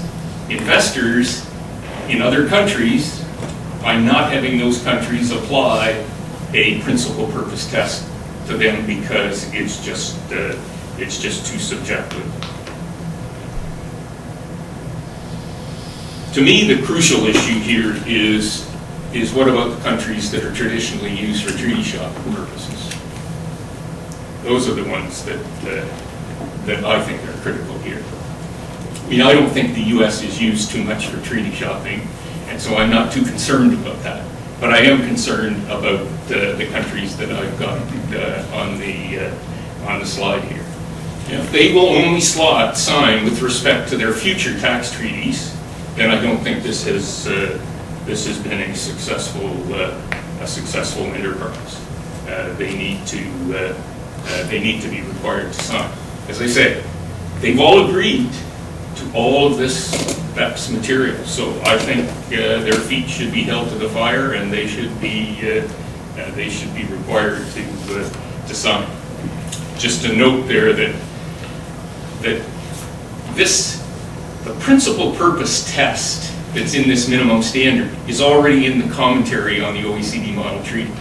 So I don't know why the U.S. objects to it when it's already in the commentary, and the U.S. has not made any observation on the commentary.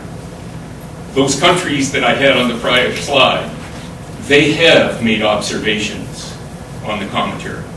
So presumably, if we have a multilateral treaty and they sign, those observations have to be deleted or revised. And as I say, the point to me is that, and I don't want to spend too long on this, but we have, in Canada, we've lost tax cases because the taxpayer can argue that if there are no anti-avoidance rules in the treaty itself, that Canada cannot apply its general anti-avoidance rule to stop the treaty abuse because of the fact that the taxpayer argues there's no shared expectation or intention demonstrated in the treaty that it is intended to not be used for treaty abuse. So I think as long as we can get that general statement in a multilateral treaty to that effect, that basically takes all the air out of that argument by the taxpayer. So I think that may be all that is necessary. Okay, so I'm not going to talk about this. I'm going to get to interest deductibility because I think it's more important. How am I doing for time? You haven't given me the hook yet. Okay. So here's a reality check. The reality check is that bilateral treaties are not going to be replaced by a multilateral treaty. At best, the multilateral treaty will amend or modify existing treaties. It will exist side by side with the multilateral treaties. And my understanding is that after the initial enthusiasm of the OECD and the G20 countries about what a multilateral treaty could do, I think they have come to the realization that it's going to be limited to treaty abuse. I think that is my understanding. It will not deal with anything else other than that. But that remains to be seen. The only other thing that I'm aware of is that with respect to country-by-country reporting, and you may know that you need a treaty in order to exchange information for country-by-country reporting. So one of the things that they are talking about at the OECD is the use of a multilateral tax information exchange agreement, the TIEA, that there are a bunch of them out there, they're bilaterals. They're talking about the prospect of a multilateral TIEA in order to be used for the implementation of country-by-country reporting. If they can do that, that's significant, because I think country-by-country reporting is potentially very significant. So, multilateral action, I mean, on all of these topics is important, and we could talk about all of them.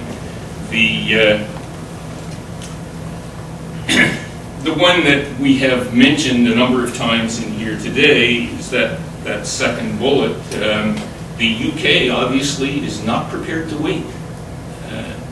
And that applies to other countries as well. I mean, my own country has proposed unilateral anti-treaty shopping measures. Australia, because we saw from Eric's presentation, I mean, the importance of corporate tax to Australia is much greater than most other countries, and Australia is not prepared to wait with respect to reinforcing their transfer pricing rules. So they're taking some unilateral actions that way. The one that I find fascinating is Action 4, and this report came out in December, and it doesn't make recommendations. So that's the first thing to notice about it. It expresses, however, a very strong preference for interest allocation rules based on a worldwide group's earnings. Now, it suggests that it can be done on the basis of either earnings or assets, but there's obviously a strong preference for earnings. So you take the worldwide earnings of the group and their net interest deductions, and then that would get allocated to all of the entities in the group in proportion to their earnings or their assets. Now,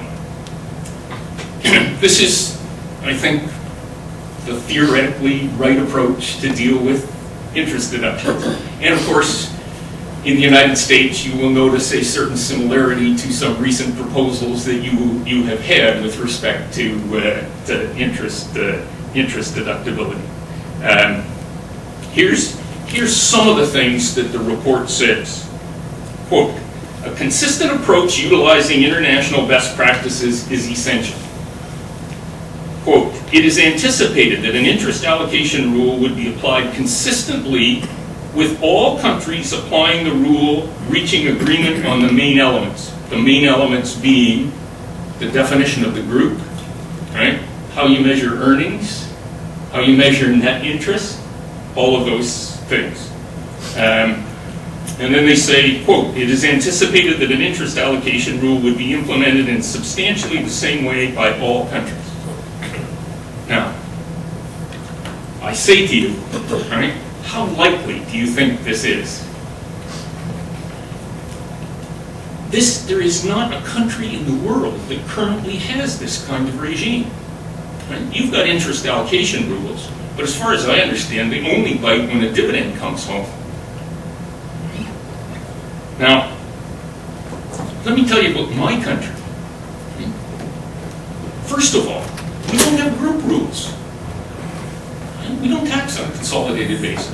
We've tried a number of times, but the provinces just won't go along with it. I mean, we have interest deductions based on tracing, not on allocation. Right? And of course, for multinationals, we don't deny the deduction of interest to multinational corporations under any circumstances. Now, and we have reasonably effective FinCap rules, because we've talked about in here, right? What's every country concerned about? They're concerned about the foreigners ripping off the tax system. Right? We're not as concerned about giving a subsidy to Canadian companies to invest offshore. And that's, to me, what the interest deduction is. Other things in this report, they're going to apply not just to interest, but to all the economic substitutes for interest. Now, that's not bad for Americans, because you're accustomed to doing that. In my country, legal form governs. Discounts are treated differently than interest. Financial leasing is treated differently. Right? So, if for our country to sign on to this would be, the changes that would be necessary in our system would be enormous. Now that's Canada. Right? What about those developing countries? Those poor developing countries? Can you really see them managing a rule like this? Because I can't. I just can't see it.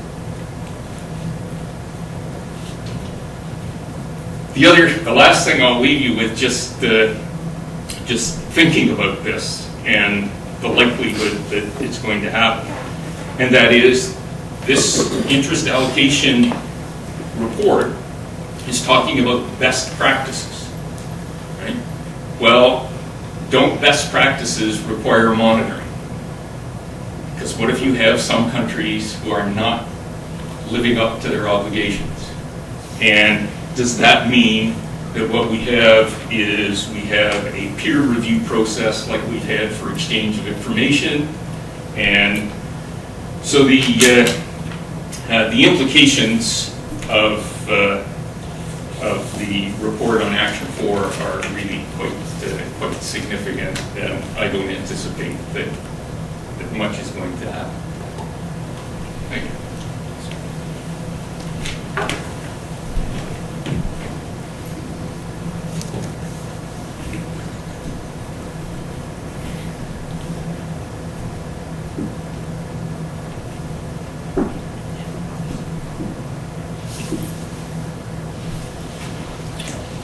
Okay, we're running a little short on time, so I'm going to go quickly on some comments I had on really two very interesting presentations. So I'll start off by saying we're very happy to have Dhamika and Brian here, but I should also point out that Dhamika and Brian are glad to be here. This is Chicago, and I don't have London, Ontario, but this is Hamilton, Ontario, and it's a lot colder. So this has come up a couple of times, and I really think it's an interesting way to do it. Is everybody else's multinational corporations are not paying their fair share of income.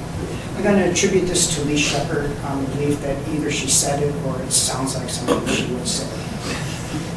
And what I like about the papers is they really do start off with some very common questions.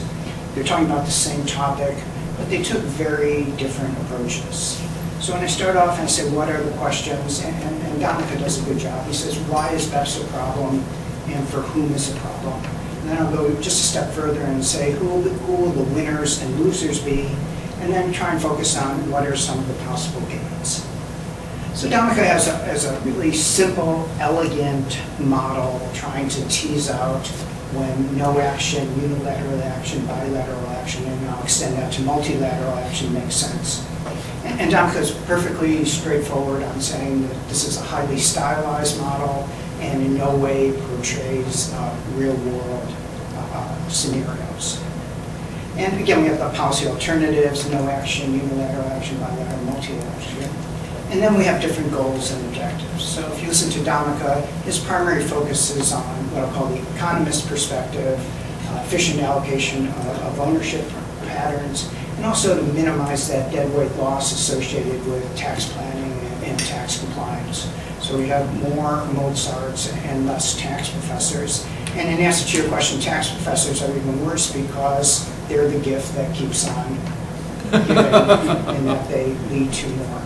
But what I want to say is that if you take a broader perspective, then you really do have concerns about whether it's distribution of revenue across country or investment across country, fairness and competitive concerns, and not so much compliance costs, but the cost of aggressive tax planning. So taxpayer morale when you have companies behaving badly.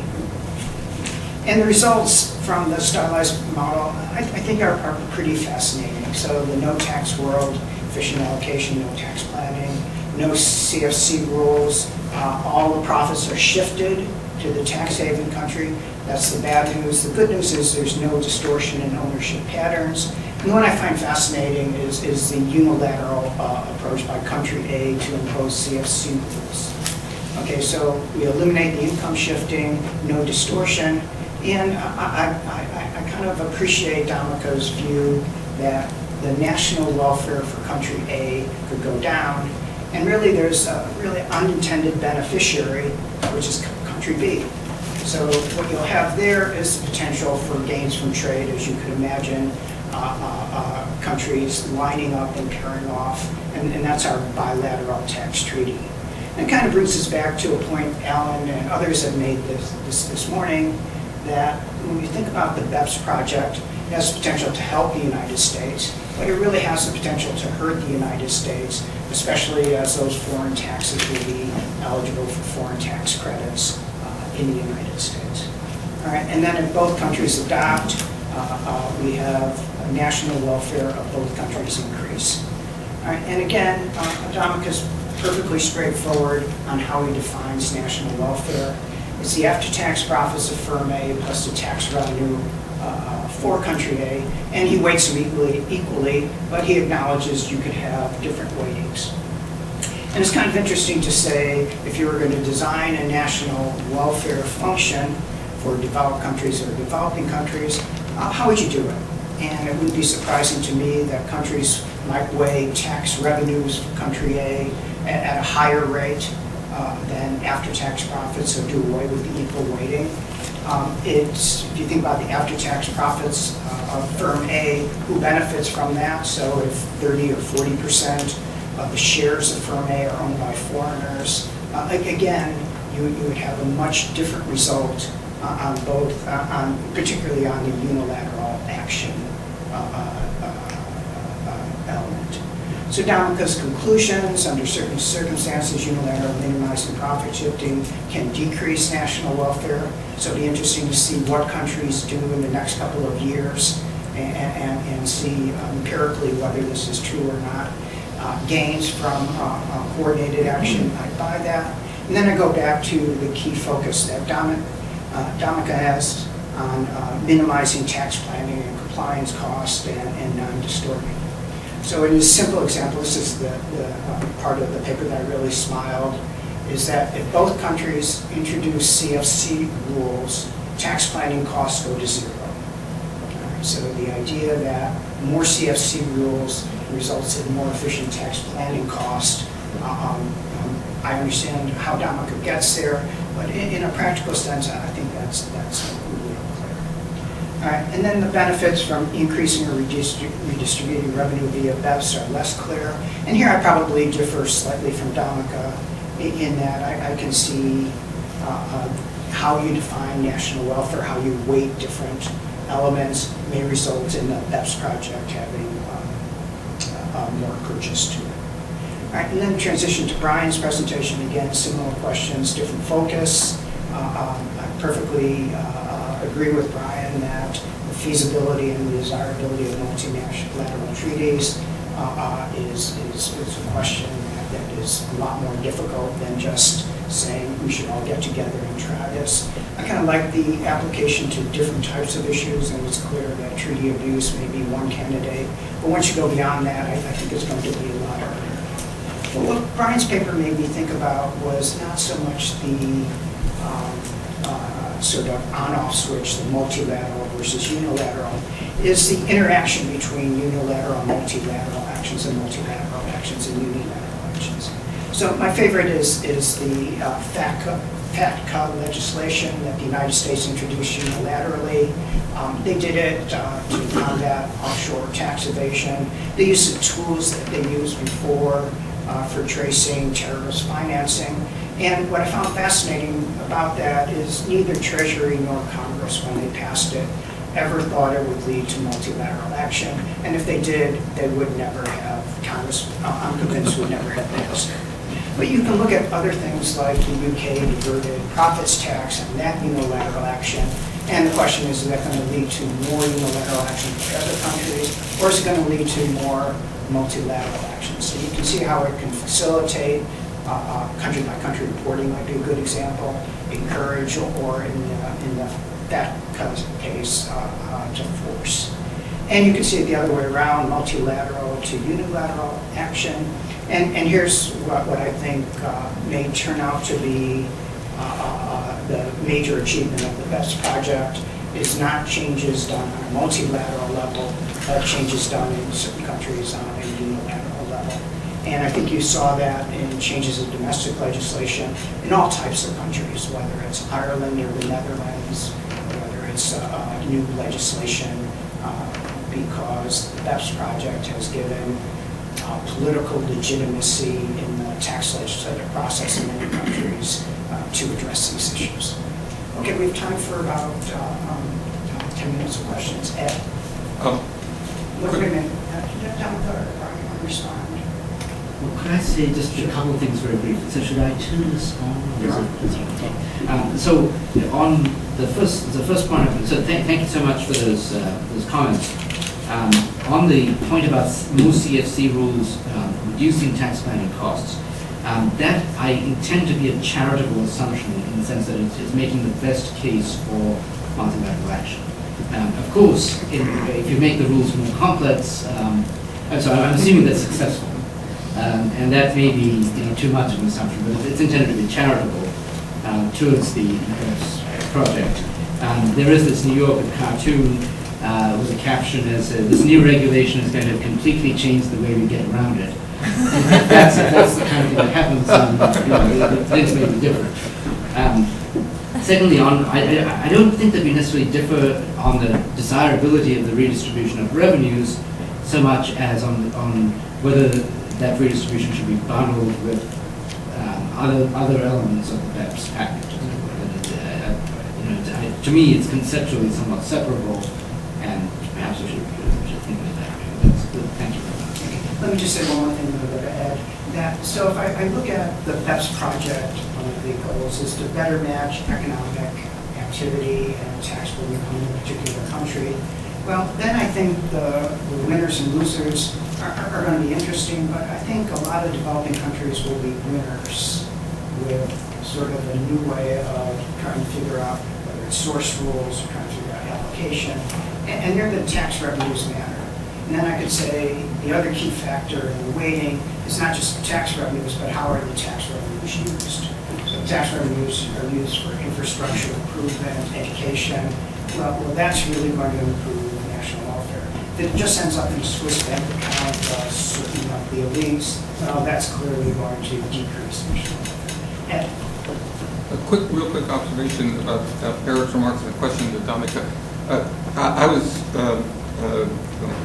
on the Hill for FATCA, and under penalties of perjury, I will tell you that I told people that the U.S. was creating a model for the rest of the world also to adopt, and that a few years from now, every major financial institution would report income to every major jurisdiction around the world, and that was the model to which we were moving. Nonetheless, it remains the case that, my having said that, it is perfectly fair to say that Congress neither understood nor intended that. But the question to Dominica is the empirical data about the BEPS income shifting, where the numbers have gone down over time in different empirical reviews. And I don't understand, it intuitively it seems to me there must be a floor effect that's going on and maybe unobserved. So that if you start with U.S. 35% and you reduce its tax rate to 25%, you can ask how much more income suddenly appears in the United States. And that gives you a proxy for how much BEPS activity was going on before. But if at the same time, there's only one other country, Fredonia. Fredonia goes from 20% to 10%. You're still going to do all of the BEPS planning you did before, and you'd see zero change in the United States, and you would score that as, you see, there's no BEPS planning going on, when exactly the opposite is true. And that second hypothesis is, I think, closer to reality in a world where foreign rates, at least as seen by U.S. firms, have come way down, not by virtue of their statutory regimes, but by virtue of all their stateless income planning, so that, you know, U.S. firms see single-digit effective rates. And you wouldn't see that unless I must be misunderstanding how the studies work. Well, no, I think that is a great point. So let me just paraphrase to see if I understood correctly. So, yeah, in these types of studies, one thing that's changed over time is initially researchers just looked across countries. They looked at a cross-section of countries at one given point in time, and they observed that the low-tax Fredonia has a lot of reported income. The more recent studies look over time within countries. So what they do, so one potential criticism, which I think you're making and which I think is reasonable up to a point, is that if there are countries in the sample that are low tax for the entire period on the study, then there's always a lot of tax, there's always a lot of income shifting. Shenanigans. Yes, and those, that doesn't change over time, and these studies try to pick up changes within a country over time. The reason they try to do that, though, is because we want to try to separate out the effects of Fredonia's tax characteristics from the effects of Fredonia's non-tax characteristics. And if we just see a lot of income being reported there all the time, we can't disentangle those two. So in a sense, we are.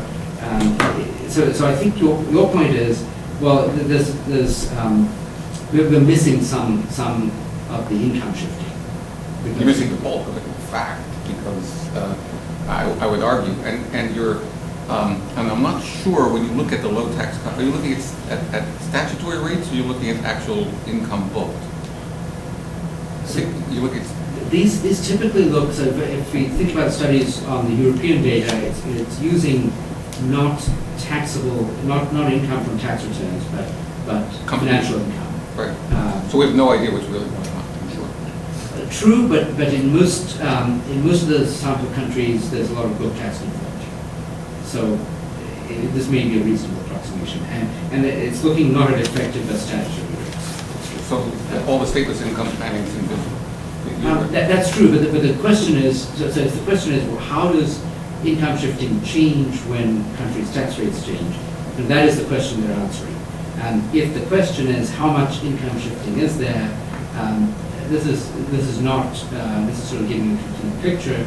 But on the other hand, there isn't a rigorous. This is an approach that is consistent with the standards of rigor that prevail in contemporary social science and empirical research.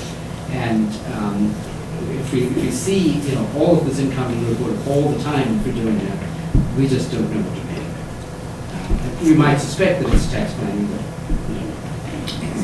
It's a follow-up to what Ed is saying. I come at it from a slightly different point of view. One of the challenges, so I think it's a really important question, how much base erosion profit shifting there is and how much this matters. I think what maybe got my back up a little bit is the delusion that maybe it's not that important. And the reason is similar to what Ed said. So if you come at it with a frictions model in mind, that there are these incentives to shift income to a low tax jurisdiction, but it's costly to do so. So you start off with your U.S. organized startup, which can't even handle the friction of having to organize in the Cayman Islands. As the business grows, that friction is a relatively fixed cost, and at some point it becomes worthwhile to engage in some stateless income planning. But the friction is not a continuous friction. It's discontinuous and it's lumpy. And as firms get over one hurdle and say, all right, we're going to invest in some transfer pricing, and they do that, well, then they've done that. And I think what Ed's point is, once they've done that, then the change in tax rate in the low tax jurisdiction is not going to lead to as much income elasticity in this kind of panel data. As long as the low income rate is sufficiently low, right? It's, So they've kind of maxed out on the planning, at least at that level. Maybe there's more that they could do, but it's just too costly. But there are clearly frictions in the model that keep that mean that Apple's true tax rate is is not zero, it's 9%, whatever it is. Absolutely. So just a couple points in response. So one is, I think in economic terminology, right, what you're pointing to is what you might call inframarginal shifting. It's a shifting that happens not in response to changes in tax rates, but at an inframarginal level. There's clearly, there's obviously some of that, but we just don't know how much. We know there's $2 trillion of PRE. So that gives you an order of magnitude. And we know a lot about how that's grown. So just using the U.S. The U.S. is a unique natural experiment because of PRE. In a territorial country, financial accounting doesn't give you any information about the amount of stateless income plans. But by convenience, the U.S. does. And so we do know there's a tremendous amount going on. $2 trillion is still real money. Oh, absolutely. But there are a couple of other pieces of evidence that are also relevant. One is that you mentioned friction. So frictions do seem to be very important in these samples of multinational firm affiliates that I've worked with and others have worked with. There's a surprisingly large fraction of multinational groups that do not have any tax haven affiliates. You might think, this is a very low-cost thing to do, but 40%, 50% or so do not.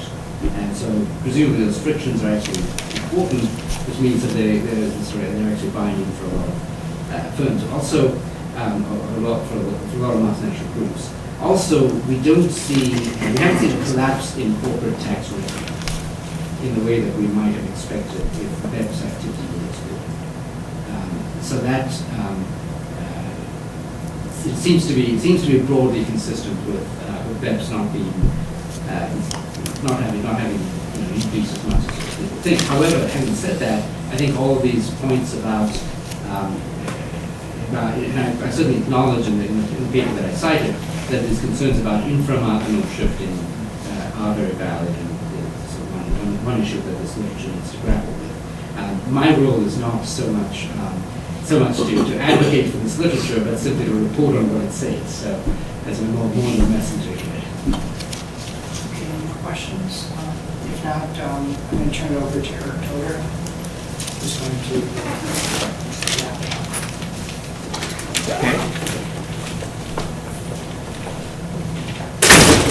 Well, it's not quite 0 degrees where I came from, but it's certainly been very pleasant to be here. So I really appreciated the chance to do this in the Tax Policy Center. We've been doing these joint conferences in California for a number of years, and with UCLA a few times, and we've really enjoyed the collaboration, and we look forward to more in the future. There are a few people I would like to thank in particular, Eric Zolt and Jason Lowe and Steve Bank and the others at UCLA, Ken Kirkstark, who organized this along with my colleague Len Berman.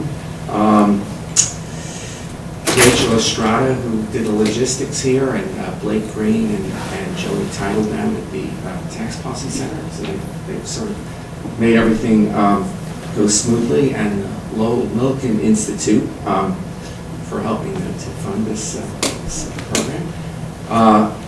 One announcement, dinner is at 6:30 at the Napa Valley Grill. That's very close to the W Hotel, so we'll all be seeing some of us here anyway. And I guess on a concluding note, I think we've learned a lot today. I found it very interesting. And, thank you all.